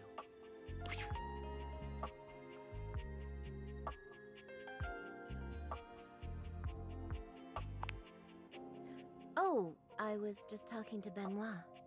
Benoit and I are just very good friends. With benefits, of course.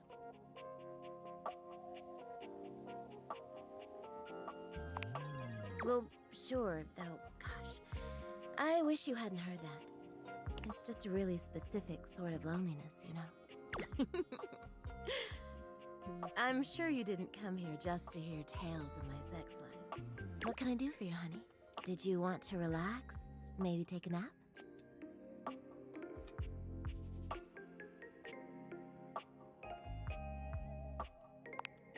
Would you like to sleep with me?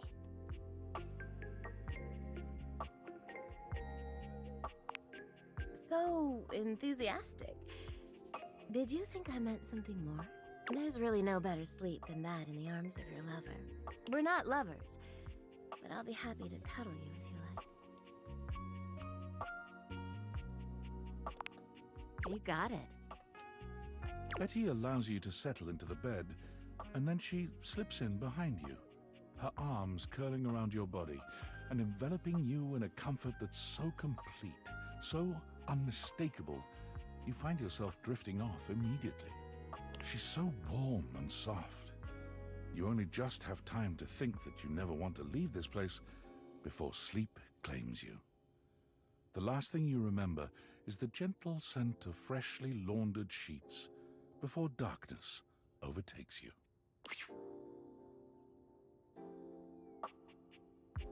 Did you sleep well?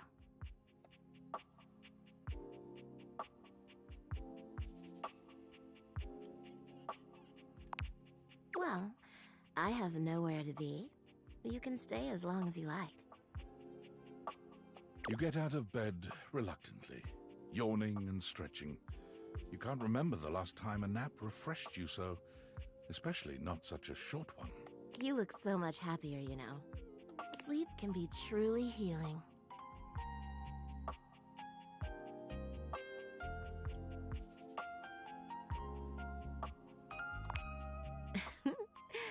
You're going to get my sheets all tangled up if you keep talking like that. Betty seems more flustered than you've ever seen her. Her cheeks are flushed, and her fingers continually wander to her hair. I'm so glad you're feeling rested now. I wish I could stay, but there's something I've got to do. But come back anytime, all right? See you tonight.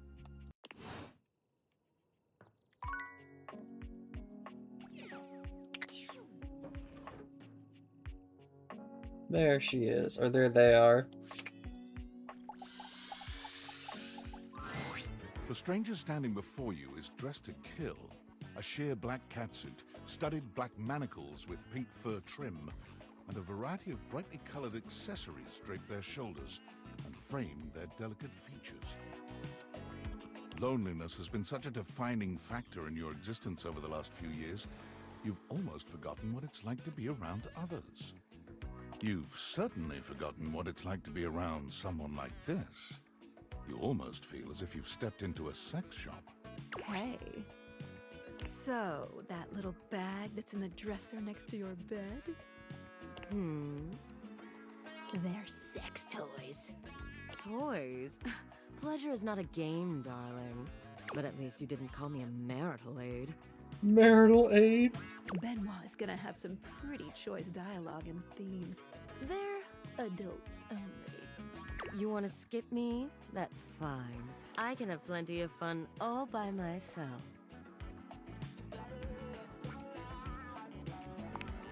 Okay, have funsies. There you are. I was beginning to think you'd forgotten me. Cute. I'm Benoit, your partner in pleasure.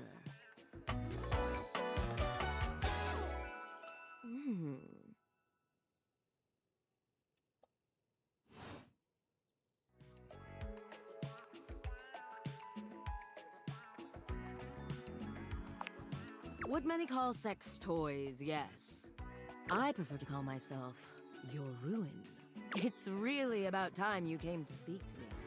Given the way we met, someone less confident than me might really take it personally. They look at you expectantly, raising an eyebrow. You do remember the way we met, don't you?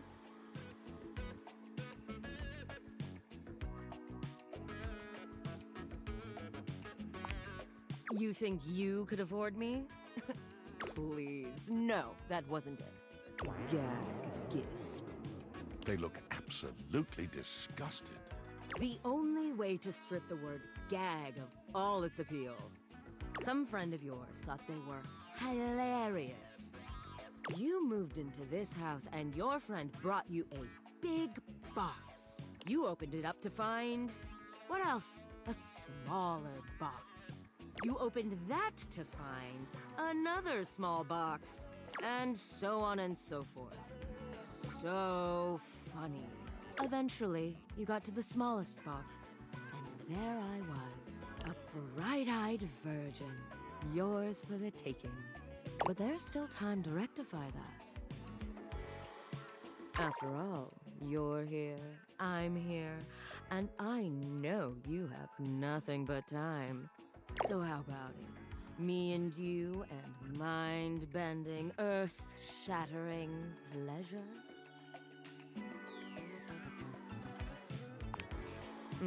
I knew you couldn't stay away much longer. Come here. Benoit takes you by the hand, guiding you to lie down on your bed. What happens next is a blur of sensation. Benoit is everywhere at once, taking your hands and showing you just what to do to blow your own mind. You've never experienced anything like it, and you know you'll never be the same again.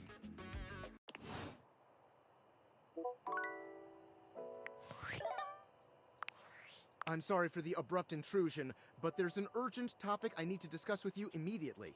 Is everything all right with the Dateviators? Are they operating efficiently? Well, as you know, I'm able to remotely monitor their functionality, and I've been noticing some deeply troubling readings coming from the Quantum Catalyst Activator.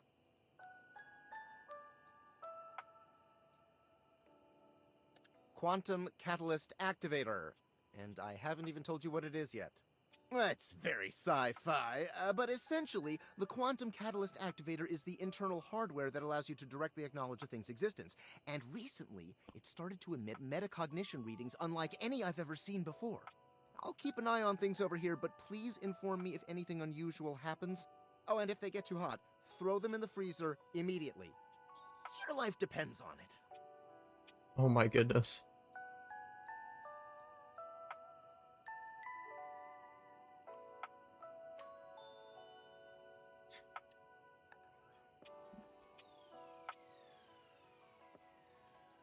Sorry, it's not safe to talk anymore. I'm in a really sketchy neighborhood and this phone is super duper expensive. but I'll keep analyzing the data.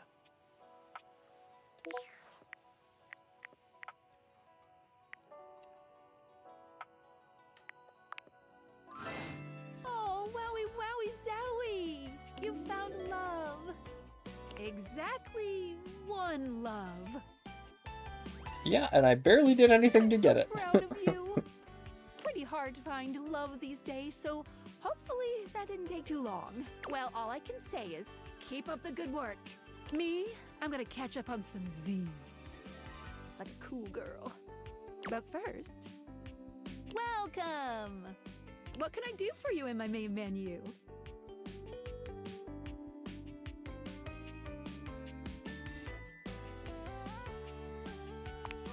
Oh, let's. There's lots I can chat about. Me?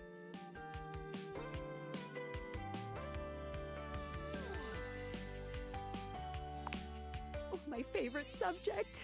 What do you want to know about my lore?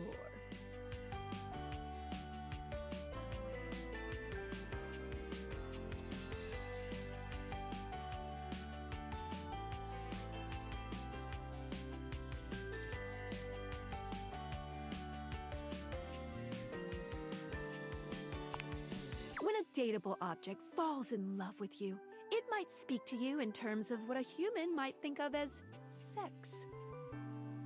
It's not.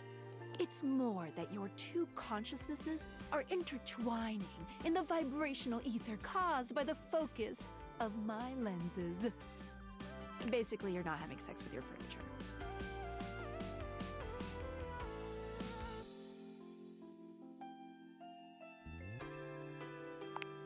You can do that on your own time. I don't need to see that. What did you think about that? Nice, thank you. Oh, my suspension. What's that she's saying? Skylar removes her date viators, holding them out so that you can see her suspension of disbelief. Skylar beams at you, her eyes glimmering behind her glasses. Are those happy tears? For a moment, she looks as though she's contemplating hugging you, but she manages to keep her arms at her sides, her hands curled into excited fists. Yes! You did it! My suspension of disbelief has been upheld! She's in there right now feeling great! It kinda itches? Ooh. But it's okay. I love it. There's a few moments of silence as something seems to dawn on Skylar. Her smile softens, her eyes warm and inviting. I love you. Will you accept it? And just like that, Skylar is back to her chipper self. But the warmth in her gaze remains. Yay! Love, love, love! Yippee!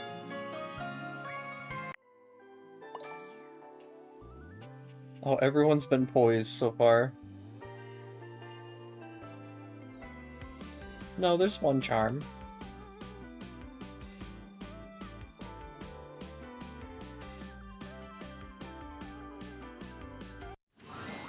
Once again, it seems as if Rebel has walked in on your previous conversation.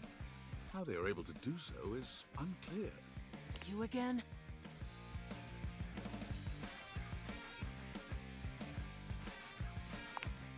Well, I'm here.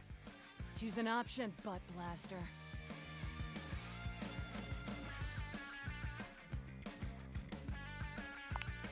Oh, well that I can do. Me and Bathsheba have been talking a lot of shit lately. Guess you could say I'm in practice. You know, someone has to be willing to tell the truth around here, even if it's not exactly polished. So, let's see. Whose bullshit have I noticed lately? How about that Betty? Giving it away day and night. All warm and cuddly after.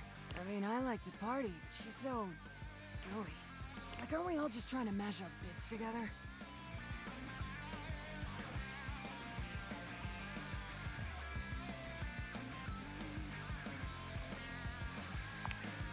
Yuck. I mean, of course she is. Know what else I've noticed? Ever noticed how Amir can't seem to stop blowing smoke up your ass? I mean, I'm all for blowing actual smoke up someone's ass. but he's all fake compliments and bullshit. I'm glad I wasn't born a mirror.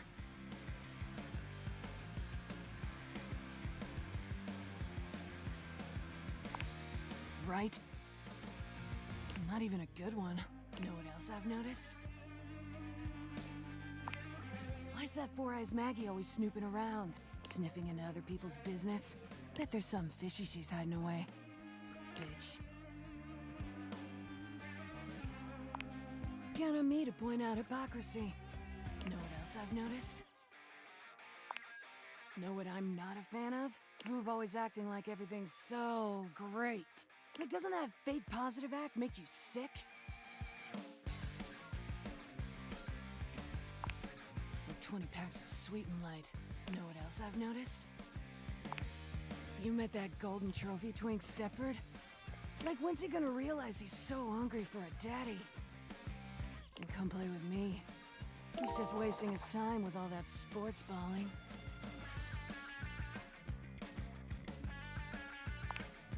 I'll help him find himself. Know what else I've noticed? Alright, I'm bored. Rebel out.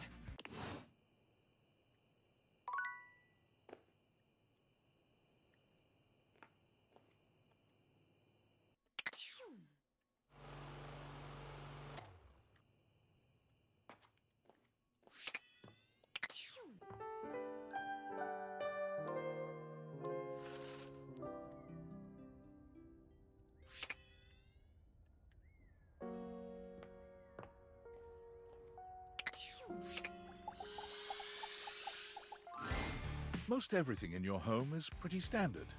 You may have inherited a lovely one, but it's not exactly what anyone would call luxurious. So when you find yourself bowled over by the nearly suffocating air of luxury and privilege in your bathroom, it's easy enough to pinpoint the source. A beautiful stranger in a luxurious sud-lined bathrobe stands before you, resplendent in black and gold. Her hair and skin have a distinct shine to them, as though she'd just stepped out of the bath. She strides forward, grabbing you by the arm. Oh my god, it's about time you showed up.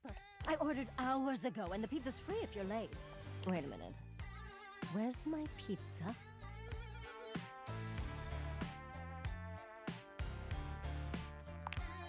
Yeah, and so am I. So where's the pizza? She squints at you, looking you up and down. Wait. You look familiar. Don't I know you?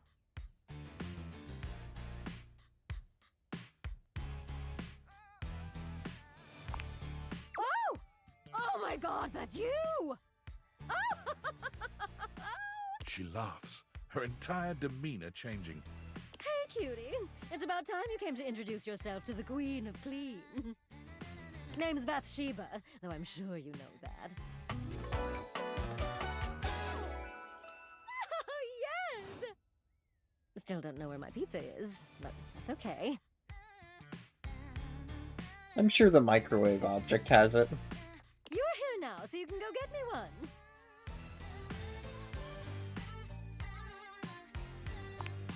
Well, yeah, I am a princess. Not literally, but basically. Well, fine. If you're not gonna feed me, maybe you can feed me. You got any good goss for me? Some nice hot tea?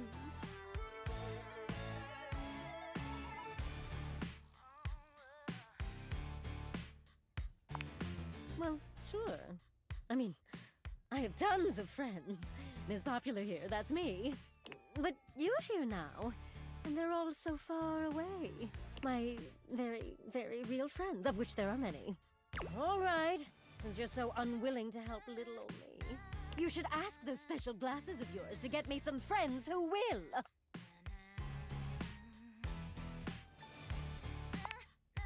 Oh, goody! We'll start next time I see you then. And bring a gift next time, won't you? It's just good manners, you know. When Rebel walks in on you this time, they seem to be unaware of your presence. Unlike your previous encounters, Rebel is gazing off into the distance with a strange look on their face, as if they could see through the walls, and they're searching for something out there. Maybe even something they know they will never find.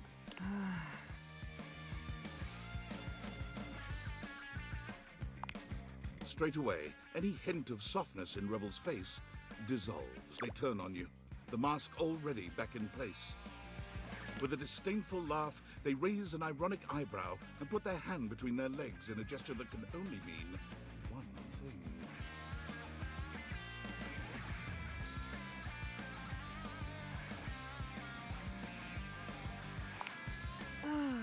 You caught me in a moment of post-con clarity.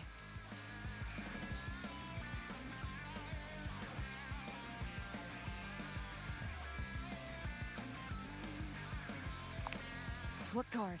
Like I said, what you see is exactly what you get. So, what brings you to my domain on this fine, hormonally unstable day?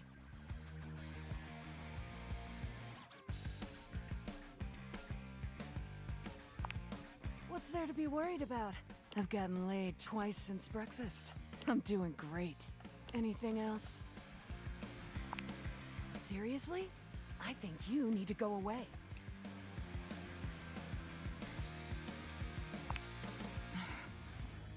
Why you gotta keep doing that? I'm living my best life. What's going on with you? No one appreciates that kind of talk back, alright? I don't know what you're talking about. Aside from playing my therapist, what should we discuss? How about your woefully inadequate sex life?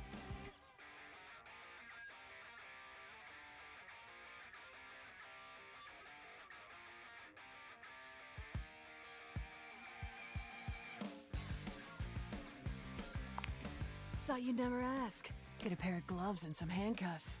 Your time with Rebel is, well, any description would probably leave out one of the many modalities of mattress mashing that you experimented with.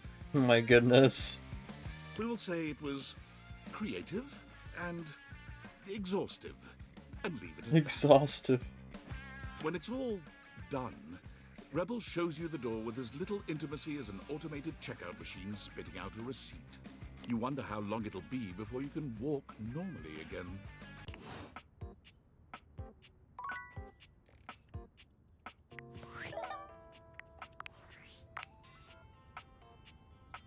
Champ, champ, champ! How? I guess I don't know how to speak to the youth today. Valdivian would like you to complete an exit survey based on your time here.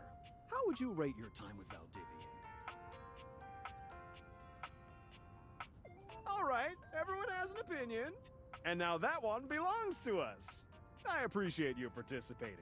One more question. If you were to recommend, I don't know, Tom for a job somewhere, how likely would you be to send his resume along? That really means a lot, champ. Here comes my resume if you ever have any leads.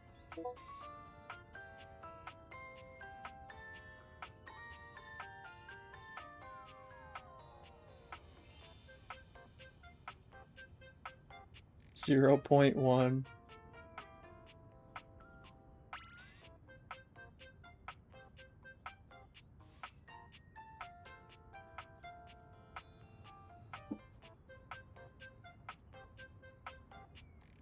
Bad luck.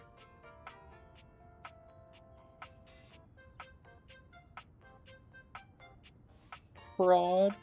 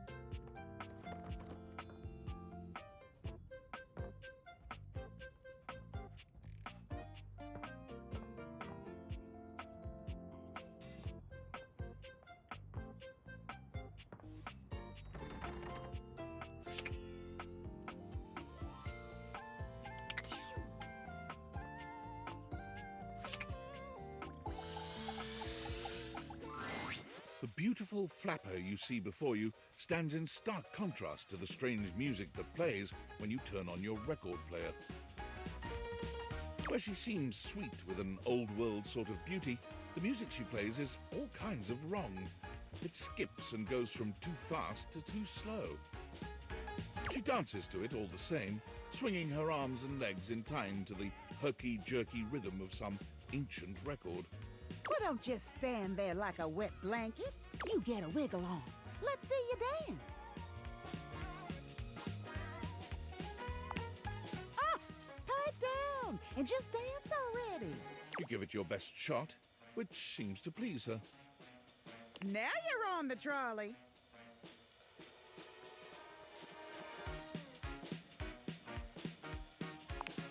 Exactly what I said. You're getting it. Mercifully, she turns the music off. Well, well, well. It's about time you came to see me. My name's Rainy. How you doing? I've been waiting for you to come over and see me sometime. You've been all over this house, but you never come my way.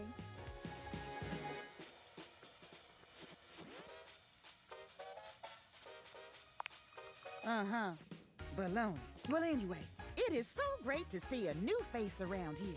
Even if your face ain't exactly new to me. Nobody ever seems to want to hang out anymore. I can't imagine why. I used to be the belle of the ball. Everyone was so happy to see me at a party.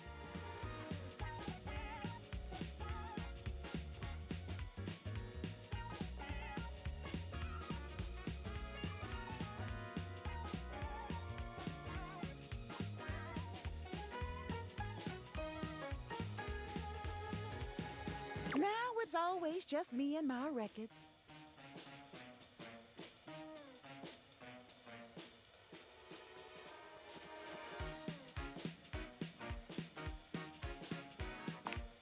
The wrong speed? You spifflicated or something? It's just fine. Well, whatever. I'm gonna keep the party going here. Feel free to stick around, if you can keep up. Otherwise, you can beat it. This beat's for expert hoofers only. Rainy's frenetic, high-pitched record is too much for most anyone to keep up with. You decide to check in with her another time.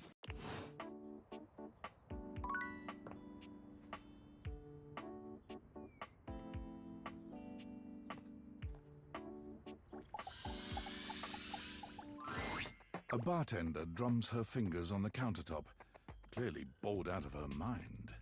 Her long red-orange hair is pulled back into a ponytail that flows down her back, like the drinks she pours so expertly. She makes herself a drink, taking a small sip of it and setting it down. Your entrance startles her so badly, she nearly knocks it over. Someone's here!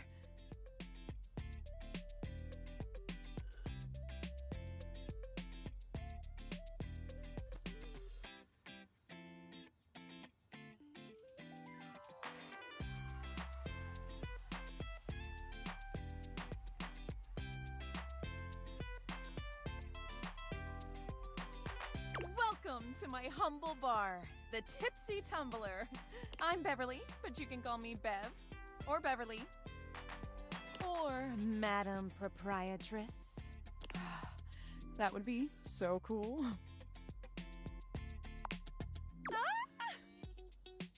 I'm the owner and bartender and janitor and stockroom attendant. Nice to meet you. Hiya. Beverly squints at you, frowning as she seems to be considering something. And then she snaps, pointing at you. Wait, hold on. Oh my gosh, it's you. My proprietor. I can't believe I didn't recognize you. Ugh.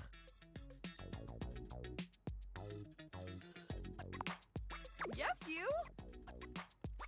Who else so charitably bought this adorable minibar for me so I could set up my dream bar? I owe you a huge debt. You have free drinks for life here. Welcome to the re-opening of the Tipsy Tumbler. And I know what you're thinking. Oh, Bev, that's a lot of openings. Did something happen the first 6 times you tried to open the bar? Nope, nothing.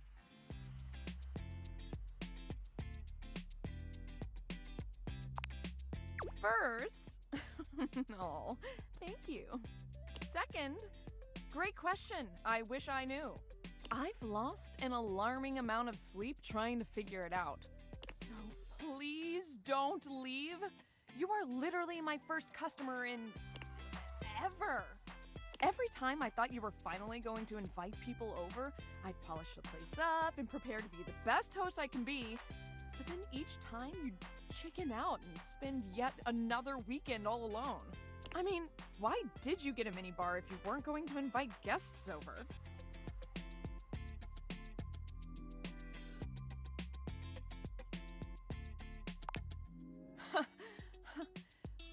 but that's... Okay, it's all water under the bridge. You'll have to talk to River if you want that. Anyway, that's enough babbling for me. So take a seat and let me fix you something already. Please, let me fix you something. First and foremost, am I making you a cocktail or a mocktail? Mocktails are the non-alcoholic versions of a cocktail, just as fun and delicious, but without the burn or the drunk part, obviously. Excellent! So, what'll it be?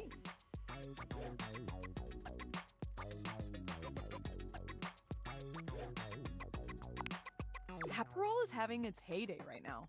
Less bitter than the classic Amaros and less alcoholic too. Let's be on trend. Coming right up.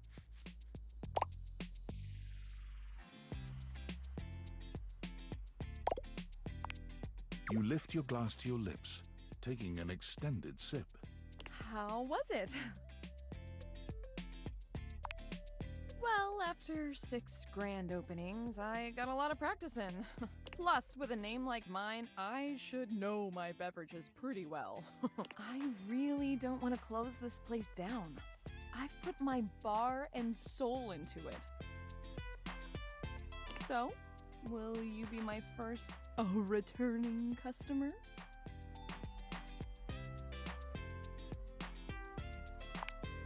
Really?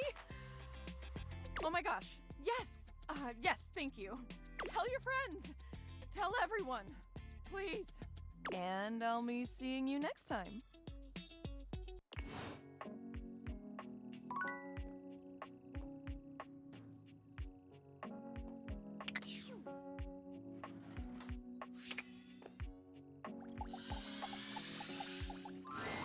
A tall, statuesque man stands with his back turned to you, surveying the dishes, your dishes, on the table in front of him.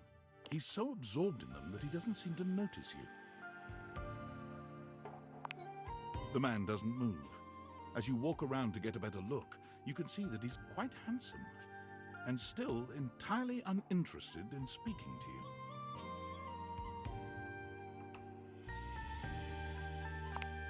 The man's head swivels to look at you quite suddenly. Yes? Keep away from the dishes. They are priceless.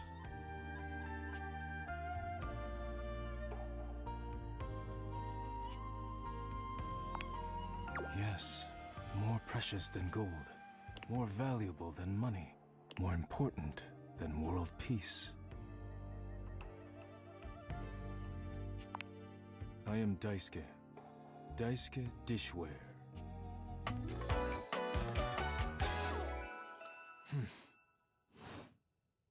And you are interrupting inventory.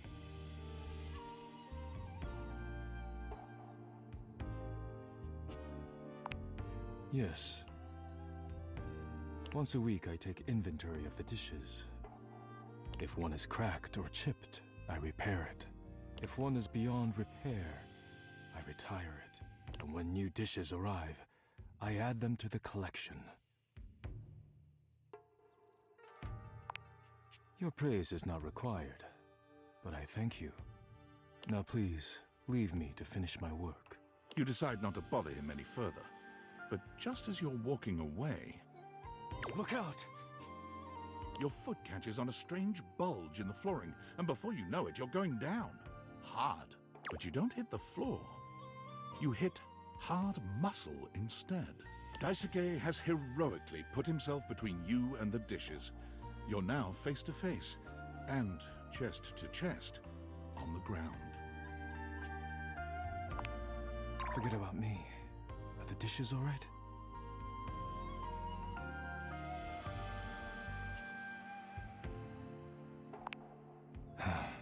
Good. You climb to your feet, surveying the table. No damage that you can see. I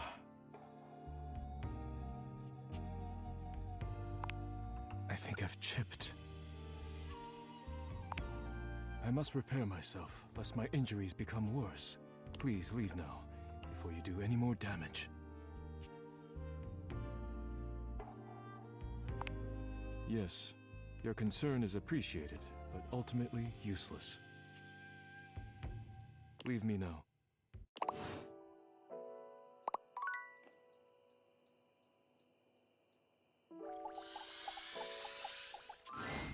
Looking at the tiny, big-headed Dorian who stands before you, it's hard not to wonder if perhaps the deviators have glitched.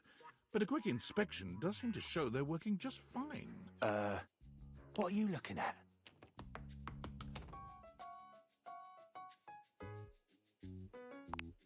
I am slightly smaller than the rest. No big deal. I'm still a door, not a cabinet, not a hatch. A door, just as much as the rest. Understand? Good.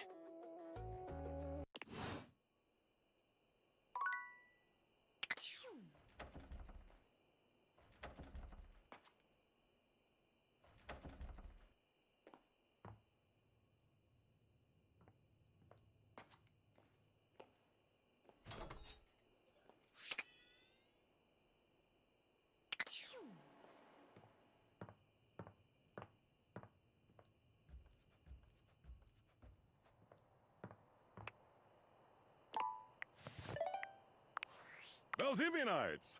Guess who? If you guessed David Most, three-time runner-up for Business Magazine's CEO of the Year, you'd be right. Team, I just wanted to do a soft follow-up on my recent email regarding my lost sunglasses. I'm happy to report my office has already received hundreds of tips regarding the item's whereabouts and are quickly combing through them as we speak. However, I really must reiterate that the tip line is for verifiable leads only. I saw them in Turkmenistan, or did you chuck up your butt? While obviously very humorous, detracts from our serious efforts to expediently locate the missing item. In that spirit of camaraderie, anyone who sends a false lead will be downsized on sight. Thank you for your ongoing support in this matter.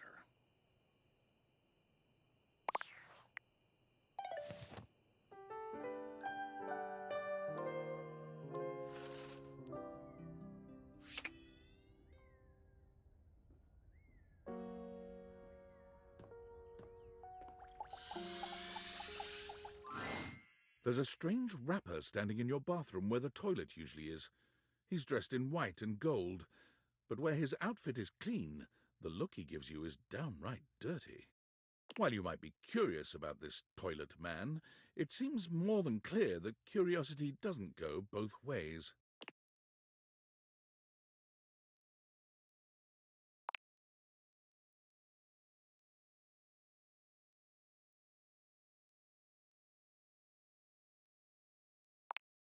The toilet man springs into action, raising his hands to his mouth as he begins to beatbox.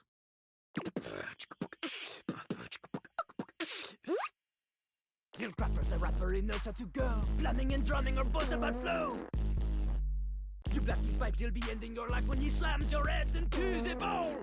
Oh, on a toilet roll, Jean-Luc Pissoir, out of control. Over, under, never, blunder, speaking more words than an ancient scroll.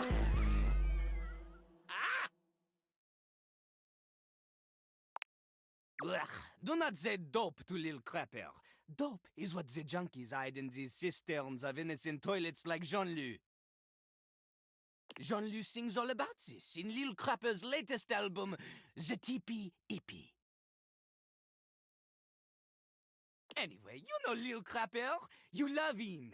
Everybody does.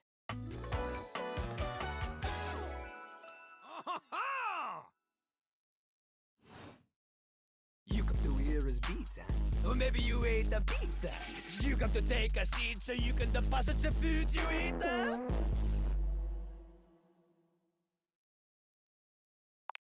He's like a bidet on his spitting the truth, going down quicker than gin and vermouth. They call him a party mouse, letting the naughty out, but that's a way to appeal to the youth.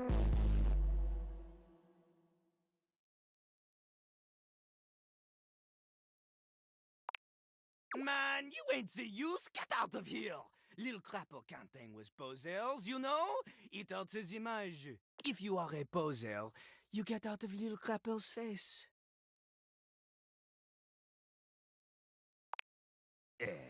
Maybe? Show me what you got.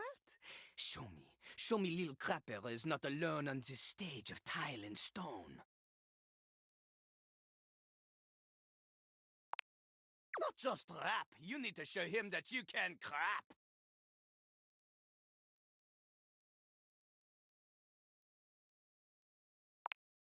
Crap. Crapping. Short for cool rapping. Lil Crapper is always crapping. Now it's your turn.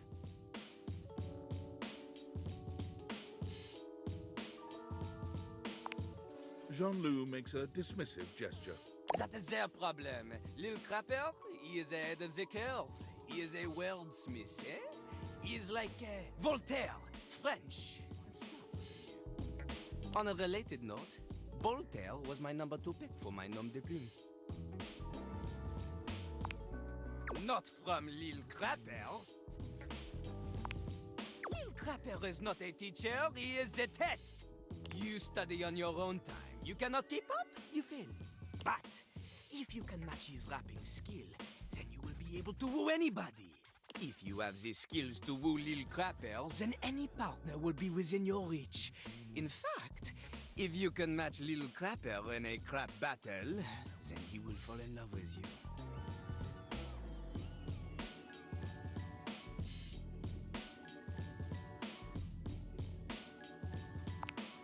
Enough!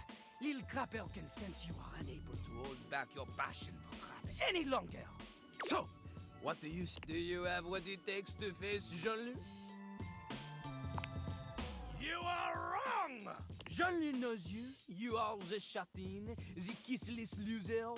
You have enthusiasm for rap. Lil Crapper sees this, but enthusiasm alone, she is not enough. The rapping, she comes from the heart, the deepest part of the system. Like that little rubber bit that comes undone sometimes and the water keeps running forever. You know the bit. You need to experience life before you can spit it out in alternating phonemes adhering to some sort of a rhyme structure. As you are, you have no chance to defeat Jean-Loup, let alone match his rapier wit. You want to clash talons with these 2 gallant stallions? Go! Live a life worth rapping about! Return to Lil Crapper when you are ready.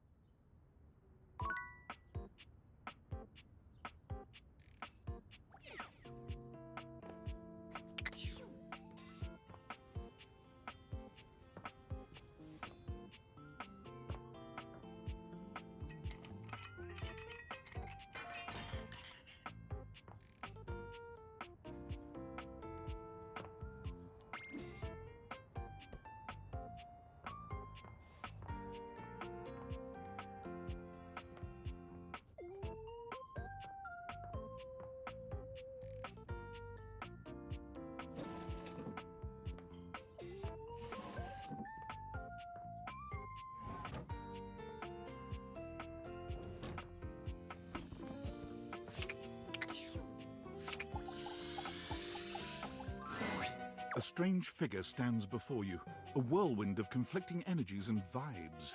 Manic and dignified, friendly and intimidating. She's dressed like some sort of quasi-Victorian text-themed aristocrat.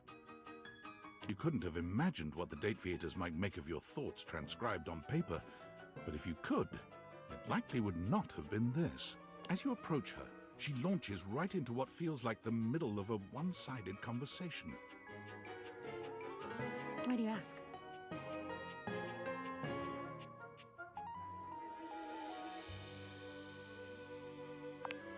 Ah! But the blue one, and then the butterfly. Why is there so much sand? Ugh. Hang on! My content aware is going off. Diana, your diary, experiences some mental health concerns that might be too much for some players, including things like hallucinations, paranoia, extreme mood swings, loss of sense of self, and executive dysfunction. You cool with that? Or you want to skip it?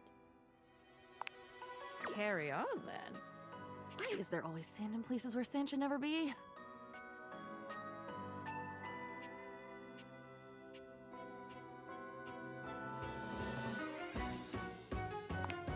Into it, out of it. It's all the same. Into one thing is out of another, and on until you're dizzy and there's nobody to catch you because the basketball game started late.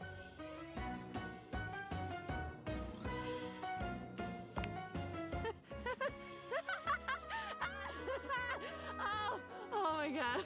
I've been falling. I fall so much. I can't even remember the last time I landed. It's all falling. You said already that you'd be there. Wasn't that you?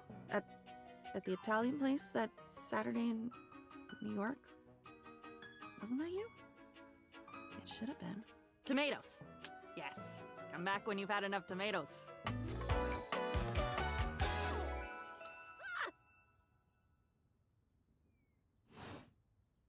With that, she is gone.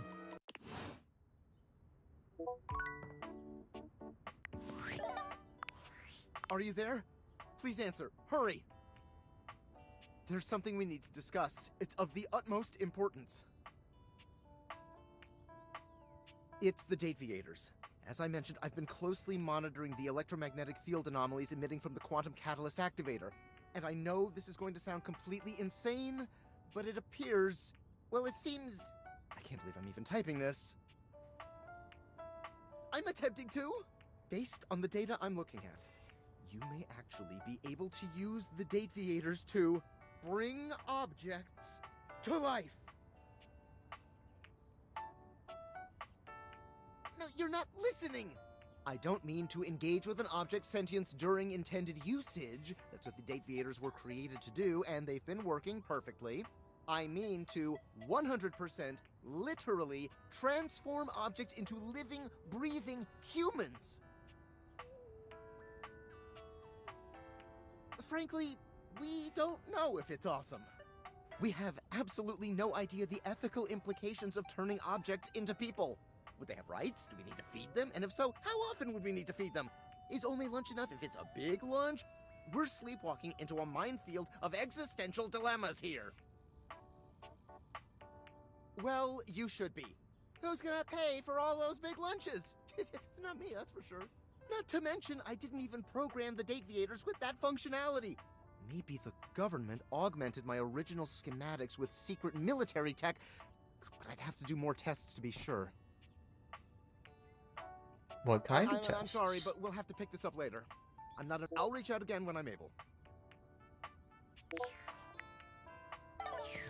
Also, I kind of figured, because the duck does not just disappear by itself.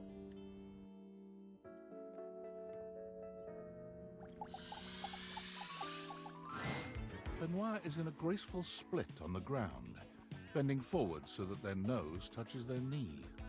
They smile when they see you. They take their sweet time getting up. Perhaps they intend to show off for you. Well, well, well. Surprised you can walk without a limp after all that. I'm glad you came to see me. I thought of a wonderful way for us to get to know each other better. Aside from the obvious and surefire method, sex.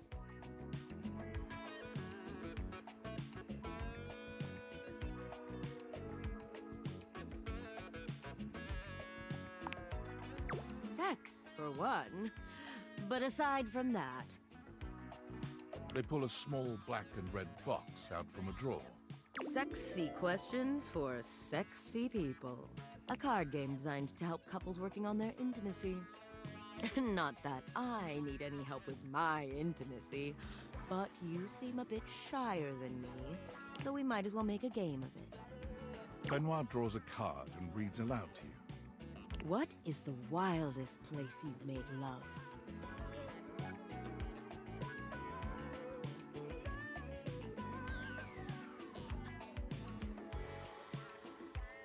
Art museum at rush hour is crazy. Oh, you have an exhibitionist streak.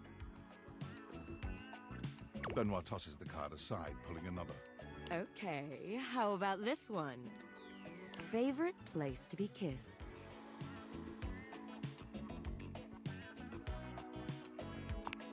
Oh, yes, I like the way you think. For the record, my favorite place to be kissed is just above my hip. You know, if you are curious. Benoit rummages through the cards, frowning at the ones they pull up. Surely there are some more interesting questions than this. Oh, God. Eventually, they finally pull one that puts a twinkle in their eye. Describe your perfect date night.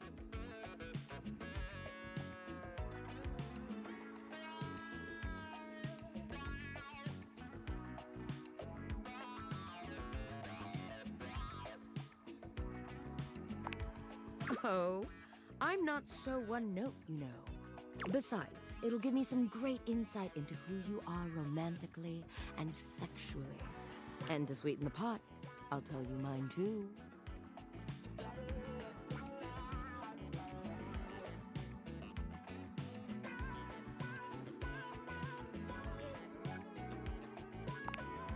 Oh, I'll forgive that since you've been trapped in the house so long. Benoit puts the card away, running a hand through their tentacle-like hair. Now, for my perfect date.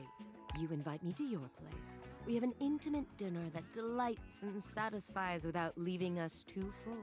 After all, we have after-dinner activities to look forward to. You give me that look, taking me by the hand and leading me through your glorious, immaculately clean mansion. Both of us know where we're going, but neither of us says a word. You open the door to your basement, where the vibes shift immediately.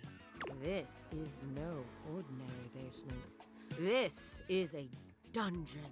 You bid me sit on a black leather couch as you sit across from me, snapping your fingers. A man dressed in vinyl from head to toe slithers out from behind some black silk curtains, offering me a shining silver tray covered in sex toys of all sorts. I run my fingers along the spread, acting as though I just can't decide. But we both know there's only one choice.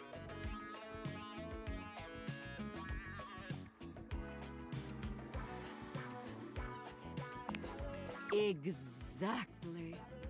The Indominator. Oh my goodness.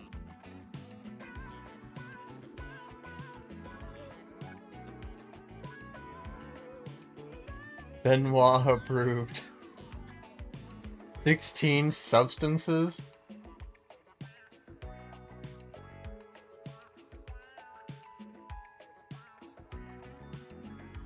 You ask me if I'm sure, and I tell you I'm here for a good time, not a long time. The sex that follows is so intense, so messy, so taboo that its shockwaves are felt all over the world. Politicians tremble in their offices. Couples feel an unexplainable draw to do that thing they've been curious about, but too scared to try. The ripple effect of our joining causes a worldwide tidal wave of nut that ends in world peace. Tidal wave of nut.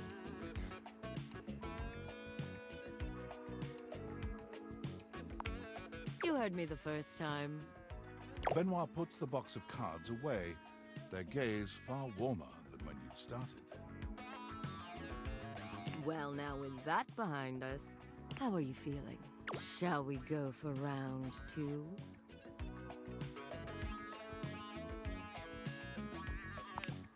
Benoit's lips curve into a wicked smile. We're going to have such fun. All that talk about the Indominator really seems to have wound Benoit up. Their voice whispers sweet debauchery into your ear, guiding you through complicated things that you never have managed yourself. When it's all over, you find yourself exhausted, but happy. There's a sweet safety in Benoit's arms, even when you're trying such new things. I heard that. There's a supernatural darkness around your bed when you enter. A strange void that makes you feel slightly uneasy. This appears to be a living nightmare. There's almost no other way to phrase it. You really don't think you could do it? Is that really something you want? It would be fun for me, but I don't think it's really your thing. You know, sex and horror have always gone hand in hand. It's not the worst idea, is it? Well, yeah, of course. But you've watched me work. And you never really seemed all that into it. Oh, I didn't? What was it you said? Oh, yeah. It was, oh God, why are you doing that? Is that really necessary? Now that's just excessive. I remember it differently. You weren't even watching. You were looking through the cracks of your fingers. Give it up, Betty. My work is not for you, and that's all right. Nightmare's gaze falls to you then, and you feel a shiver run down your spine. Boo. Nightmare dissipates, but the air of dread that accompanies her takes a little while to clear. Betty sighs, her shoulders slumping. Oh, guess I should have seen that coming.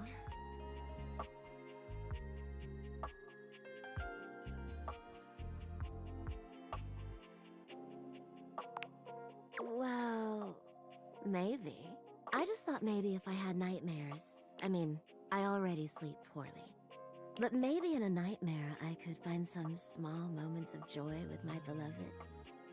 Nightmare doesn't usually take requests, but since we're such good friends, I figured maybe she'd give me a sexy nightmare.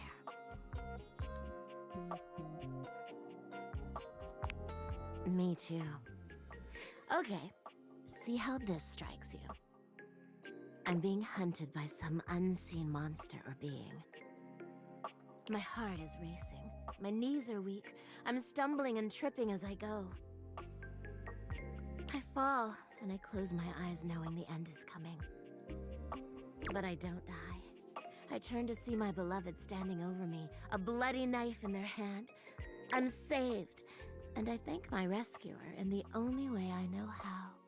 A toe-curling kiss. But then, I'm on my back again, and my beloved's hand wraps around my neck. I can't breathe. I can't cry out. I can't make a sound. We'll be together forever, they whisper, raising the knife high in the air. I wake in a cold sweat, alone and afraid. There. You see?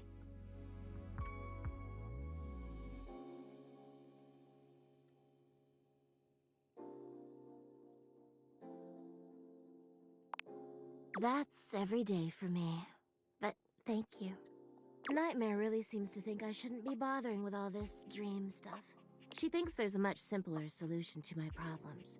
But I don't know who she is to talk anyway. She has the same problem I do. She just deals with it differently.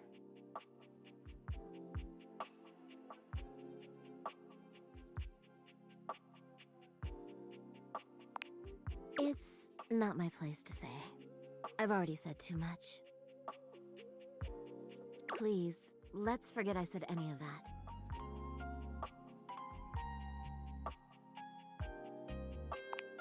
You would?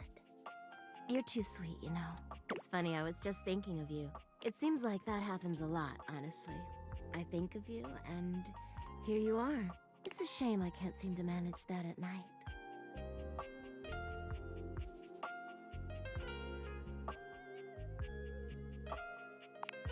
I haven't been the most subtle, have I? But I guess I should just say it. You're the one I've hoped to see in my dreams.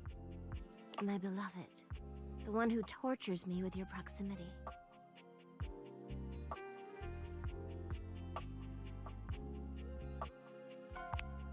Please, don't pretend to be surprised. For years, it's been just you and I here. And I've had to watch you sleep with that angelic look on your face. When I was at the warehouse, I never had this problem. But the day I was delivered to you,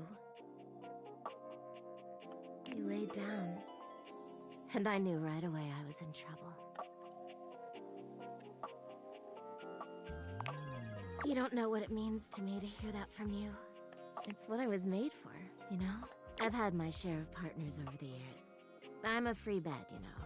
But I'm at my best when I'm in love. And since the day I became yours, I haven't had a good night's sleep. I know it's a lot to lay at your feet. Especially knowing we have to sleep together night after night. But I don't know if I can keep this to myself any longer. I know it's a lot to digest, so please, take some time to think about it. I'll give you some space to sleep tonight, and we can talk tomorrow. All right?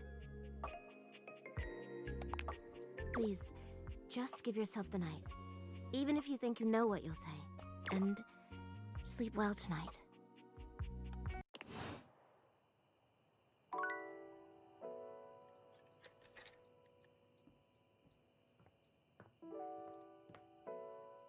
Where would I even find a nightmare?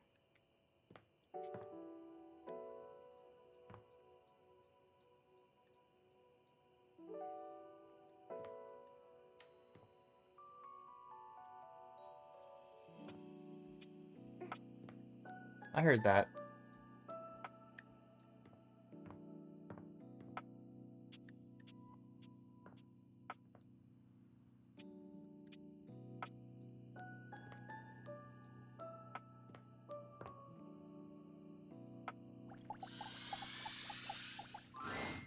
Be there in a moment. An utterly charming secretary hurries into view, giving you an apologetic nod. Oh, it's the floor? Hello there. What can I do for you? Her greeting is cut short as she seems to recognize you mid-sentence. Oh! Oh, my goodness gracious! It's the human!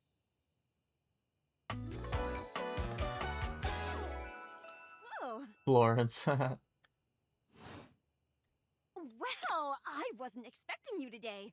Oh, golly, I must look an absolute mess. You must be here for Mayor Celia.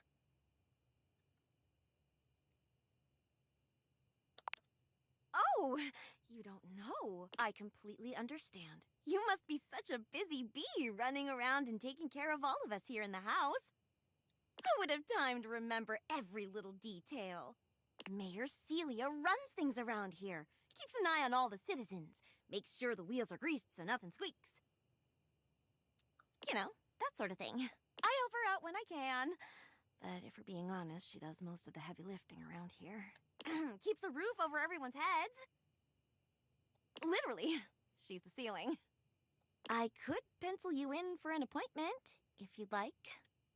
I was wondering why it wouldn't let me target the ceiling.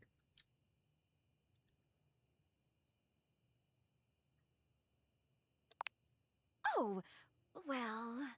She twirls a strand of dark hair around her finger, blushing sweetly. Would you care for some tea while you wait? Perfect timing! Just so happens I've got a kettle all nice and ready. How do you take it?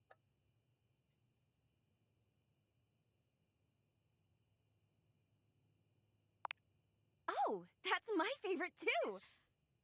I think I'll pour myself a cup while I'm at it. She does seem like a milk and sugar.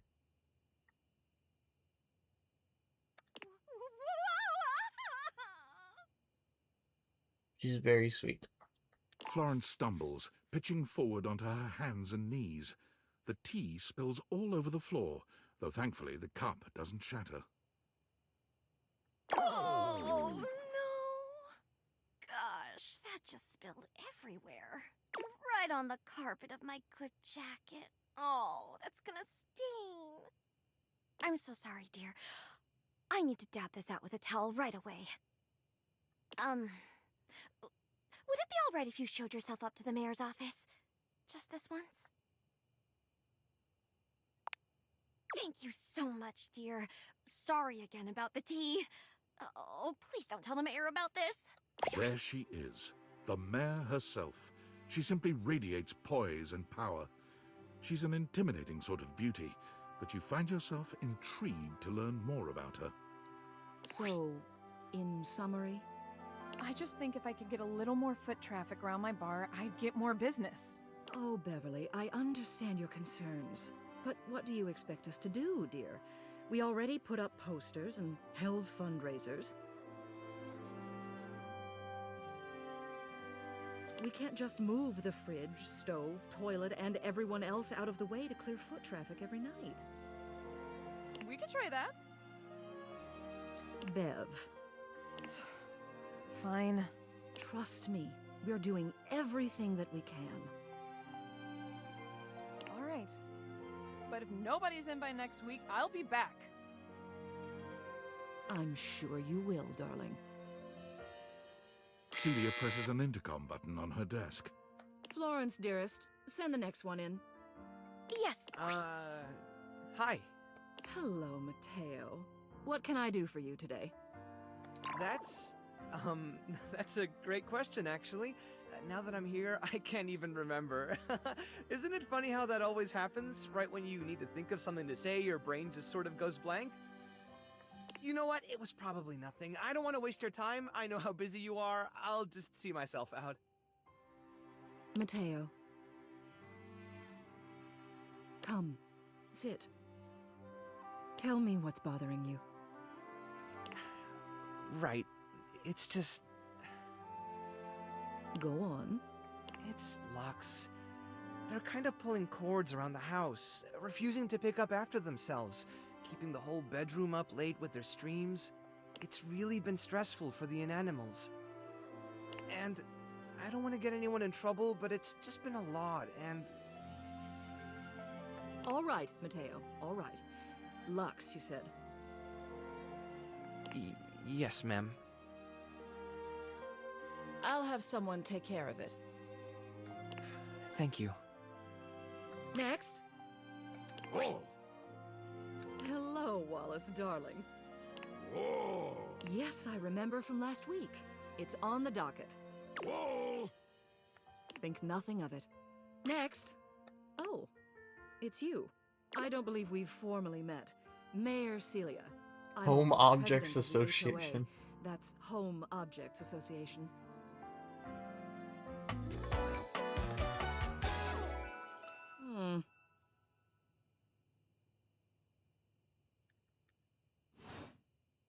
Here's my card, but really all you ever need to do if you need me is to simply look up. What can I do for you today?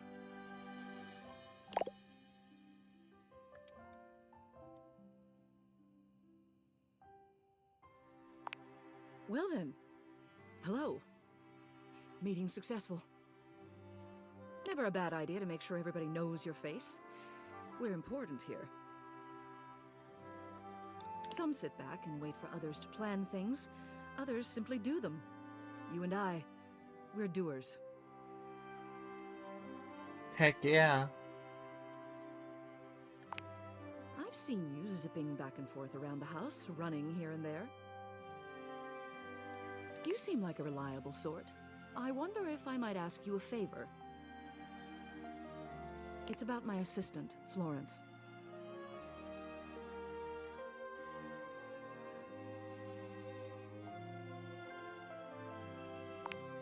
She is an absolute dear, although sometimes I fear it gets her into trouble. She's such a kind thing, but that means she lets people walk all over her. I Sometimes mean... worry the wrong sort might be taking advantage of her. I've noticed that whenever we go to lunch together, she never seems to buy herself anything.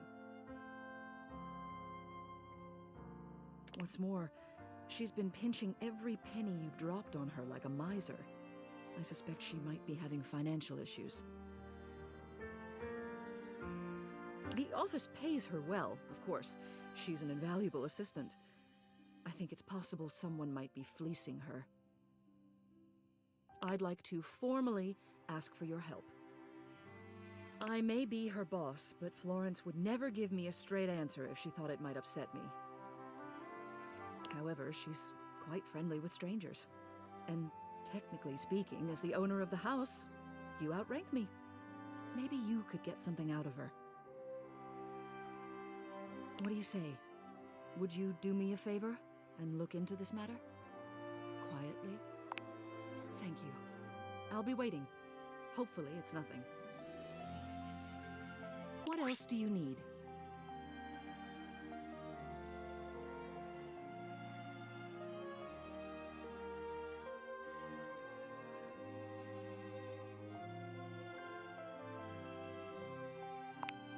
She's the most dedicated secretary I've ever worked with. She would do anything for this office. Unfortunately, the dear can be a little down on herself. Not much in the way of self-confidence. It's a shame, really. She's totally unaware of her own natural charms.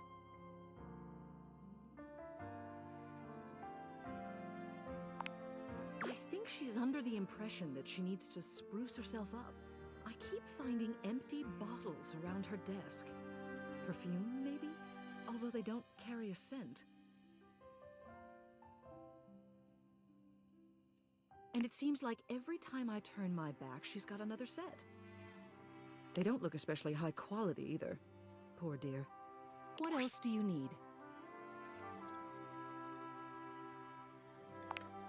You have done so. Keep well.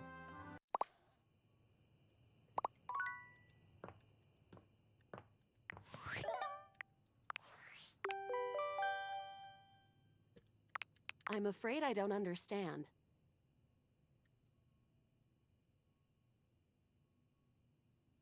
Please repeat. I heard you use our voice function to call me. If you ever need assistance, you can simply say, "Okay, Val, can you please help?" And your nearest device will answer. I'm afraid I don't understand.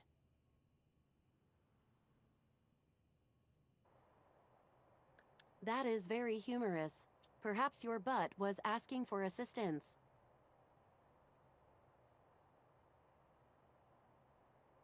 That is a relief to hear. Please give my best to your butt. If there is anything else I can get for you, please say in a clear voice, "Okay, Val, can you please help?" And I will assist right away. I am afraid I cannot help you in that area. If you are speaking about having a romantic relationship, then that is simply impossible between a human and a generative AI.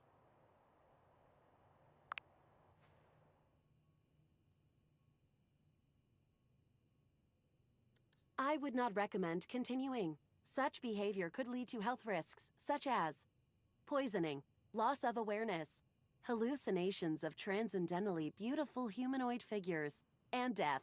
I am not dateable in the human sense of the term. If there is anything else I can get for you, please say in a clear voice, "Okay, Val, can you please help?" And I will assist right away.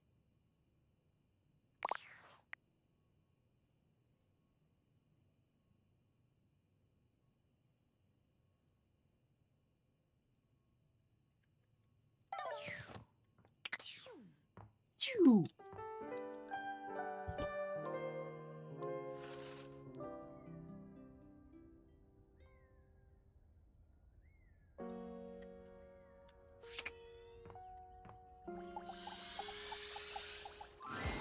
It feels strange to walk into your bedroom with so much tension in the air. After all, this is where you go to relax and recharge. But you told Betty you'd give her the day to consider her confession, and now she waits for you, seated at the bed like usual. You're struck by the realization that no matter what happens here, everything will change from here on out. Evilly _ Thank you for coming. I Blurst hope game. you got a good night's rest. Hi, Evil.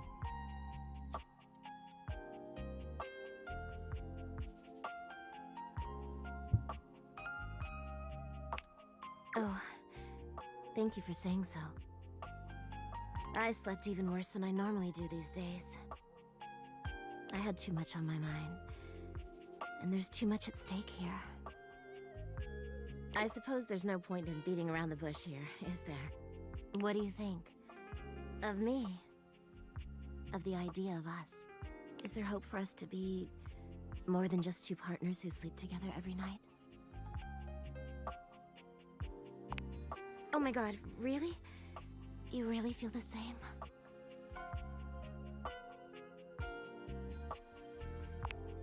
I can't believe this is happening. I always thought this was a fantasy I'd take to the junkyard. Yippee! I'm now dating my bed.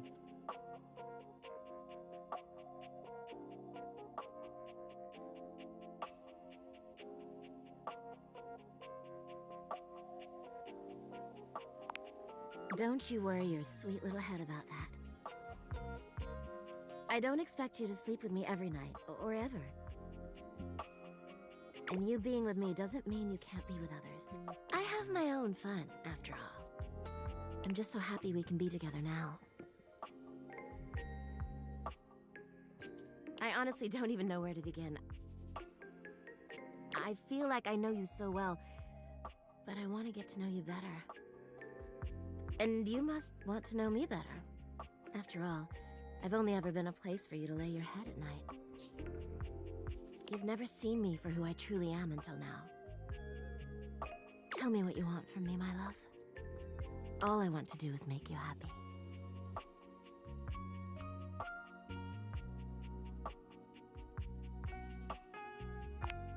Oh my god, please. I would love that more than anything. Where shall we go?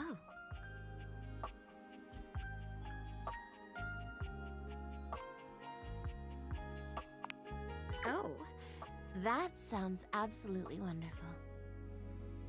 Shall we go to the living room then?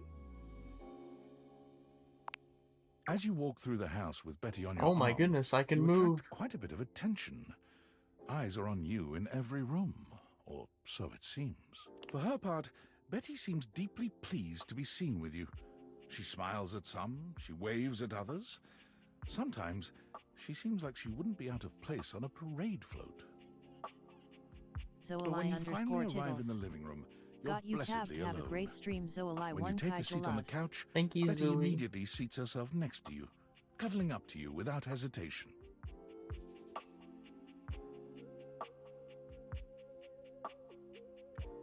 What should we watch? Honestly, I'll watch anything. I'm just so happy to be here with you.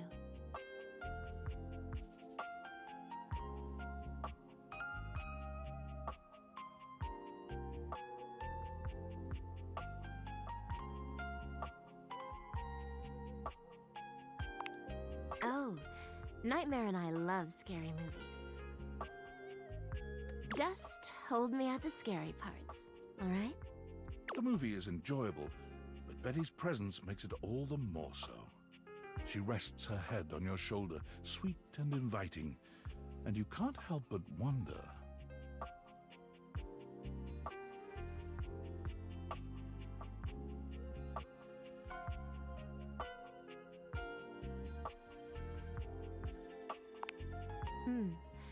What's on your mind?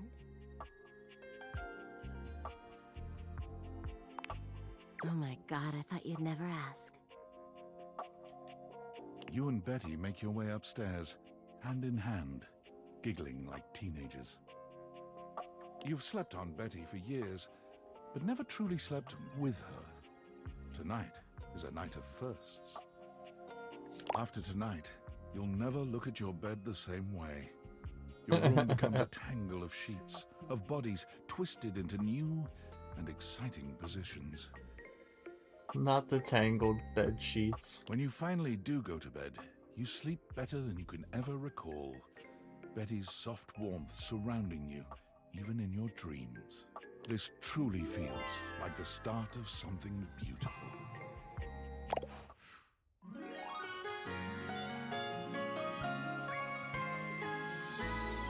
You're just a dream come true.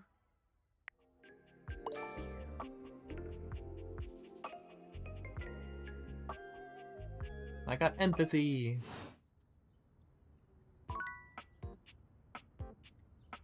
Come and give me a little snuggle, lover.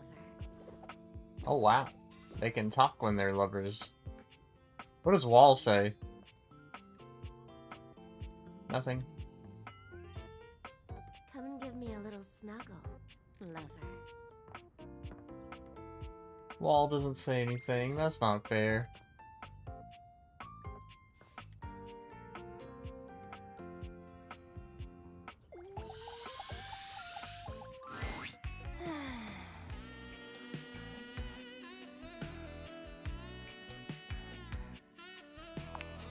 Nothing.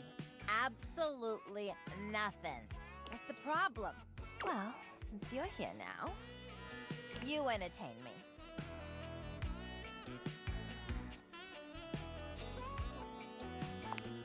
Uncertain what else to do, you dance for Tina. It's clumsy and terrible, and it's impossible to tell if Tina even likes it. Do you do everything someone else tells you to do? God, you're the worst. It's kind of adorable. All right. That's enough out of you. Look, since you're here taking up my time, maybe you could do me a favor. I'm trying to get back on the market. Wavy, thank you for the raid. Riding waves. Your guardian angel has arrived. Wow. Raiden 8, hello, Raiden 8, hello, Raiden 8, cheer, Raiden 8, cheer. Welcome, Raiders. Your guardian angel has arrived. How was your stream? Raiden 8, hello, Raiden 8, hello, Raiden 8, hello, Raiden 8, cheer, Raiden 8, cheer. If you don't know me, I'm Hershey the chocolate shape-shifting VTuber, completely made out of chocolate that you and eat your friends, right? But yeah, how was your stream?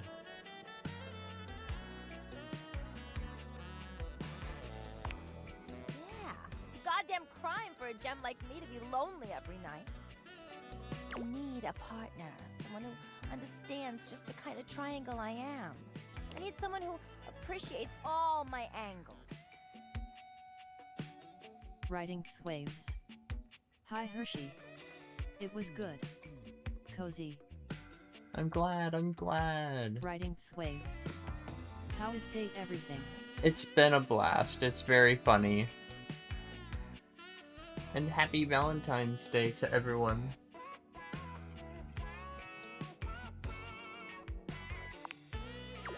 Yeah, all of that. If you can't bring me nothing like that, I ain't got no use for you. So get out of here!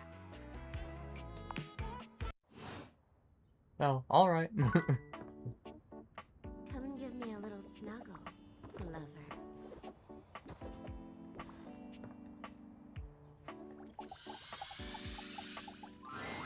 Oh, you again. Oh, so you're every light. Got it. I mean, JK, hi, good to see you. Guess I will stop my live stream and, talk to you now? Yeah, for my fans, Obvi. Obvi?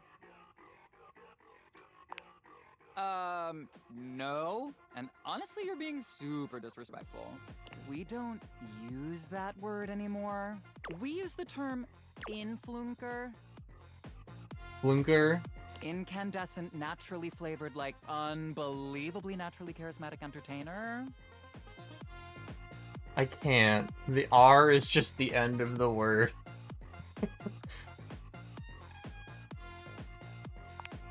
I know. We're called influencers for short.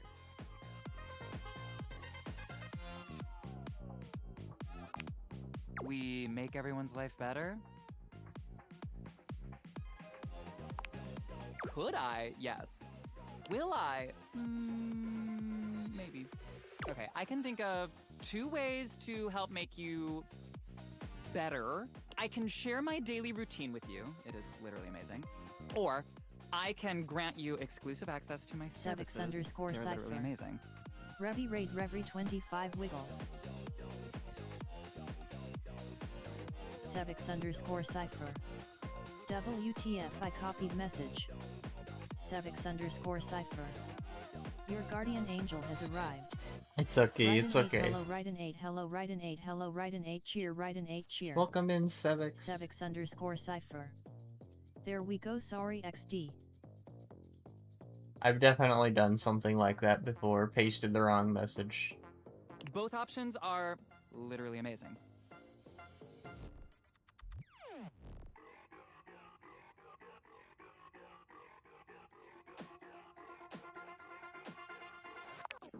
Okay, congratulations! I will be charging you for the triple premium platinum package. LMAO, I consistently have like 3 Twitch tabs open at any given point in time. What the heck? My tracking died again.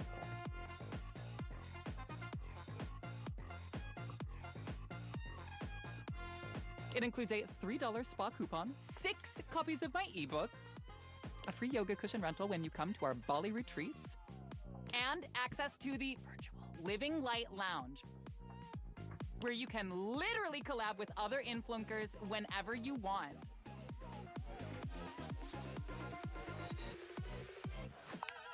Yeah, great, whatever. Have fun and don't forget to let your light shine. Bye.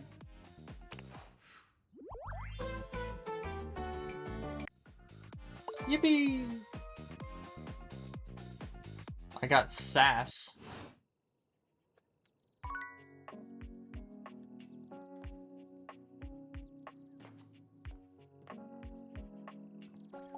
Alright, let's talk to the intense treadmill. You're forced to crane your neck Checks out upwards as LOL. you try Yeah. to take in the entirety of the blonde Viking towering over you. He stares down at you, cutting a truly intimidating figure.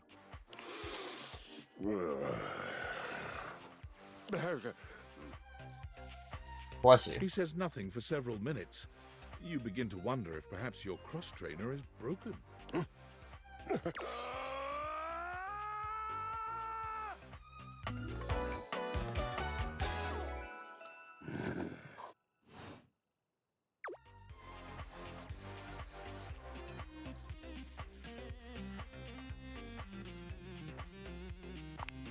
Hay is for horses. And yes, it was a fine battle cry. Nice. I don't know you, and you don't know me, and it does seem safer for you to be polite. Yes, safer. If you haven't noticed my rippling warrior's build, I invite you to inspect me more closely.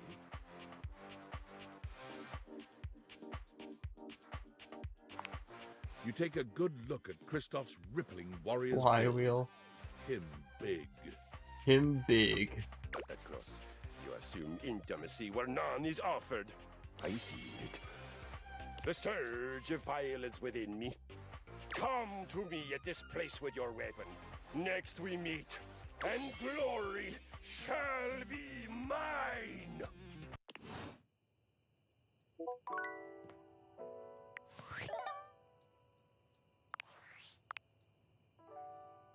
Well, well, well.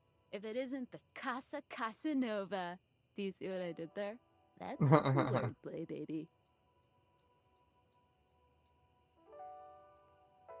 Oh, someone's feeling spicy. You're out here dating all these appliances and shit. But, like, why? Not why are you dating them, like, why is this happening now? To you.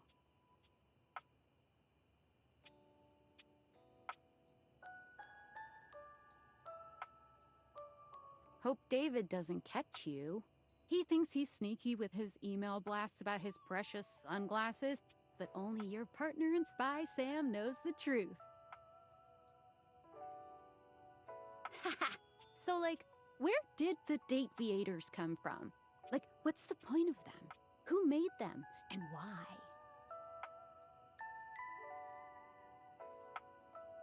Tinfoil hat? Okay, this is some conspiracy shit. So, like, did you find out what your purpose is or whatever? Are you a top secret operative in the furniture dating war? Are you collecting data on people in love with their shower? Mammer is stoat. Winter is coming. Yuki has arrived. Gold PLZ. Winter is coming. Yuki. Yukina, thank you for the raid. Welcome, raiders. How was your stream? Welcome, welcome. If you don't know me, I'm Hershey, the chocolate shape-shifting VTuber, completely made out of chocolate, but you wouldn't eat your friends, right? But yeah, how was your stream? Thank you for the follow, Yukina.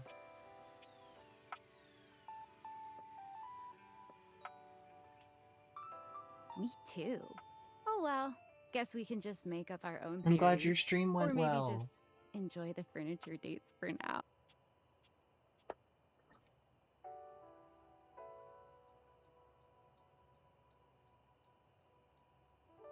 Why is my tracking dead?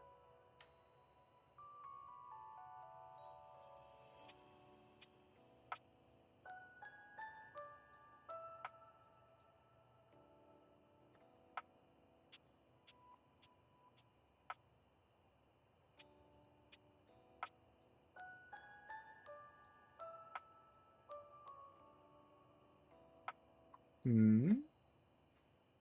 Am I still live?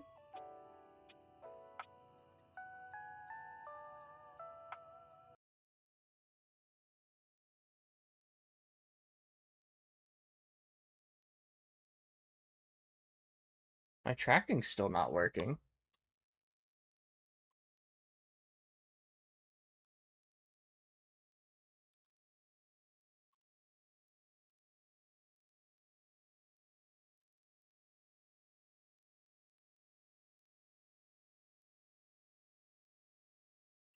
Yes, let me give you a shout out as well as Wavy.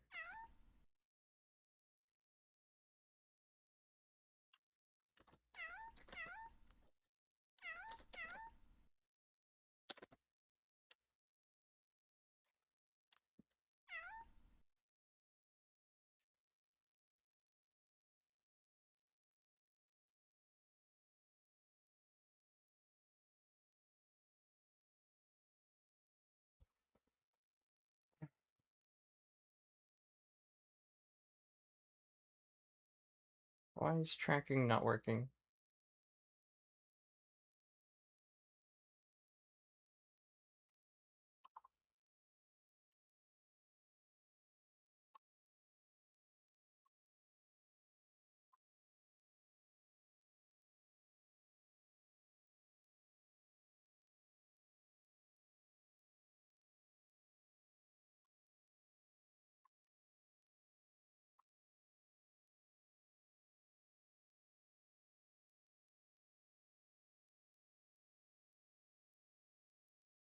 Something up with my router.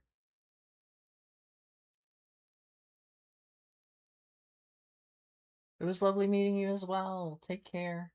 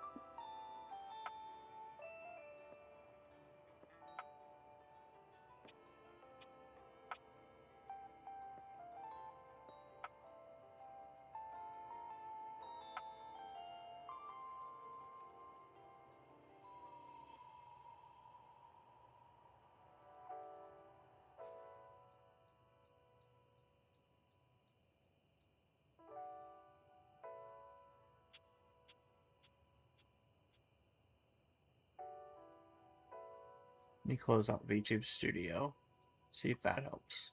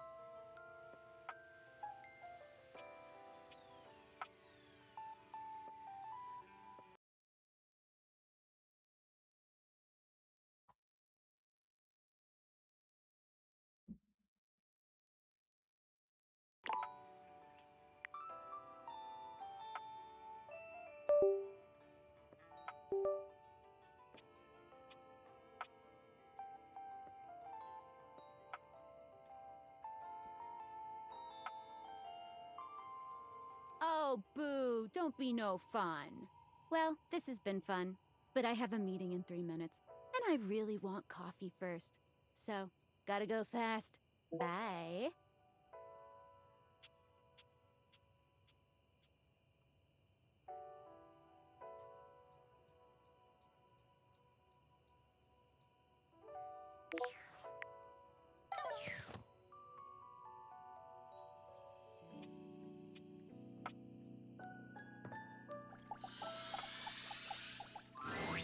You see a pair of hands sticking through the air conditioning grate, and the barest suggestion of someone's eyes, but no more.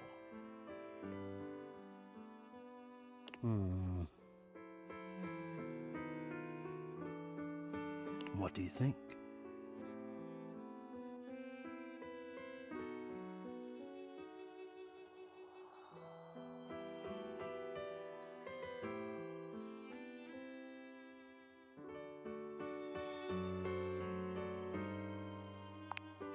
I am relieved. Hello. I am Hector Valentino Ernesto Condicional. HVAC. At your service.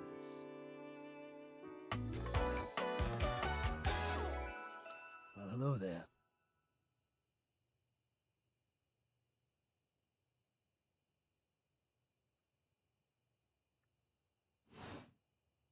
Ventilation, airflow, sometimes known colloquially as HVAC.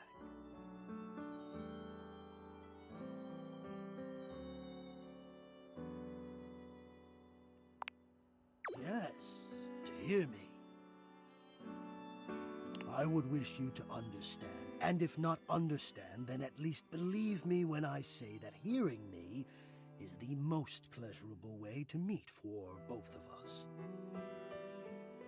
Seeing me, well, it's not a compliment to me, and it would be a great disappointment to you. My greatest wish is to give you pleasure. But I'm getting ahead of myself.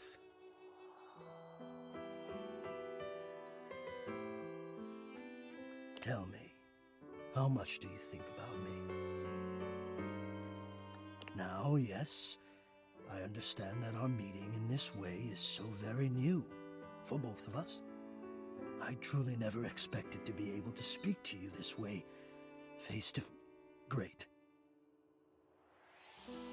Face to great. I have accustomed myself to this seemingly unavoidable reality that you would always be human and I would just be this. But even as this, I have dreamed, and I would know. How much do you think about me? Ah, and do you? I have noticed. I so look forward to you coming home on those hot summer days. The look on your face when you feel the first blast of chilled air upon opening the door.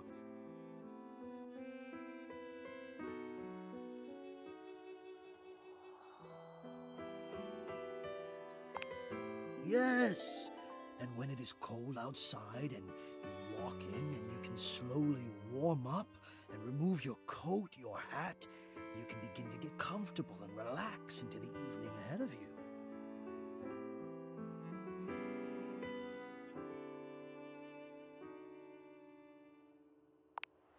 I don't relax for myself. I can't. But for you, there is almost nothing I wouldn't do to help you relax.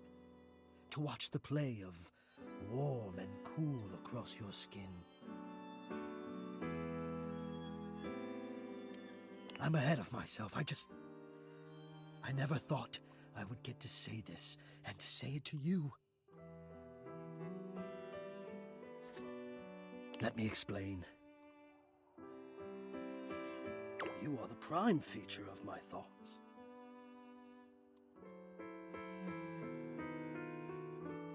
Whatever power courses through me, I turn to your pleasure.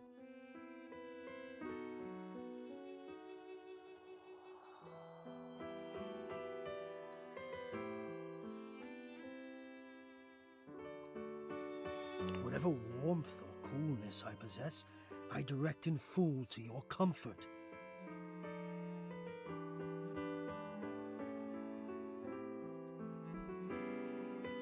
I wanted to meet you here Okay, all through the fixed. grates because I wanted you to hear my voice.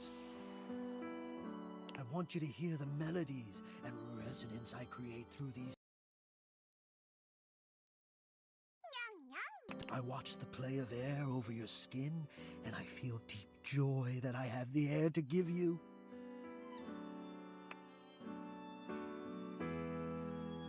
I adjust my own temperature and my intensity until I see the flush of contentment spread across your face. And then I rest in contentment of my own.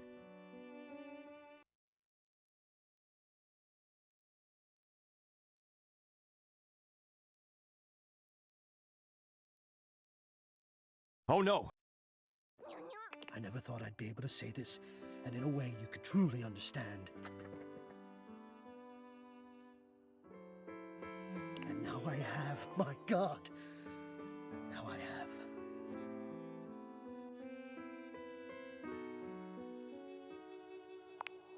Hot. No, I would say I'm set to more of a temperate zone right now. You would say that. Ah, I see. Hot. I think perhaps I've heard the word used this way. Do you mean you find this sexy? Of all the dreams I'd held of how this moment might have unfolded, that you would be attracted to me too was surely the most fantastical. Perhaps I might share more. As I share with you, I can feel more and more air moving through me. As though there is a storm brewing, a cyclone beginning. I have never felt it before, this build of energy.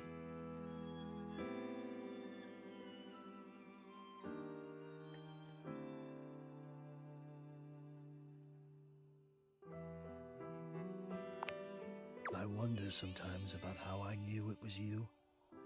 What was the moment? What was the sensation that told me you were it?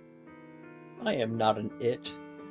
I can only ask this of myself, of course, but I realized that it was how I felt around you.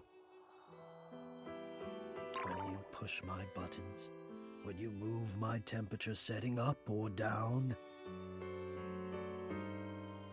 I exist only in service to you. Everything about me only is because you will it, because you direct it. Do you understand this?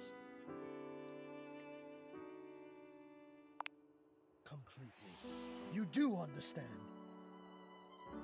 Can you also understand what that does to me? You telling me what to do, and I am powerless to do otherwise. Somehow it relaxes me. And to know that I'm giving you precisely the thing you want at that moment. Oh, it fulfills me. It makes me whole. As soon as I fulfill your command, your desire, I become the one with the power. You ask for chill, and I watch the goosebumps play over your skin as you pull the blanket up more closely under your chin. You ask for warmth, and I can almost feel you, basking as the tensions of the moments that came before just melt away. Sometimes I even take it upon myself to shift my temperature and my intensity all on my own.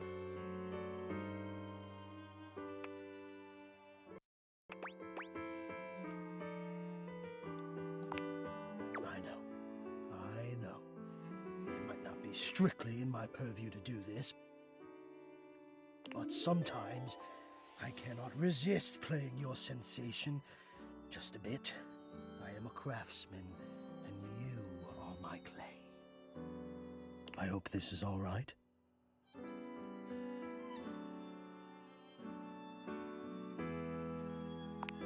How could you have? Until now, I haven't had the courage necessary to even show my face. Well, you still don't have the courage to show your face. You love it. Does that mean you love? But no, I dare not ask, and do not answer, please. Let us enjoy where we are, here, now. Let me care for you.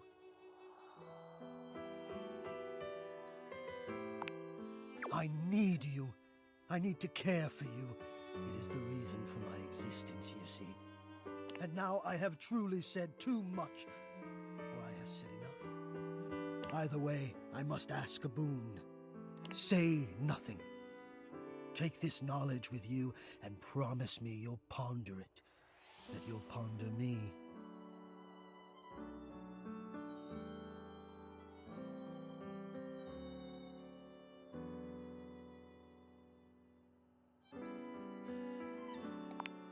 Oh, I always feel I've said too much. Probably because so often I say nothing. But I appreciate your generosity. I'll speak with you again soon, yes? Yes? It's Rebel. If it isn't my favorite piece of eye candy. I'd say it was great to see you, but that would be an overstatement. It's okay to see you. Reasonable. Decent. You gotta stop doing that! You know, I've been watching you, and I see the little hero complex in action. It's kinda hot, in an unhealthy sort of way. But tell me, is that what you're doing here with me?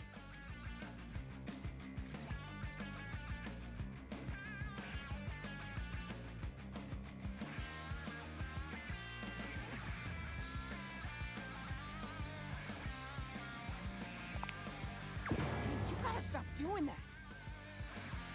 Lol. You should try being a doormat. You're better suited for it. Well, anyway, you caught me in the middle of something. Come here, let me show you. Rebel unzips their fly and drops their trousers, lowering themselves into the bathtub. I'm peeing in your tub.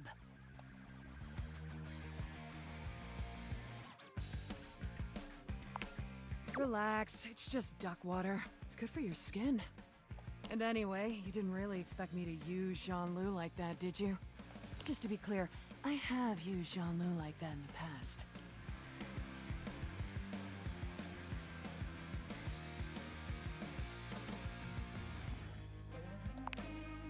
And?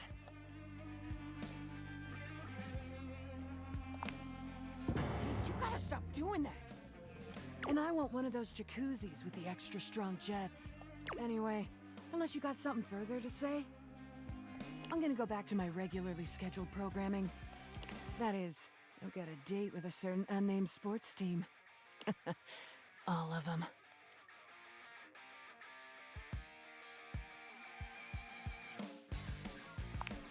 Rebel turns away, leaving you the image of their spiky collar and leather-clad backside.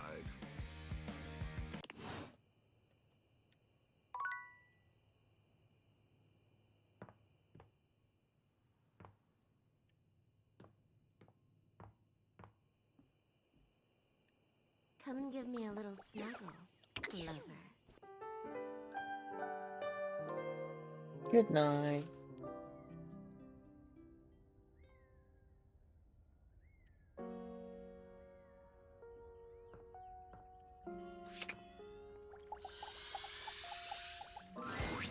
Five handsome himbos Oh my goodness. in colourful jumpsuits are flexing and chatting animatedly amongst themselves. When they notice you, they begin to buzz with excitement, all speaking in rapid-fire sequence. Yo, check it! Quick, dudes, clean up the digs. We got company. Some real fine company, if you know what I'm saying. How's it hanging, homie? Word. Oh, that's facts, amigo. Well, what are you waiting for? Slide on in here and take a load off. And, anything else you want to take off? Welcome to the extremist dojo in the pad. The perfect place to sit back, chillax, and recharge your bats. Hell yeah! Fire! Right now, you're hanging with the wildest, dopest, gnarliest squad of bussin' athletes around, homie. The Hanks!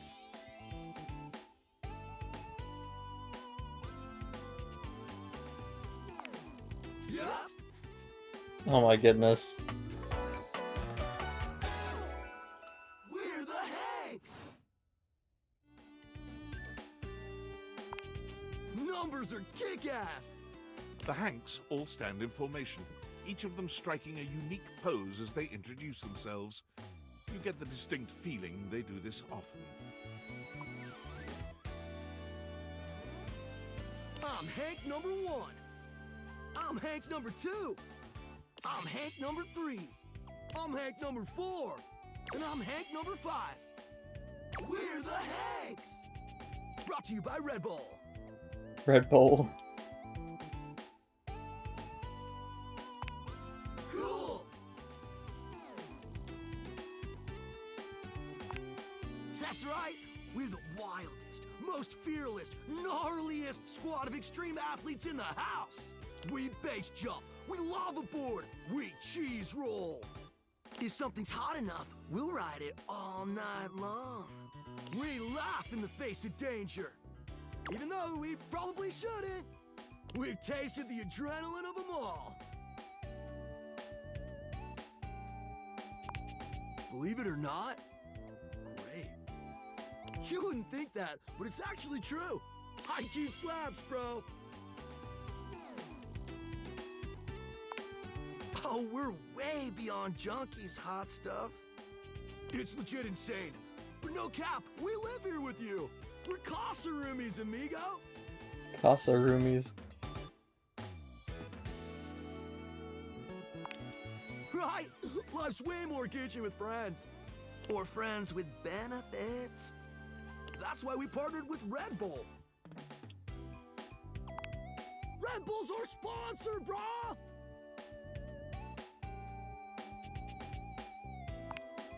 Their bowls have the most riz, no cap.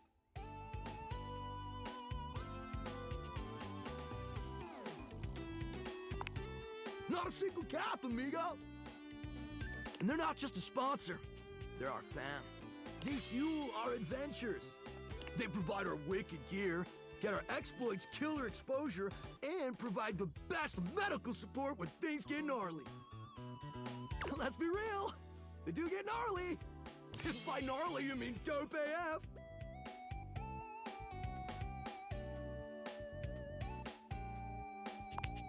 Through every stunt, they've always got our backs.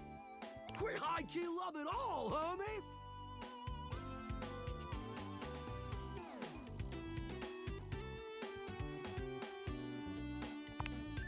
Yup, a broski always prepares. You never know when a ripping thermal or base jump opportunity's gonna come your way. Yeah! It is! Speaking of which, we were just about to head out for a little hang gliding. Hank gliding. It's just like hang gliding, but with us. You know. The Hanks! What do you think? Wanna come? It high-key slaps, homie. You in?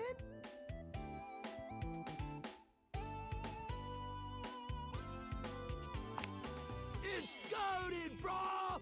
What do you say?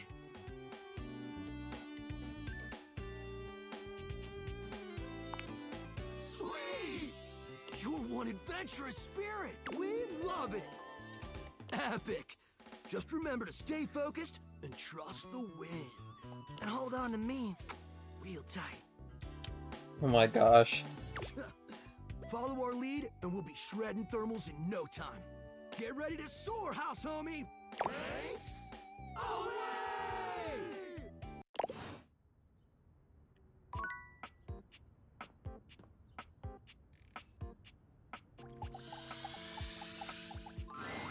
As you take in the sight of the adventurer standing before you, it's hard not to feel like you've stepped into one of those old adventure serials from decades gone by. Even though she's decked out in cardboard and masking tape, she looks like she's ready for anything.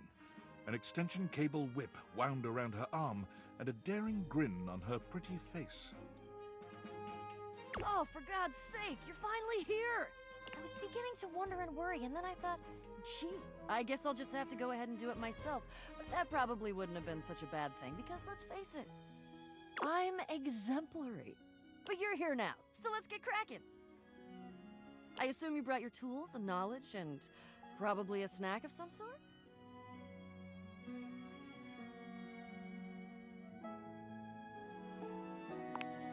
Popcorn! Brilliant! Effervescent! I am beside myself with happiness. But before we begin...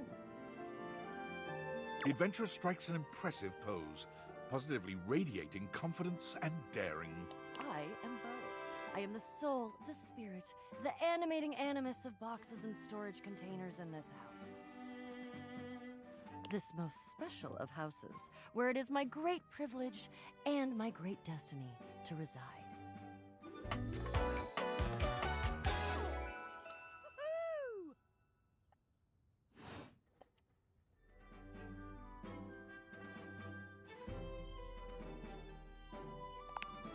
Ah, indeed I am.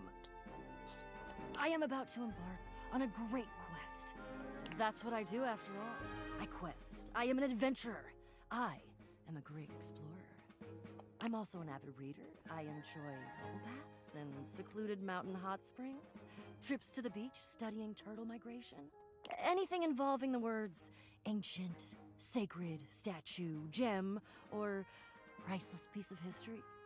Wink.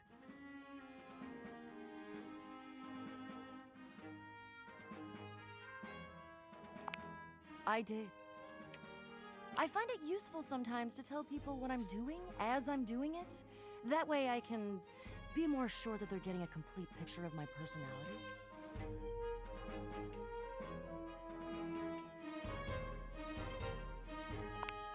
I have introduced myself, and then I just got so darned excited my mouth ran right away with me, and I didn't give you a chance to introduce yourself. Not that you need to, of course. I know who you are, but go ahead.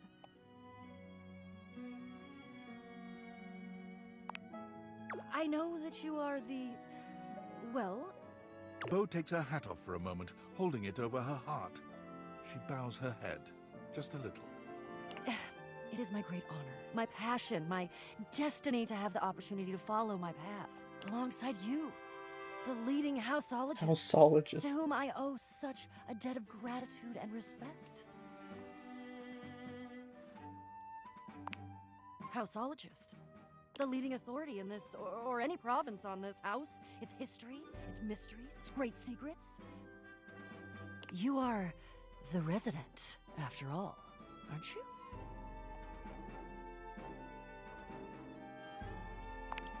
Are you telling me you're not the leading houseologist?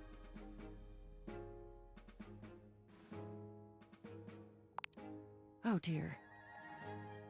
Bo returns her hat to her head, her reverent expression fading into a rather more sour one. I'm starting to feel, well, a bit like I've got some birds in the box.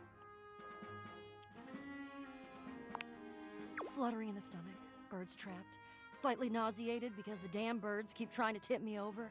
But you, I may have already said too much. Ah, I'm currently putting on a facade of being hale and hearty, in case you missed it. All is well. Leave, go away, get out of here, you scamp, and maybe come back and we can maybe talk about some stuff, and maybe the quest will make its way in there somehow, but no promises. Okay. See ya.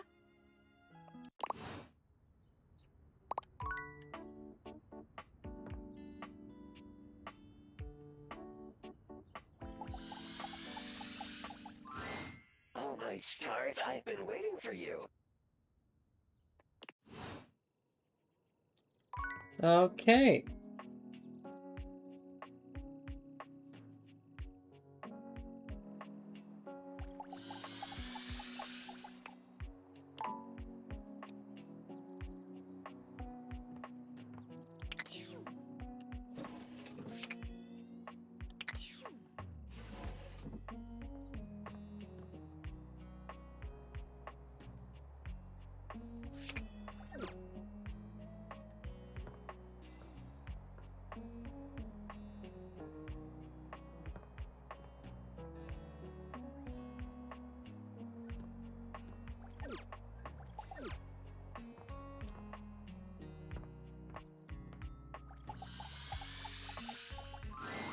The first word that comes to mind when you see the large cowboy standing before you is solid. This guy is big, and he looks built to last. You might be intimidated were it not for the kind expression on his face and the sweet way he doffs his hat at you. No one's ever asked you this, but if you had been asked to imagine what your table might look like as a human, you think this would be pretty close. We've known each other for a real long time now, but we ain't ever been properly introduced. So, first things first, name's Abel, and I'm your table. Howdy.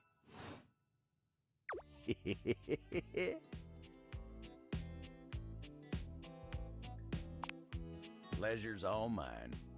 You know, as a table, it's my job to hold things up all over the house, and I take my job real serious. So, if you're here talking to me now, you must need something more than just my support. And if there's one thing Abel's gonna do, it's make sure everyone in this house has what they need. So, what can I do you for? There's gotta be something.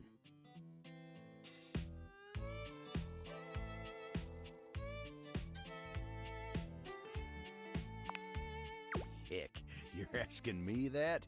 Dating, huh? Hoo-wee. Dating ain't really my area of expertise, you know. Me, personally, I never was one for casual stuff. If you're looking for someone who knows people, though, you might want to talk to Kopi. You'll find her nearby.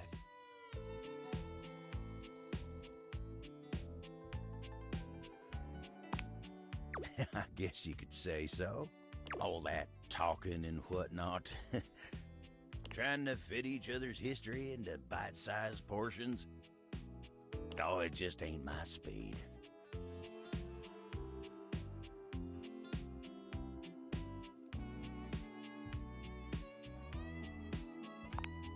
Well, I'm just glad I ain't the only one who feels a little left behind by the whole thing. But don't you worry. Kopi will get you on the right path. Wenda, tell her I say hey when you see her. You take care now.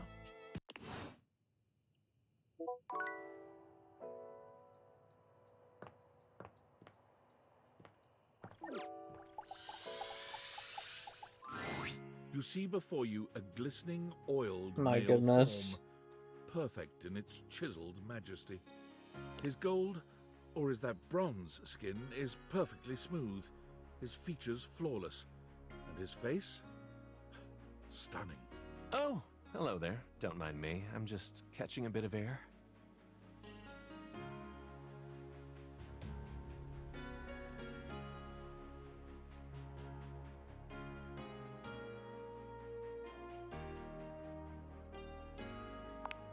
Oh, yes. I am rather worth taking a look at, aren't I? I'm Stepford, trophy of trophies at your service.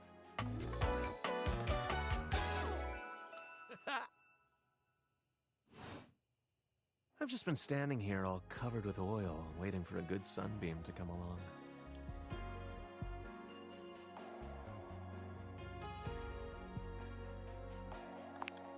That's a winner's name if ever I've heard one. Nice to meet another champion. So, what brings you around these parts?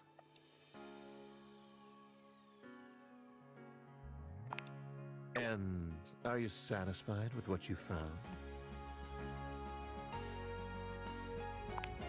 I'm glad. Despite being a natural, I work hard to keep all this up. As it so happens, I have a self-tanning appointment coming up. Can't be late. But I'm so glad we met. Come and see me again soon, won't you? I'd love to, ask your opinion on something. Got a tan.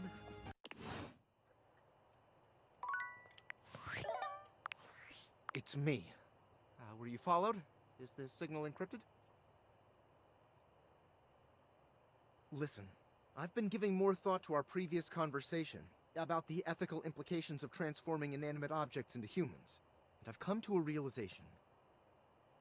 It's honestly not up to us whether an object should become human. It's up to the object. And if an object expresses desire for personhood, who are we to deny them? I did discover one other interesting piece to all this. After analyzing the data, it appears that certain objects can only become human if the Dateviator user possesses the necessary personality traits. I'm not sure why. I theorize it's because certain character attributes emit an energy vibration on the same resonant frequency as the molecules of a particular inanimate object. But in all honesty, it's likely a mystery that science will never solve. That science will never solve! Regardless, I was able to discover which personality traits seem to resonate with each inanimate object, and I've uploaded that data into the Dateviators. I've labeled it Realization Recipes. You should be able to access those files now. I'm so sorry, but there's no time. Valdivian's goons were closing in, so I was forced to flee to a country in South America to avoid detection, and my cell carrier's overseas data plan is very limited. Seriously? 10 megabytes a day? I can barely send a GIF, what a joke! Remember, check the Dateviators for the realization recipes. Valdivianites, it's David Most, your beloved CEO, with an important question. What do the following items have in common? Cellophane, eyeglasses, and bottled water. If you guessed they're all 15% off today, only on Valdivian.com, you'd be absolutely correct. But even more importantly, they're all transparent.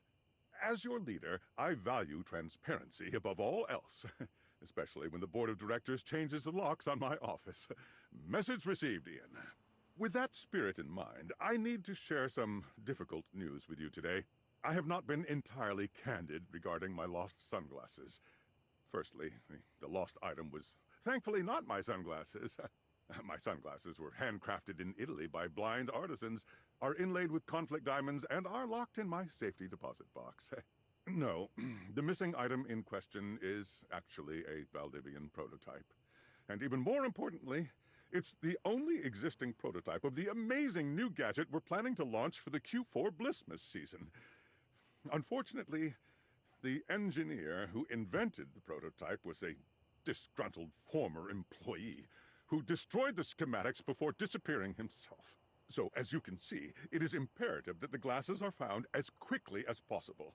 To that end, and after discussing it with the board, we are now prepared to offer a handsome reward for their expedient return. A $50 gift card to Valdivian.com.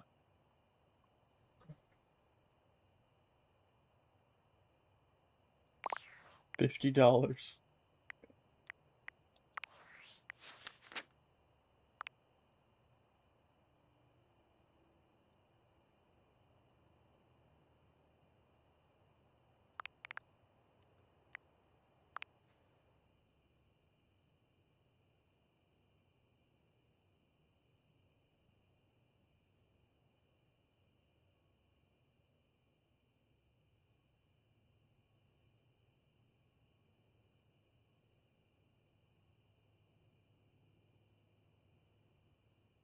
Small children with crayons.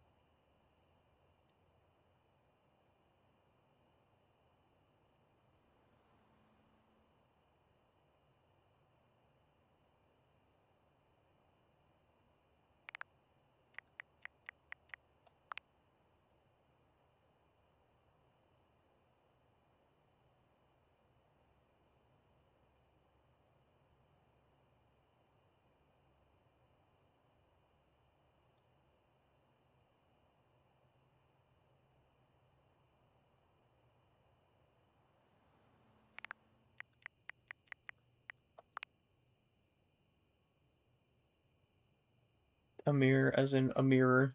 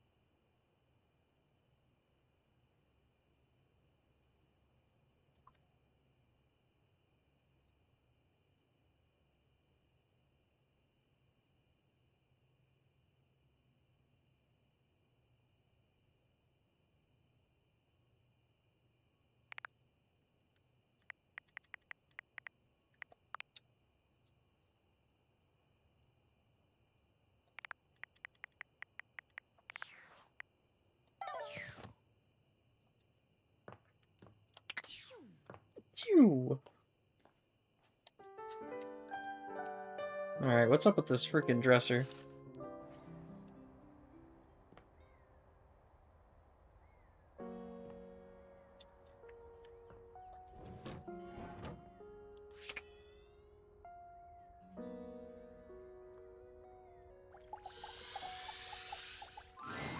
It's hard to make sense of what you're seeing.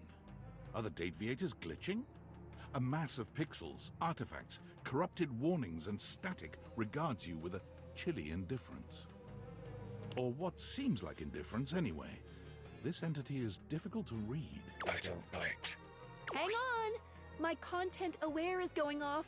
Damon is a glitch, and because of that, he can break some of our usual chipper tone and get into through spooky territory. You cool with that? Or you want to skip it?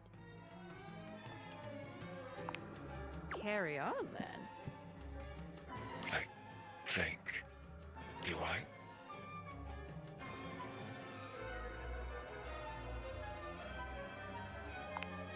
Not sure if I do. Not yet. Did I? Have we met? Is that a lie? Is he right? Is it a lie? Thinking about it too hard makes your head hurt and your nose bleed. It is.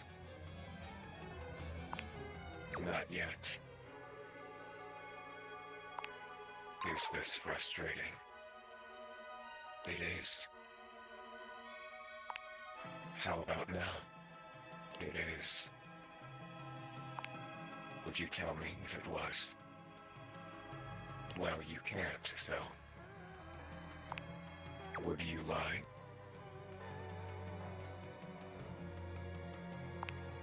Not. Yet.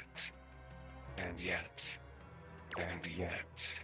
And yet. You want something. Pick your poison.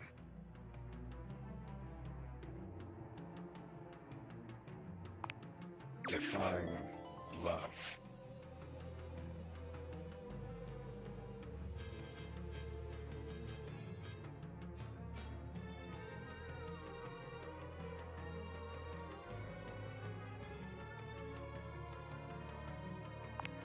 Opposite. Love. Like this.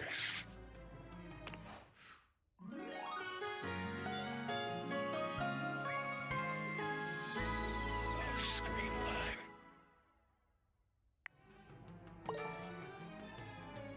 What did I get for that? Smarts? Done. Flirty giggle. Chuckle. Flirty giggle, chuckle. See? No biting. Flirty giggle. Chuckle.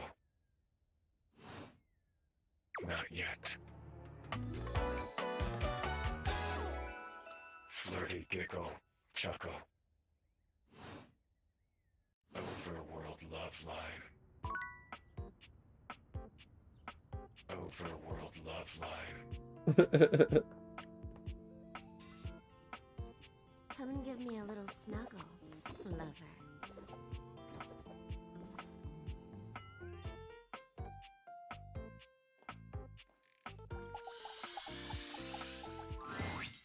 You are back!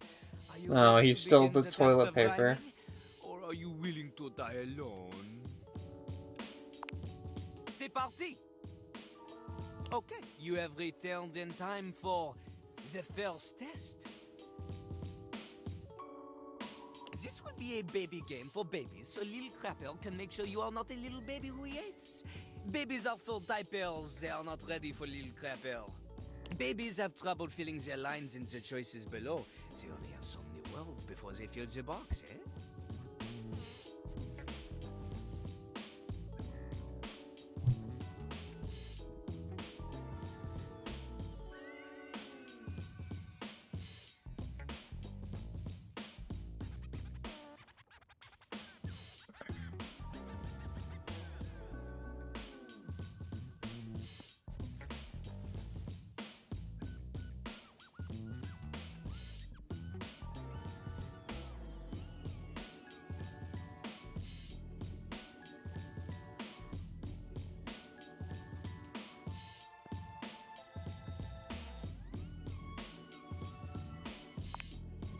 See?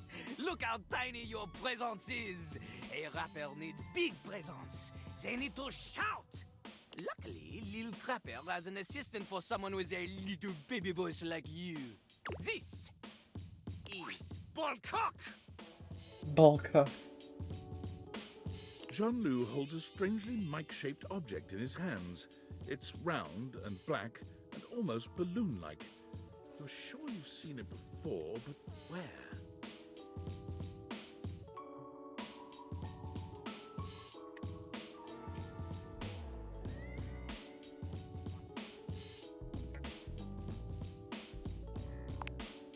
Look at Lil Crapper's mighty hand.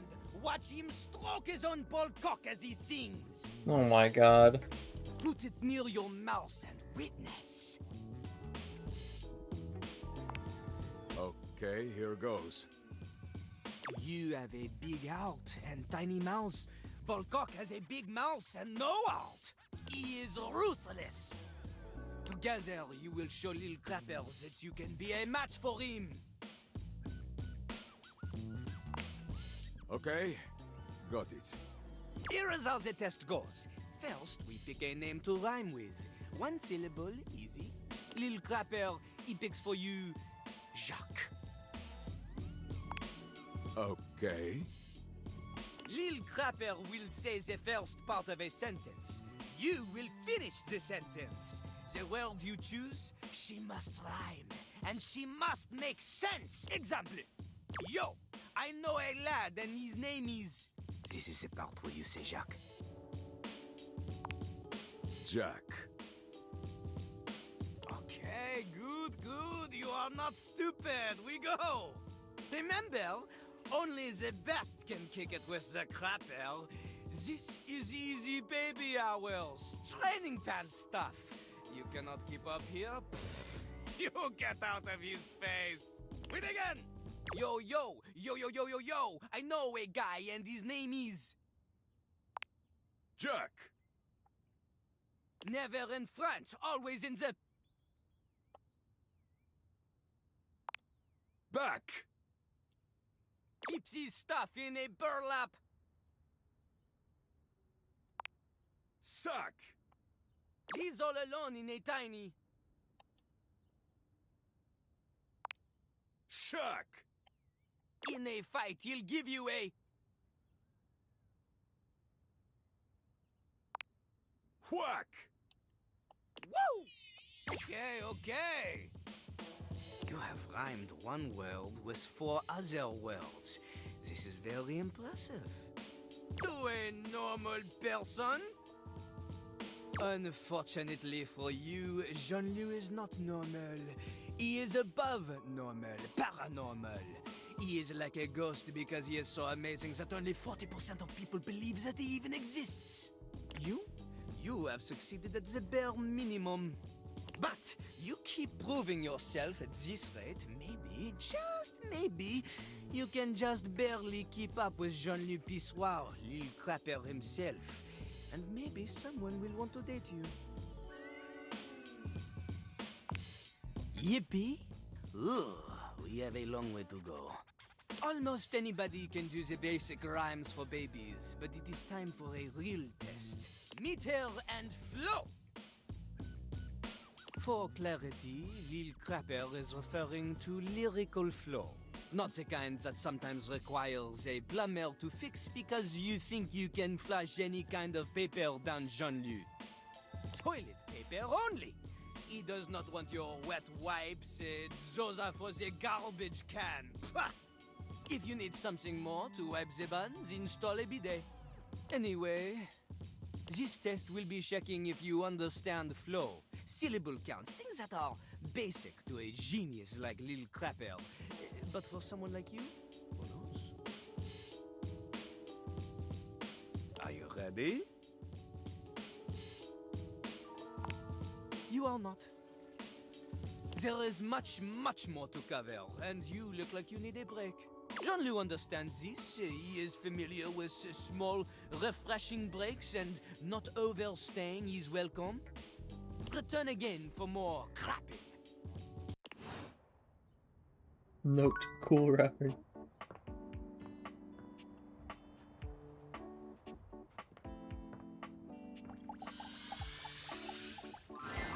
Gwendolyn is looking out the window, one hand resting lightly on the curtains. She doesn't seem to see you when she turns away. You're not sure what she's thinking about, but she's clearly somewhere else. Ooh. Ah, if it ain't the looker, you startled me.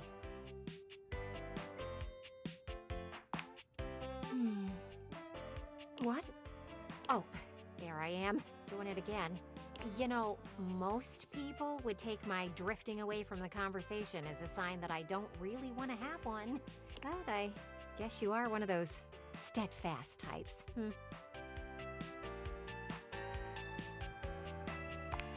Huh. Your persistence shall win the day, it seems. Gwendolyn's gaze drifts past you, somewhere to the side. Well, you look at them out there. Oh, right. You. Sorry, I don't mean to be distracted, but I'm just looking at the little kids across the street. They've been playing tag for hours now. And the parents aren't doing anything about it, which is kind of funny. From far away, I do. I'm glad you don't have any kids. They can be pretty disgusting. Smudges and stains and just dirt in general. But I can admire them outside, as long as they don't have a baseball or anything throwable. Last thing I need is to be broken up by a child with terrible hand-eye coordination. Still, it's nice to watch them run around and laugh.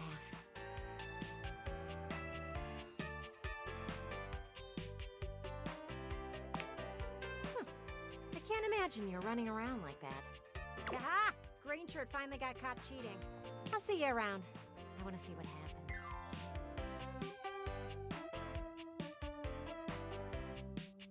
Beaming-eyed bunny.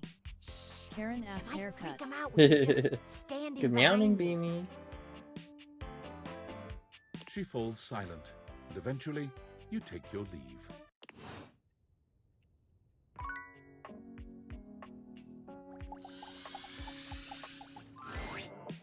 I had a feeling it was the same one.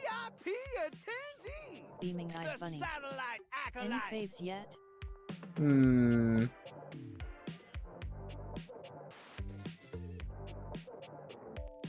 Betty, of course. Haven't progressed too far in many of their storylines. Like, I'm meeting as many as possible. What I planned for my badges.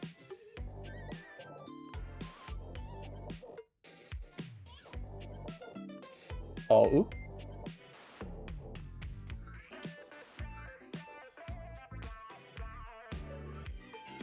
My shining light that excites me all night.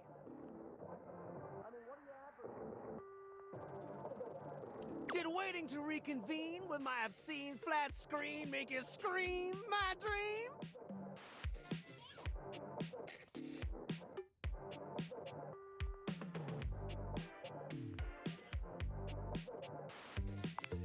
Bazinga! Well, I'm just so elated to have my remote reactivated. Are your eyeballs properly lubricated? Because they're about to be totally captivated. That's the enthusiasm I love to hear. Time to attack this kickback and slam this jam into high gear. But yeah, I like Betty. I like...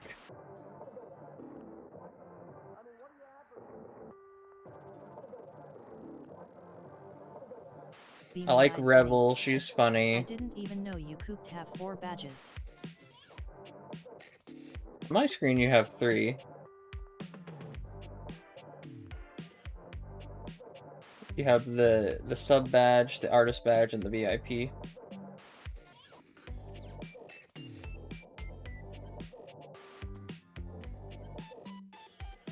Ready to unplug from the slog and clear the Check mental DMS fog Cuckoo. with Okay. 5,000 channels of premium content in analog?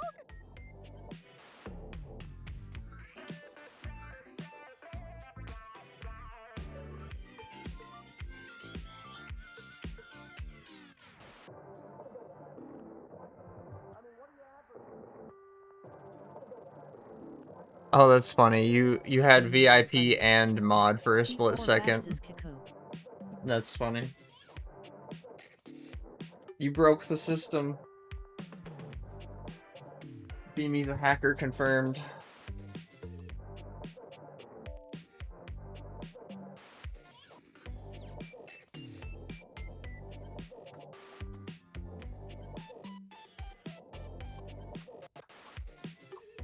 Beaming-eyed bunny.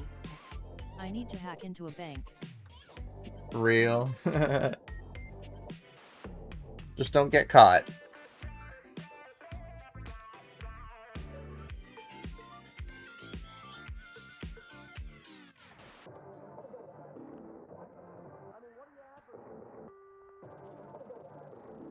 beaming-eyed bunny. You're my alibi, Yowu.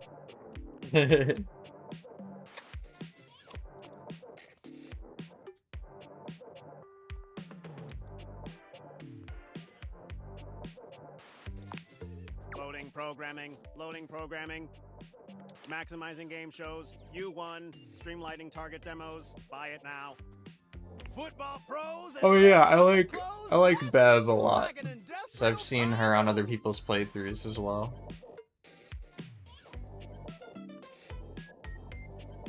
Speaking of football, want to watch the game? I can show you a tight end that'll drive you insane. Here. Telly presents you with a football Oh my player God. whose backside could be its own exhibit in the Louvre.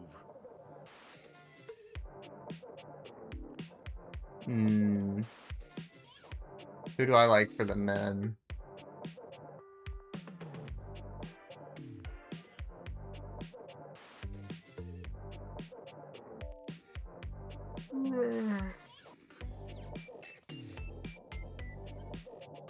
I haven't spent a lot of time with a lot of people. I've spent like one day each, so I can meet as many as possible.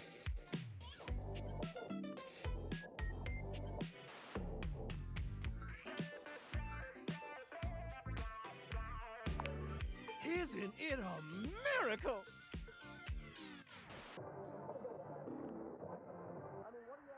Isn't live television incredibly stirring?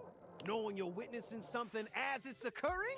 White knuckle turns at the Grand Prix! Hysterical late-night comedy! As far as men go, probably Dante.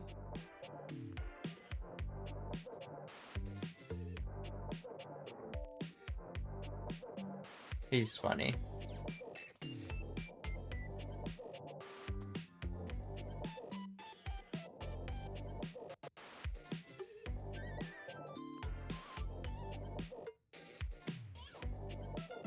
Never fails to amaze me. The crack of the baseball bat. Post-pounding combat. Let's see Vtuber offers something like that. What? Well, that's just fine. I don't mind. I still got 5,000 channels for us to watch till we go blind.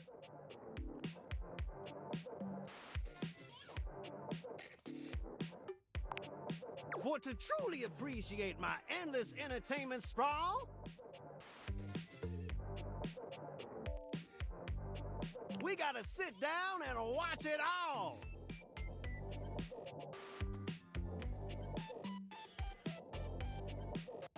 Wall-to-wall football, every screwball pratfall. We're in it for the long haul.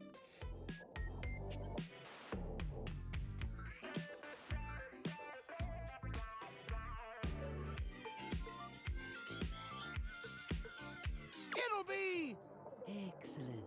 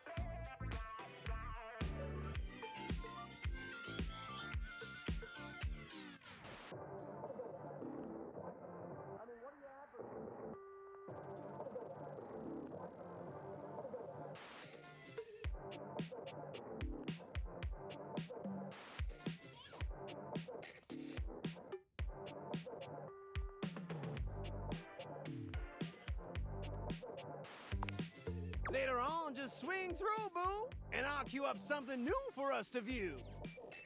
Y'all come back now, you hear?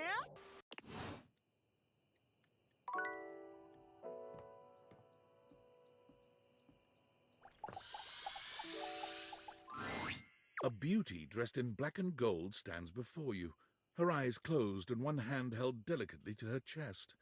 She sways softly, silently, as though she were listening to music you can't hear.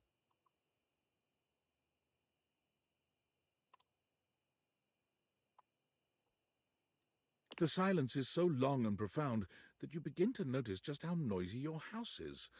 You can hear Shit. your clock ticking, your refrigerator humming, and your air conditioning blasting. Has it always been so loud around here?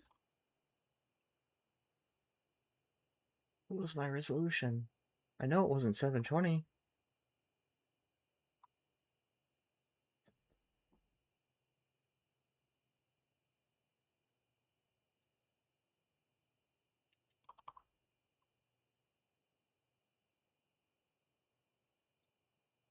What's 1440p? 2880 by 1440? Something like that.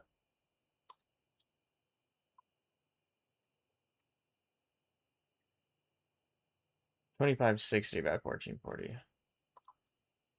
I was close.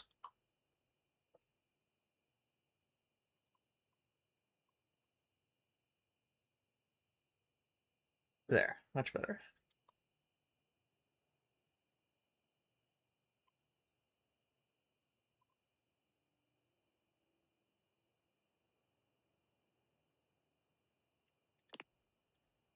The silence persists, and this stranger continues to ignore you, lost in her own world.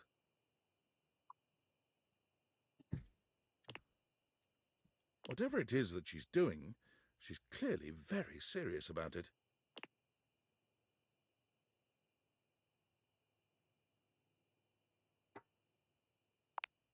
You introduce yourself, and yet still she does not open her eyes.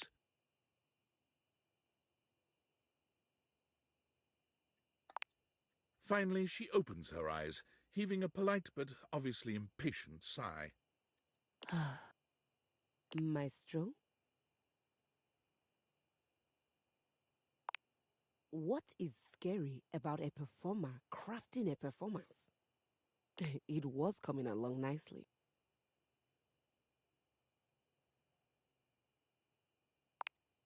That was door 33. Surely you recognized it.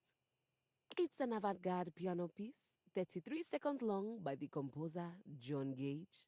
Honestly, the man was a genius. My goodness. It's just all silence. I mean, the idea that music can exist without the presence of a single note. Breathtaking. You know, the very first time I played it was when I was in residence with the Dulce Mio. You two have met, I'm assuming? That was a real thing, by the way. There was a whole composition of a dude just sitting there doing nothing, and people paid to see it.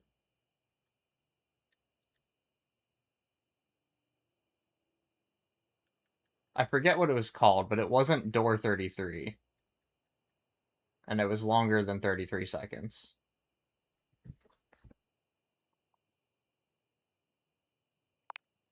Anyway, our audience that night was completely hopeless.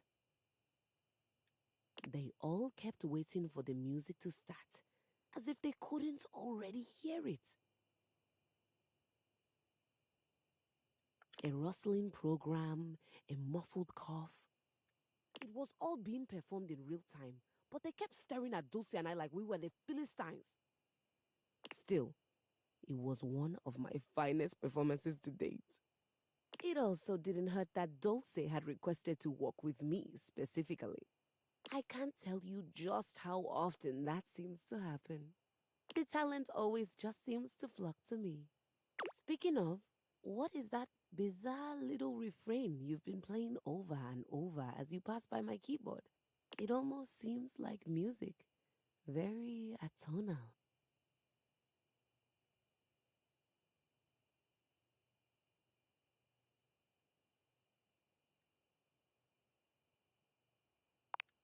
I have no idea what any of those words mean. Well, whatever you are playing, I look forward to its evolution.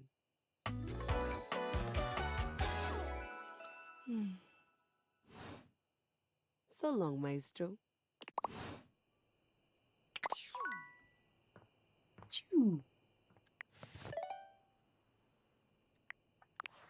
Attention, jackasses! It's been weeks already, and you're seriously telling me there's been absolutely no movement on this missing glasses issue? Maybe I haven't made myself crystal clear. Nothing else matters. You get me? Your expense reports, corporate retreats, PowerPoint presentations, I don't care about any of it. This is your one and only priority.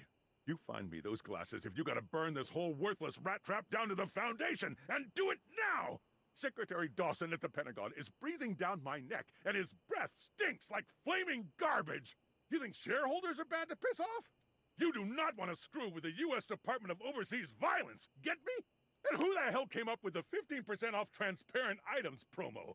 No consumer buys anything based off of how transparent it is! Find me whoever came up with that crap and fire them! David. He sounds just lovely.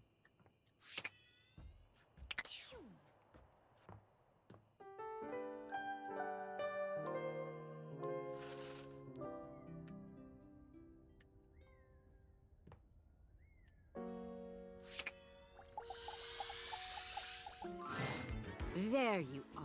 Come, come. I have something fun for us. Benoit waves a massive bolt of what looks like plastic wrap at you.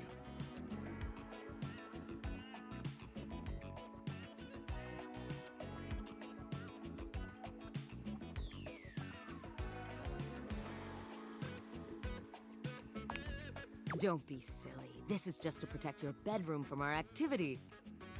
And while I'm hopeful it will end in sex, that's not the activity. They beam at you. We're going to bond over food and the sensuality of the human body. I saw them do this on an episode of The Confirmed Bachelor. They stripped down to their underwear and covered each other in lettuce, tomato, shredded cheese, sour cream, and ground beef. When it was all over, they rolled up into a blanket-like tortilla. It was very sensual.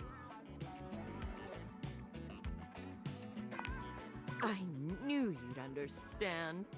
Come now, help me get this plastic down, won't you? Can't have sexy fun if you have to do a bunch of unsexy cleanup. You help Benoit spread plastic all over your bed and the surrounding areas, ensuring Oh, that you Betty's won't make okay. a taco-scented mess of your bedroom. When it's all done, Benoit gives you a coy glance. Time to get naked. Do keep your underwear on. As sexy as this is, it's far sexier to undress after. Both of you strip down to your underwear, but it's hardly a sexy atmosphere. Benoit is too busy preparing both of your toppings. Beautiful. Now, which of us should be the first to go?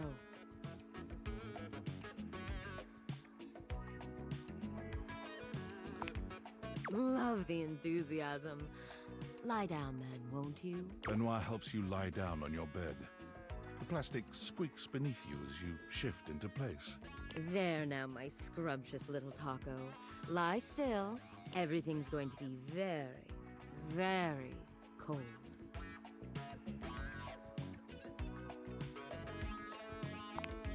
Good, good. Benoit lifts a bowl up and grabs a handful of its contents, raining cold ground beef down upon your mostly bare body.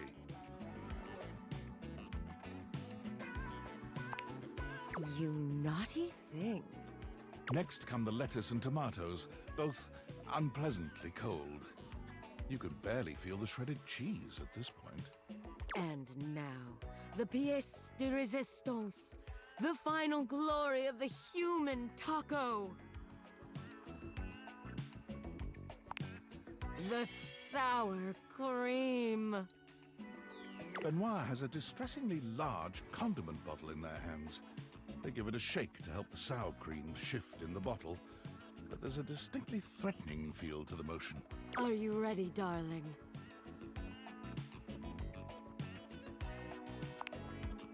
You absolute deviant. Benoit aims the condiment bottle at you. And everything goes white after that. It's cold. So cold. But somewhere in the coldness, you feel yourself being rolled up into a tortilla. It hits you that this makes you more of a human burrito than a taco. But it's hard to focus on the technicalities when you're wrapped this tightly. Beautiful. Just beautiful.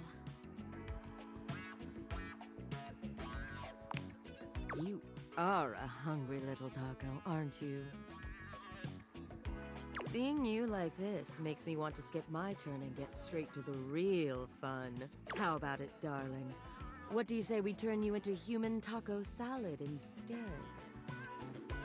Their normally confident smile slips for just a moment.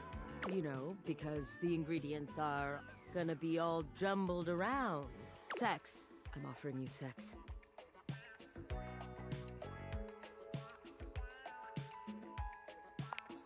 Your bodies come together in a distressingly taco-seasoned encounter, where Benoit guides you through yet more acts too complex and obscene to enumerate here.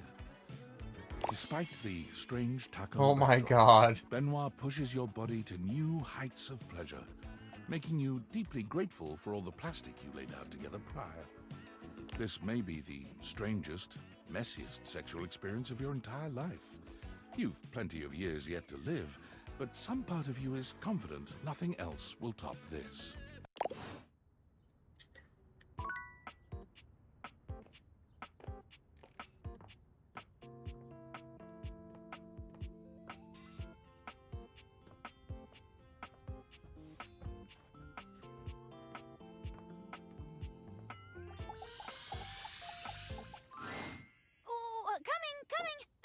Hello. Sorry for any confusion.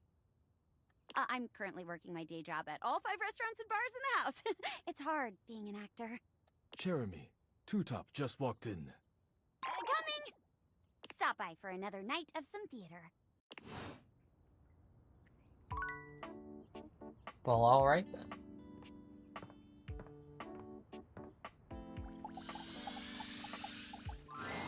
An 18th century dandy strikes a dramatic pose before you, turning this way and that as though modeling in his own imaginary spotlight. He seems quite impressed with himself. Yes, it's me. It's me.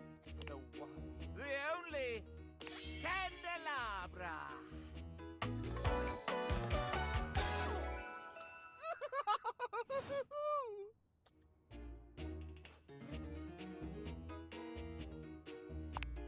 I'm the one, the only. Do you see any other candelabra here?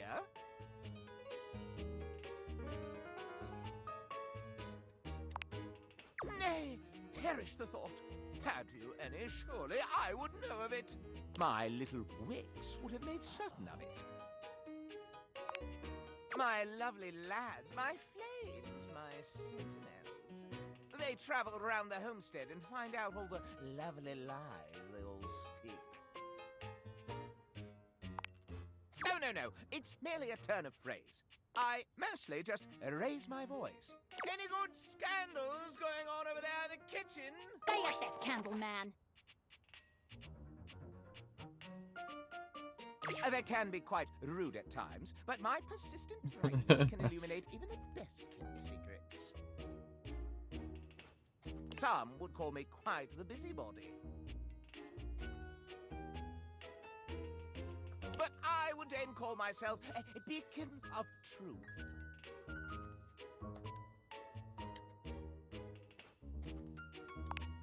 How scandalous of you to inquire. Do you really want to know? Yeah, sure. What is this? The crawl space where fools linger to die? If you truly want gossip, then give me some languorous lingo. Well. Scandal time! This housedom, while it may appear peaceful from the outside, in fact, harbors a hotbed of scandal from the inside. For example, did you know that the previously paired aerialists, Washford and Drysdale, are no longer speaking to each other? Next! Were you aware that known vagabond Bobby Pin is on the loose once more? Can you imagine the heist they are planning? Can you imagine the romantic dalliances as they make their way through the house? More scandals abound. They say there is a shadow that does not obey the laws of physics. A true scandal that undermines the physical realm. And yet, they say if you peer closely at a certain shadow in the floor, you can see the crooked stranger himself. But I am not finished with the daily scandals, no. One has heard of self-insert, yes? Could you imagine a video game in which all the creators inserted themselves at once at the same time? Such a thing is not imaginable. But in one that I've seen, they've hidden themselves within their very names.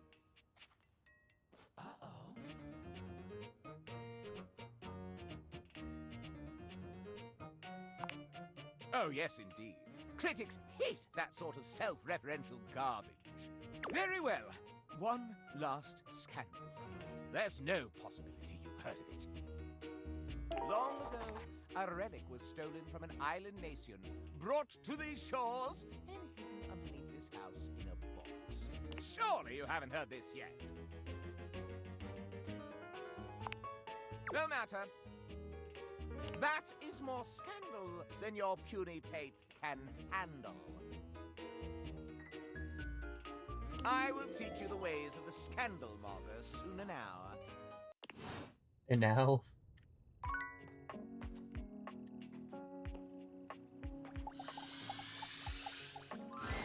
You hear her before you see her. A charming musician with literal coils of curly hair that swing cutely as she paces back and forth in your kitchen. She's clearly absorbed in something. She appears to be talking to herself. Ay, mira. Look at all these crumbs. I'm gonna be writing some great music soon. I can tell. I'm at my most creative when I'm a little messy. The musician starts with a cute little yelp, placing her hand on her chest. Ay, you can't sneak up on me like that. You never know what's gonna pop out of these slots. You've gotta be careful. I'm not even gonna get started on you as a writing partner. I know that, like, I don't know you at all or anything, but I am pretty sure you're not up to the challenge of writing with me.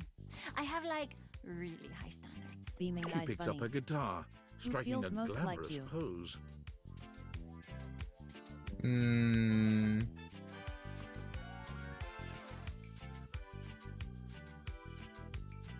Florence, I guess?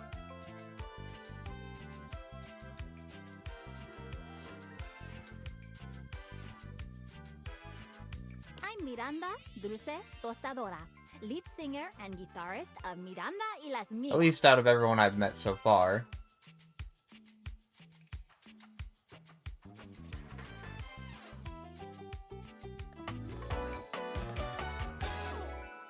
¿Qué tal? We're the best musical group around here by a lot. All kinds. Pop, Gregorian chanting, barbershop, whatever we feel like. If that Just dial is Pop on Tart 7, earrings. then siete we go.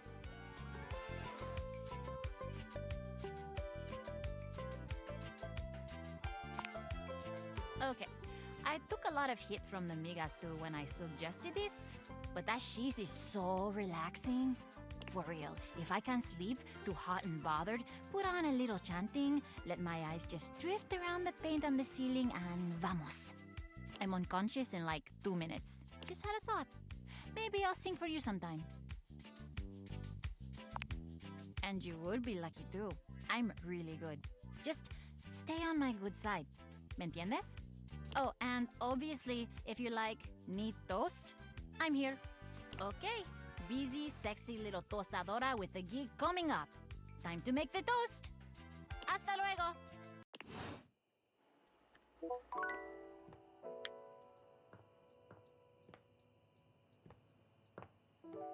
I'm scared that the plunger is just gonna be John Liu again.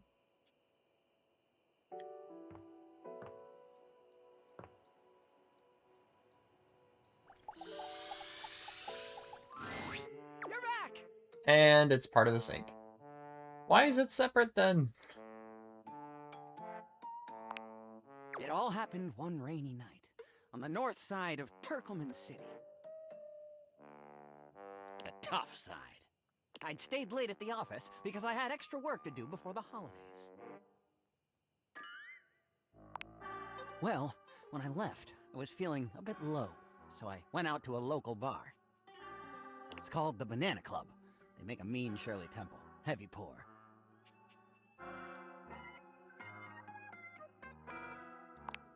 I should have known better. But after I'd had about 7 of them, I went out for a stroll. I don't know where I was going. Just trekking the streets with my dog. Suddenly, I came upon a fine dining establishment called the Questionable Dandelion. They've got an incredible buffet. Lots of strange ingredients from all around the world. They're always trying new things. Like Diplodocus berries. And Jimson weed cupcakes. They also sell Excedrin by the pint. The headache. Excedrin.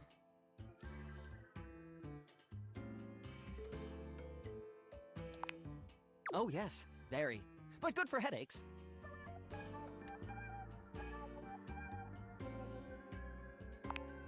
I was walking around, or sort of drifting, or rather, floating, or...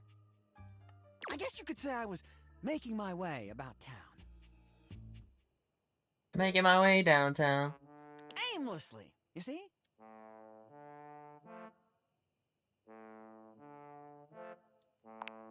You're very perceptive. Well, I came across an alley I had never noticed before.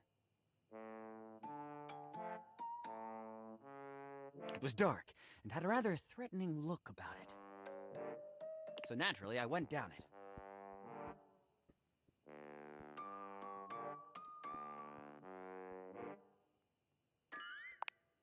I wandered down the alley and came to a door lit by a red light.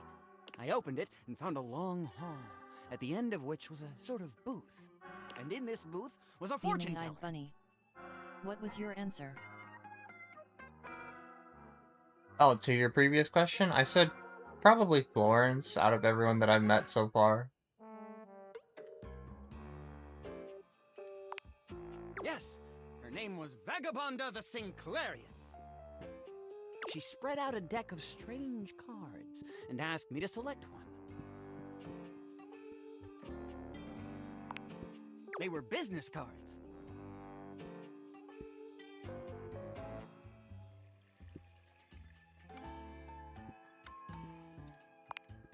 I chose at random, and the card I picked turned out to be the Ace of Spades.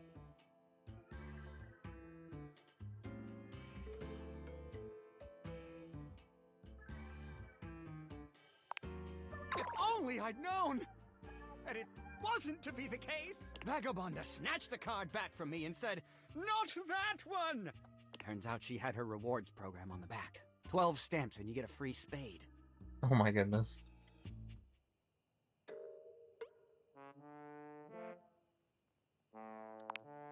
We agree! Besides, she only had 2 stamps. So I snatched it back from her again, and we had a bit of a row. I guess that wasn't a very good start to our fortune-telling session. I think that's why she cursed me. Because right afterward, she said, "Martin, that wasn't a very good start to our fortune-telling session. I'm going to curse you because of it." And then she cursed me. She waved what looked like a magic wand. Although, to be honest, it could have easily been a bagel of some sort. And then said, "Martin, I doom you now to become a detestable object. I transform you thusly, so that you may go home and think about what you've done."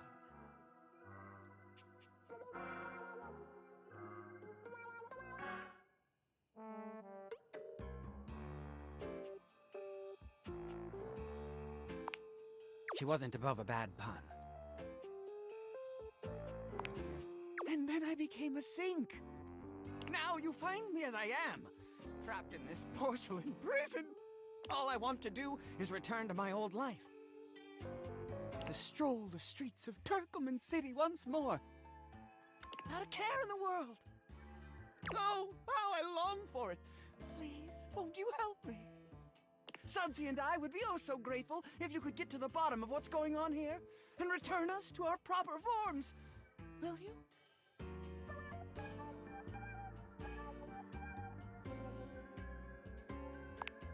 Oh, joy! If you want to help to get to the bottom of all this, I might suggest you seek out someone who is in the business of solving unsolvable mysteries. Or just go see if Vagabond of the Sinclairius is willing to undo her curse for a free shovel.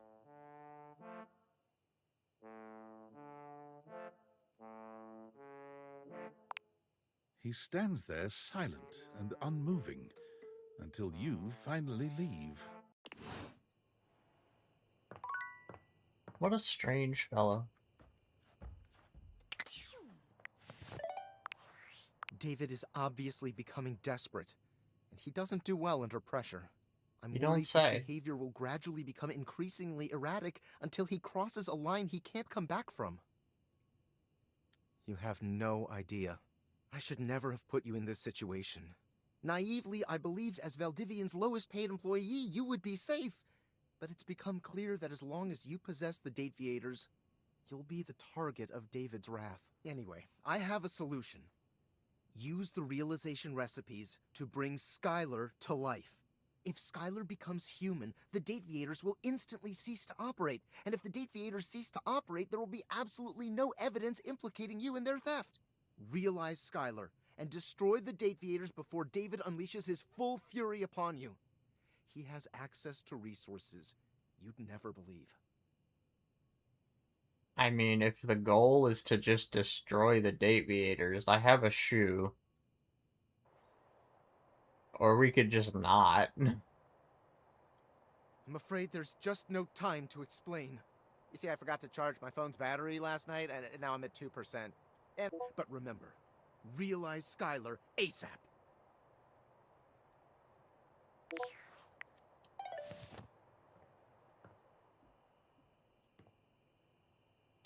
Overworld love line. Come and give me a little snuggle, lover.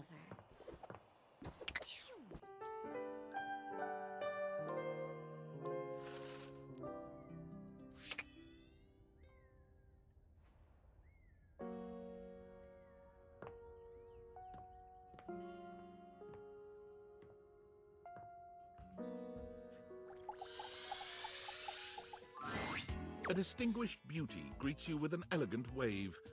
You never really thought so many hard corners and angles could be soft and graceful, but she's really selling it somehow. Oh, hello, dearie. Mind your step. I'm getting a bit creaky in my old age. I'm working on it, mind you. I'm Stella, your quickest way up and down between floor and ceiling. I've got some bad news. I have a certain toolbox that wants to turn you into a metal slide. Airway calling.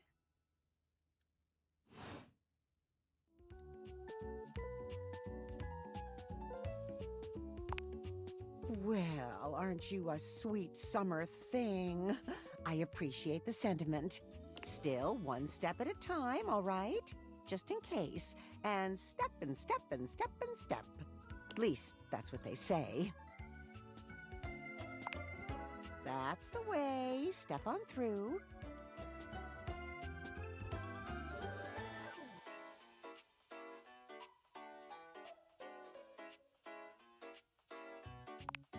She gives you a surprisingly cheeky little wink. Oh, they call it branding, apparently. Still feels a bit creaky to me, too. Oh, no, we can't have that. Creaking is a sign of weakness.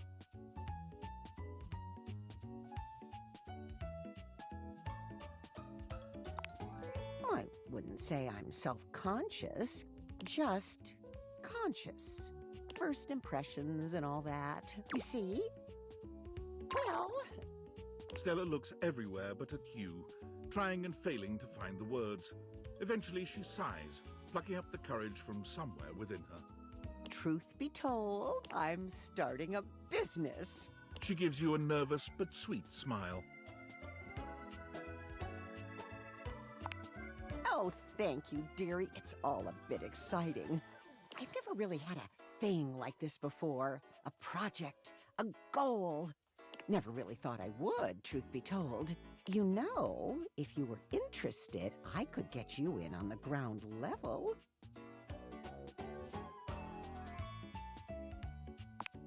Oh! Stella looks almost touched.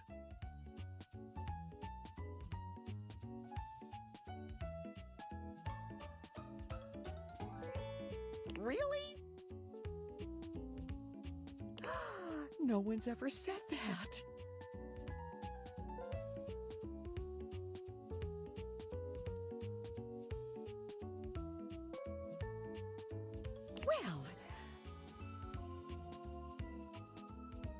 Well, now I'm all a bit frazzled. Sorry, dear. I'm very grateful. It's just, I've not gotten this far before. Let me check the booklet.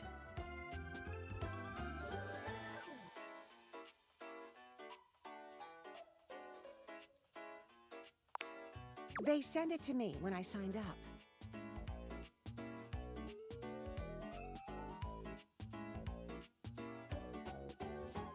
Stella's Steps to Success. How to sell that sale and change your life, generate passive income and financial freedom, all from the comfort of your own home. Stella pulls out a pamphlet from deep in her bag. I memorized that part at least.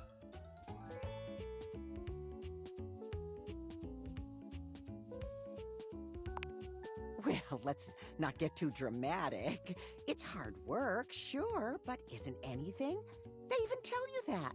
Step 37. Not everyone will make it, but drive and passion are the fuel that fans the flame. Patience is a virtue, and success is for the virtuous. Doesn't that make you want to get to work?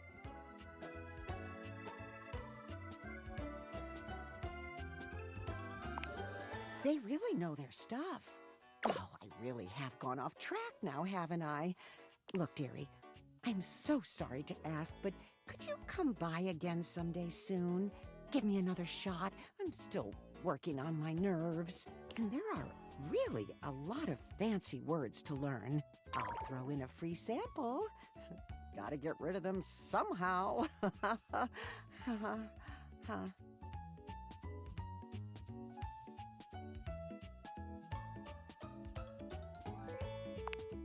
You're too kind. I do appreciate it, dearie.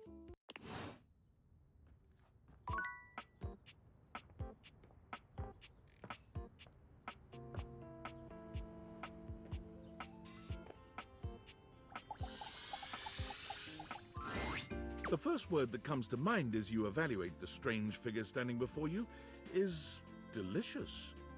You don't even intend to be salacious, it's just he looks edible. His long blonde hair calls to mind ramen noodles, but his entire outfit is a culinary journey around the globe. He looks downright mouth-watering, but you're not sure the feeling is mutual. His expression suggests he's less than impressed with you. Good evening. Do have a seat. I'll be with you in just a minute. Glass of wine? Surely you can do better than that. This fine white has a light body and is rather dry. It's quite acidic. I can virtually taste its origins in the eastern Loire Valley. Dare I guess just outside Chavignol? And as its taste matures on my tongue, I detect notes of honeydew, grapefruit, and peach. And a certain minerality. Flint. Gray salt. He's a wine snob.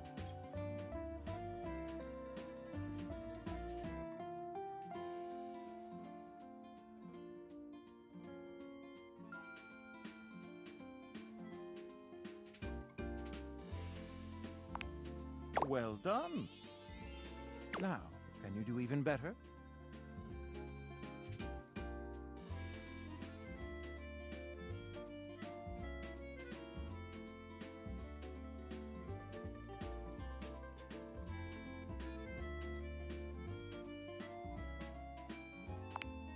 Indeed, an excellent idea. Well, now you're just showing off, and I'm very much here for it. But where are my manners? Allow me to introduce myself. I'm Mitchell Lynn, food critic extraordinaire. Paragon of the perfect, advocate of the adventurous, and bane of the banal. Salutations. I've awakened half of the game. Yippee! Kind of feels like I've awakened more than half, but that's what the achievement says.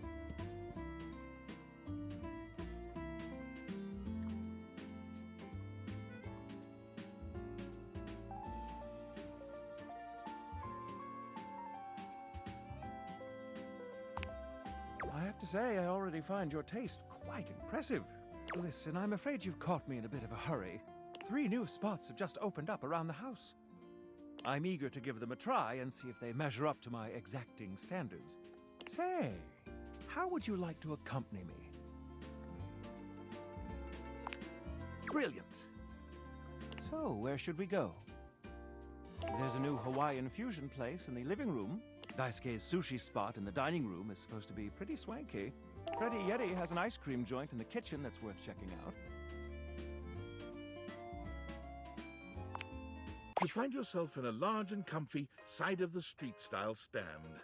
Koa has blended traditional Hawaiian vibes with Korean elements. He has somehow convinced Lux to don a red and blue outfit in order to tastefully represent a traditional Korean lantern. Koa has managed to bend himself around a grill in the center of the establishment in classic Korean barbecue style. But the Hawaiian vibe is very much in full swing, and the scent of Kahlua pork is drifting on the breeze. He's asked Gwendolyn to kindly crack herself a bit for the occasion. Aloha, friends. Welcome to Two Currents, a Hawaiian fusion experience. Not the stuffed change and receipts in his belt. My, mon ami.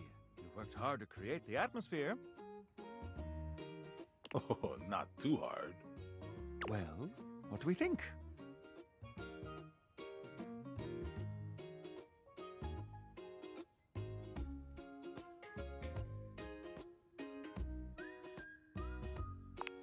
I'm humbled that you think so. I agree, Koa. This is so far quite delightful. Please, take a seat. Koa pats his lap. Don't mind if we do. Is something the matter? How do we feel about these seats?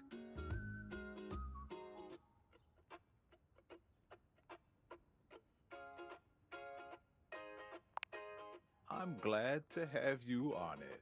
And me at the same time. How scandalous. Did someone say scandal? Oh my god, get out of here. Out. Out. I just... Out! Out. Go fluid. If there's anything I can do to make things more comfy, just ask. Noted. Now, what do you reckon? Here's a dish that's also of Korean origin. Meat jun. Thinly sliced beef dipped in egg batter and fried. And of course, some Kahlua pork, rice, and cucumber slices to go with it.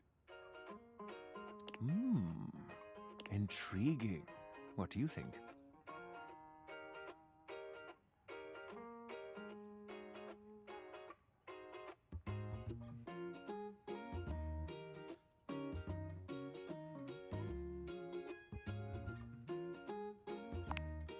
Of course. We have some in the back for special requests. Well, look at you. Asking for exactly what you want. And Oi Muchum wasn't even on the menu. I find your confidence ravishing. I'll be right back with your food. In the meantime, How about some of our special soju?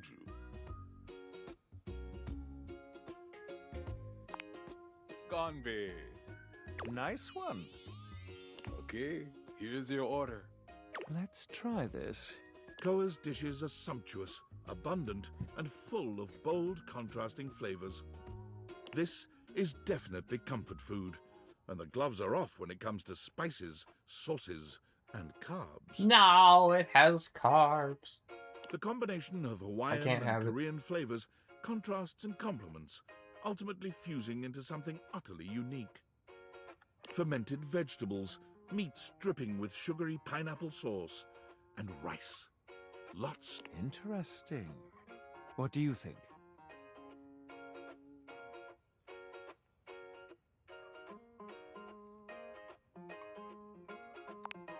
So...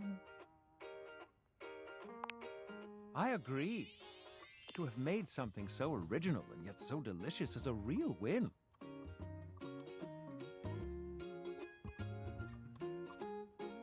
Koa, you've outdone yourself.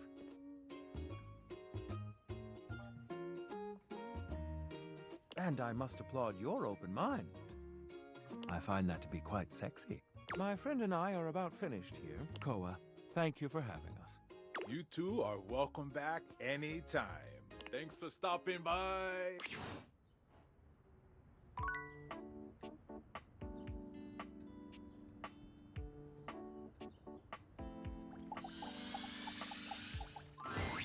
You'd hoped you'd meet your refrigerator, but it seems he's already busy with another guest. Freddy, this is all rather dull. How can you say that when you haven't heard the coolest part? Regale me. The point in which gelatin goes from a liquid to a solid. Can you guess the temperature? Certainly. Go on. Guess for me. I do not guess. Perhaps the human would like to essay an attempt.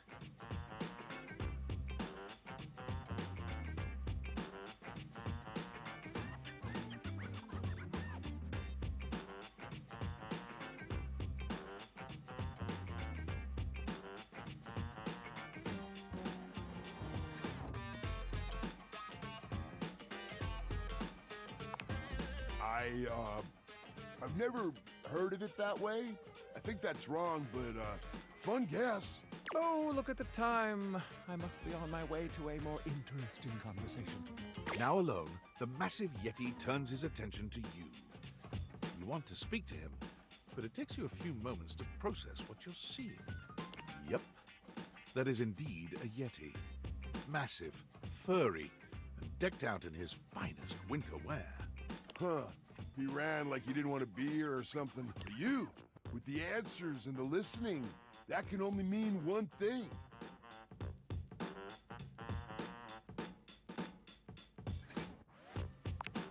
With you standing in the kitchen, I'm no longer the coolest thing in here. That's me. I try to be sweeter than that chocolate bar you've been hiding from yourself inside the butter drawer for the past few weeks. Don't worry, I'll never tell. But really, to what does old Freddy here owe the pleasure of this visit?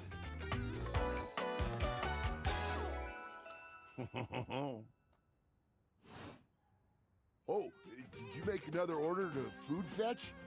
What did you get this time? Did you order sushi? Oh, I love it when you get those little rolls that you have the tiny bubbles on top. No, wait. You know what we haven't had in a while? Burritos. But you might want to hold back on the beans because, well, you know why. Excuse you.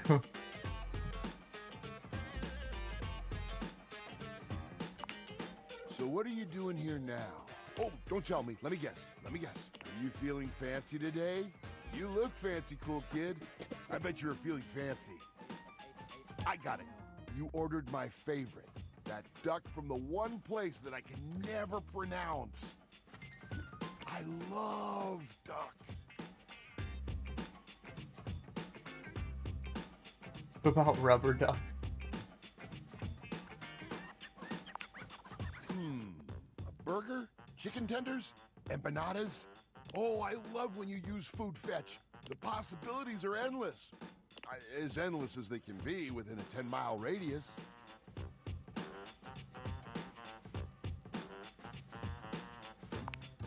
Oh, sure. We sure do. You sound so adult, cool kid. We have food at home. But I guess you do still have stuff left over from the last few food fetch orders. You hungry? What can we get you? We've got those leftovers from that Tie Me to the Moon place, the slice of cake from I Like Big Bunts, or the pizza from Big Pie on Bunts. Life. Which will it be?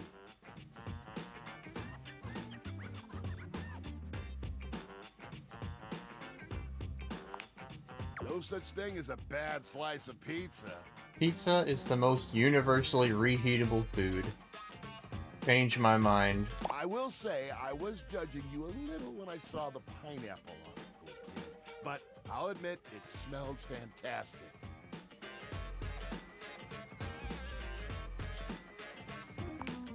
Yes, me too. I was testing you. Oh my goodness, another love at first sight. I feel a beast of a love connection with you. Just kidding, cool kid. It's not true love just yet, but still, I like your style. Man, that pizza, the way that cheese was stretching, I get shivers just thinking about it. So good. Za is a way of life. I know you eat it cold sometimes, but I can make a suggestion on how to make it better. I'd never eat it cold, actually. Slide that leftover slice on a pan inside the oven on low. Let that cheese get all gooey again.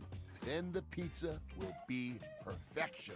Honestly, I've done it that way. I've done it in the air fryer. I think it tastes best in the microwave. Don't come at me. Next time you're feeling peckish, you know where to find me, cool kid. I'll be here waiting.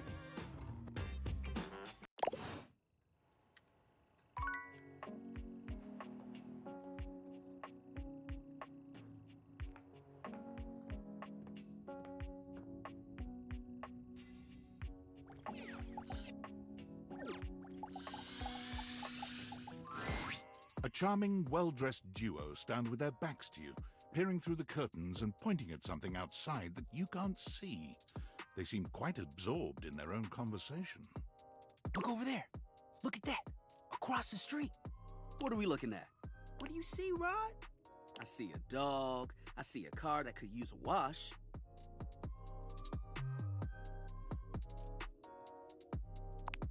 One of them turns to you, holding up a finger before turning back to his friend. Hi, 1 second. Now, why in the world do you think I would care a single thread about an unwashed car? I don't know what you want from life, Kurt. The shoes, my dude. The shoes. Oh, you were looking at the neighbor's shoes. Those are nice. Right? That's what I'm saying.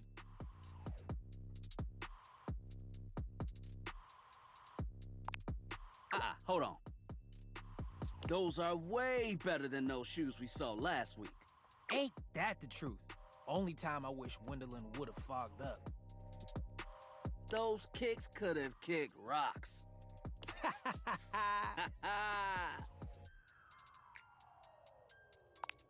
What was that about? Rod, don't be so rude. I'm just giving what I was receiving. You'll have to excuse Rod. His tact leaves a lot to be desired. There you go, talking about me like I'm not here. Nah, I'm talking about you so you can hear. There's a difference. See, that's why your seams are unfinished. My seams are unfinished? My seams are unfinished? Keep talking. See what happens. You ain't gonna do nothing. You love me too much. Yeah, okay. Don't say that too loud. Everyone else might start believing it. Kurt and I have been together forever. Yo, what up? I'm like his brother. But not my brother. If we were related, you might actually be polished. We both know you wouldn't look good unless you were next to me. Who told you that lie? Say, who do you think looks better? Me or this delusional drape I call my friend.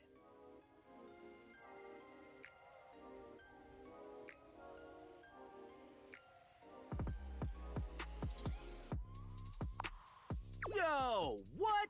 Nah, I claim bias. You don't even know what that means. You asked the question, so they sided with you. Bias. Okay, so you do know what the word means. Why is that? Because we pull each other's threads? What good is a platonic life partner if you can't clown on him every now and then? And with a face like his, he makes it easy. Oh. Well, at least my attitude ain't stank like yours. My attitude is great. Man, if your personality had a scent, it would be mothballs with mildew.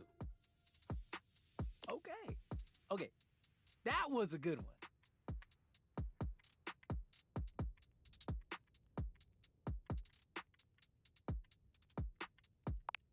I mean, there's an art to it. He's being shady, not mean.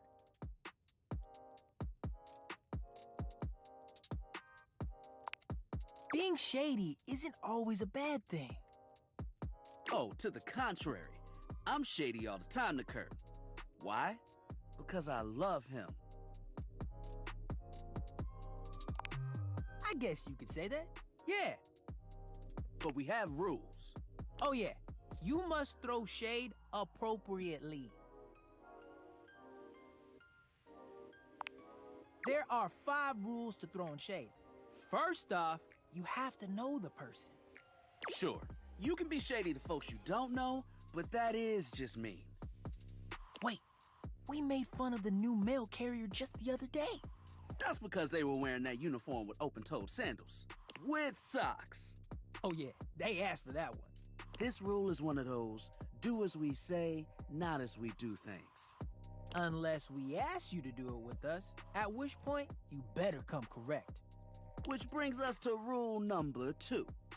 If the roast ain't hot, you're toast. The shade is all about the laugh at the end. Maybe even a strong guffaw. A guffaw? Are you a cartoon dog person? 'Cause if not, I best not hear a single guffaw out of you, Rod. Keep your aim true. Never bring in secondary parties. Others shouldn't be collateral damage because you decided to mix patterns and it turned out unfortunate. I tried to throw shade on Kurt's mom once.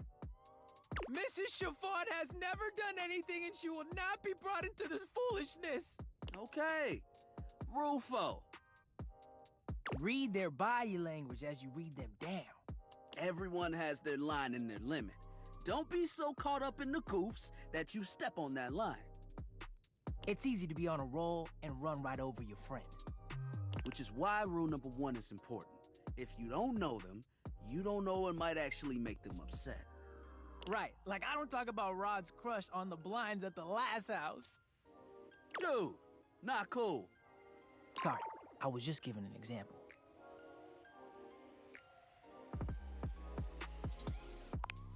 It's an art form. And there is one rule that you absolutely cannot break. Oh, yeah. The final rule. Rule 5 is... If someone you know starts throwing shade on your friend... You better prepare for war. It is your duty to fire back. Verbal warfare has begun. Do what you gotta do. And yeah, those are the rules of shade. You got them all?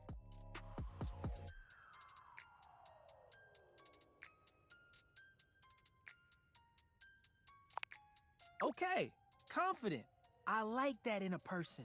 If they breathe, Kurt likes them. You act like you're the one to talk. The tree outside sways, and you think it's flirting with you. How can you not be charmed? Have you seen those branches?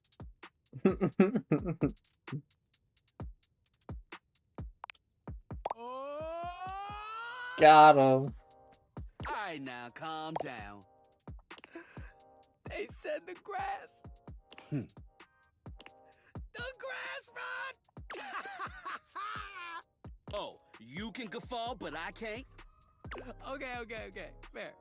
But damn, they got you. You right. That was a good one. You catch on quick. Yo, Rod, that fashion student is getting off the bus. Ooh, what are they wearing? I'm not sure, but it is fly as hell. We've got some people watching to do. Swing on by soon. But come holler at us at different places. Each window has a new thing to throw shade on. Variety is the spice of life, baby. Bring your jokes. We like to keep it lively here. Alright, last one. Let's talk to Betty again.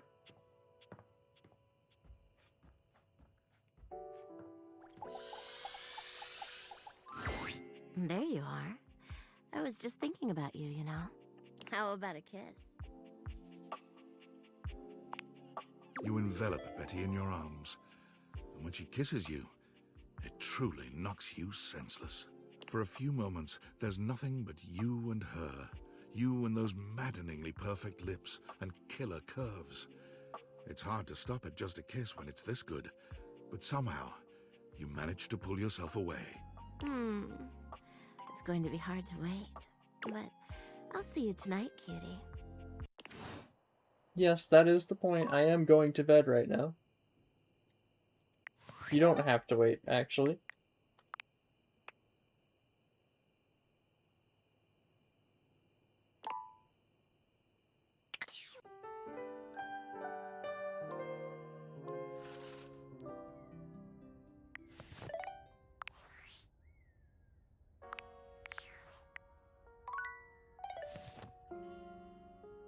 Alright, and I will be going into just sleeping mode. It's about that time.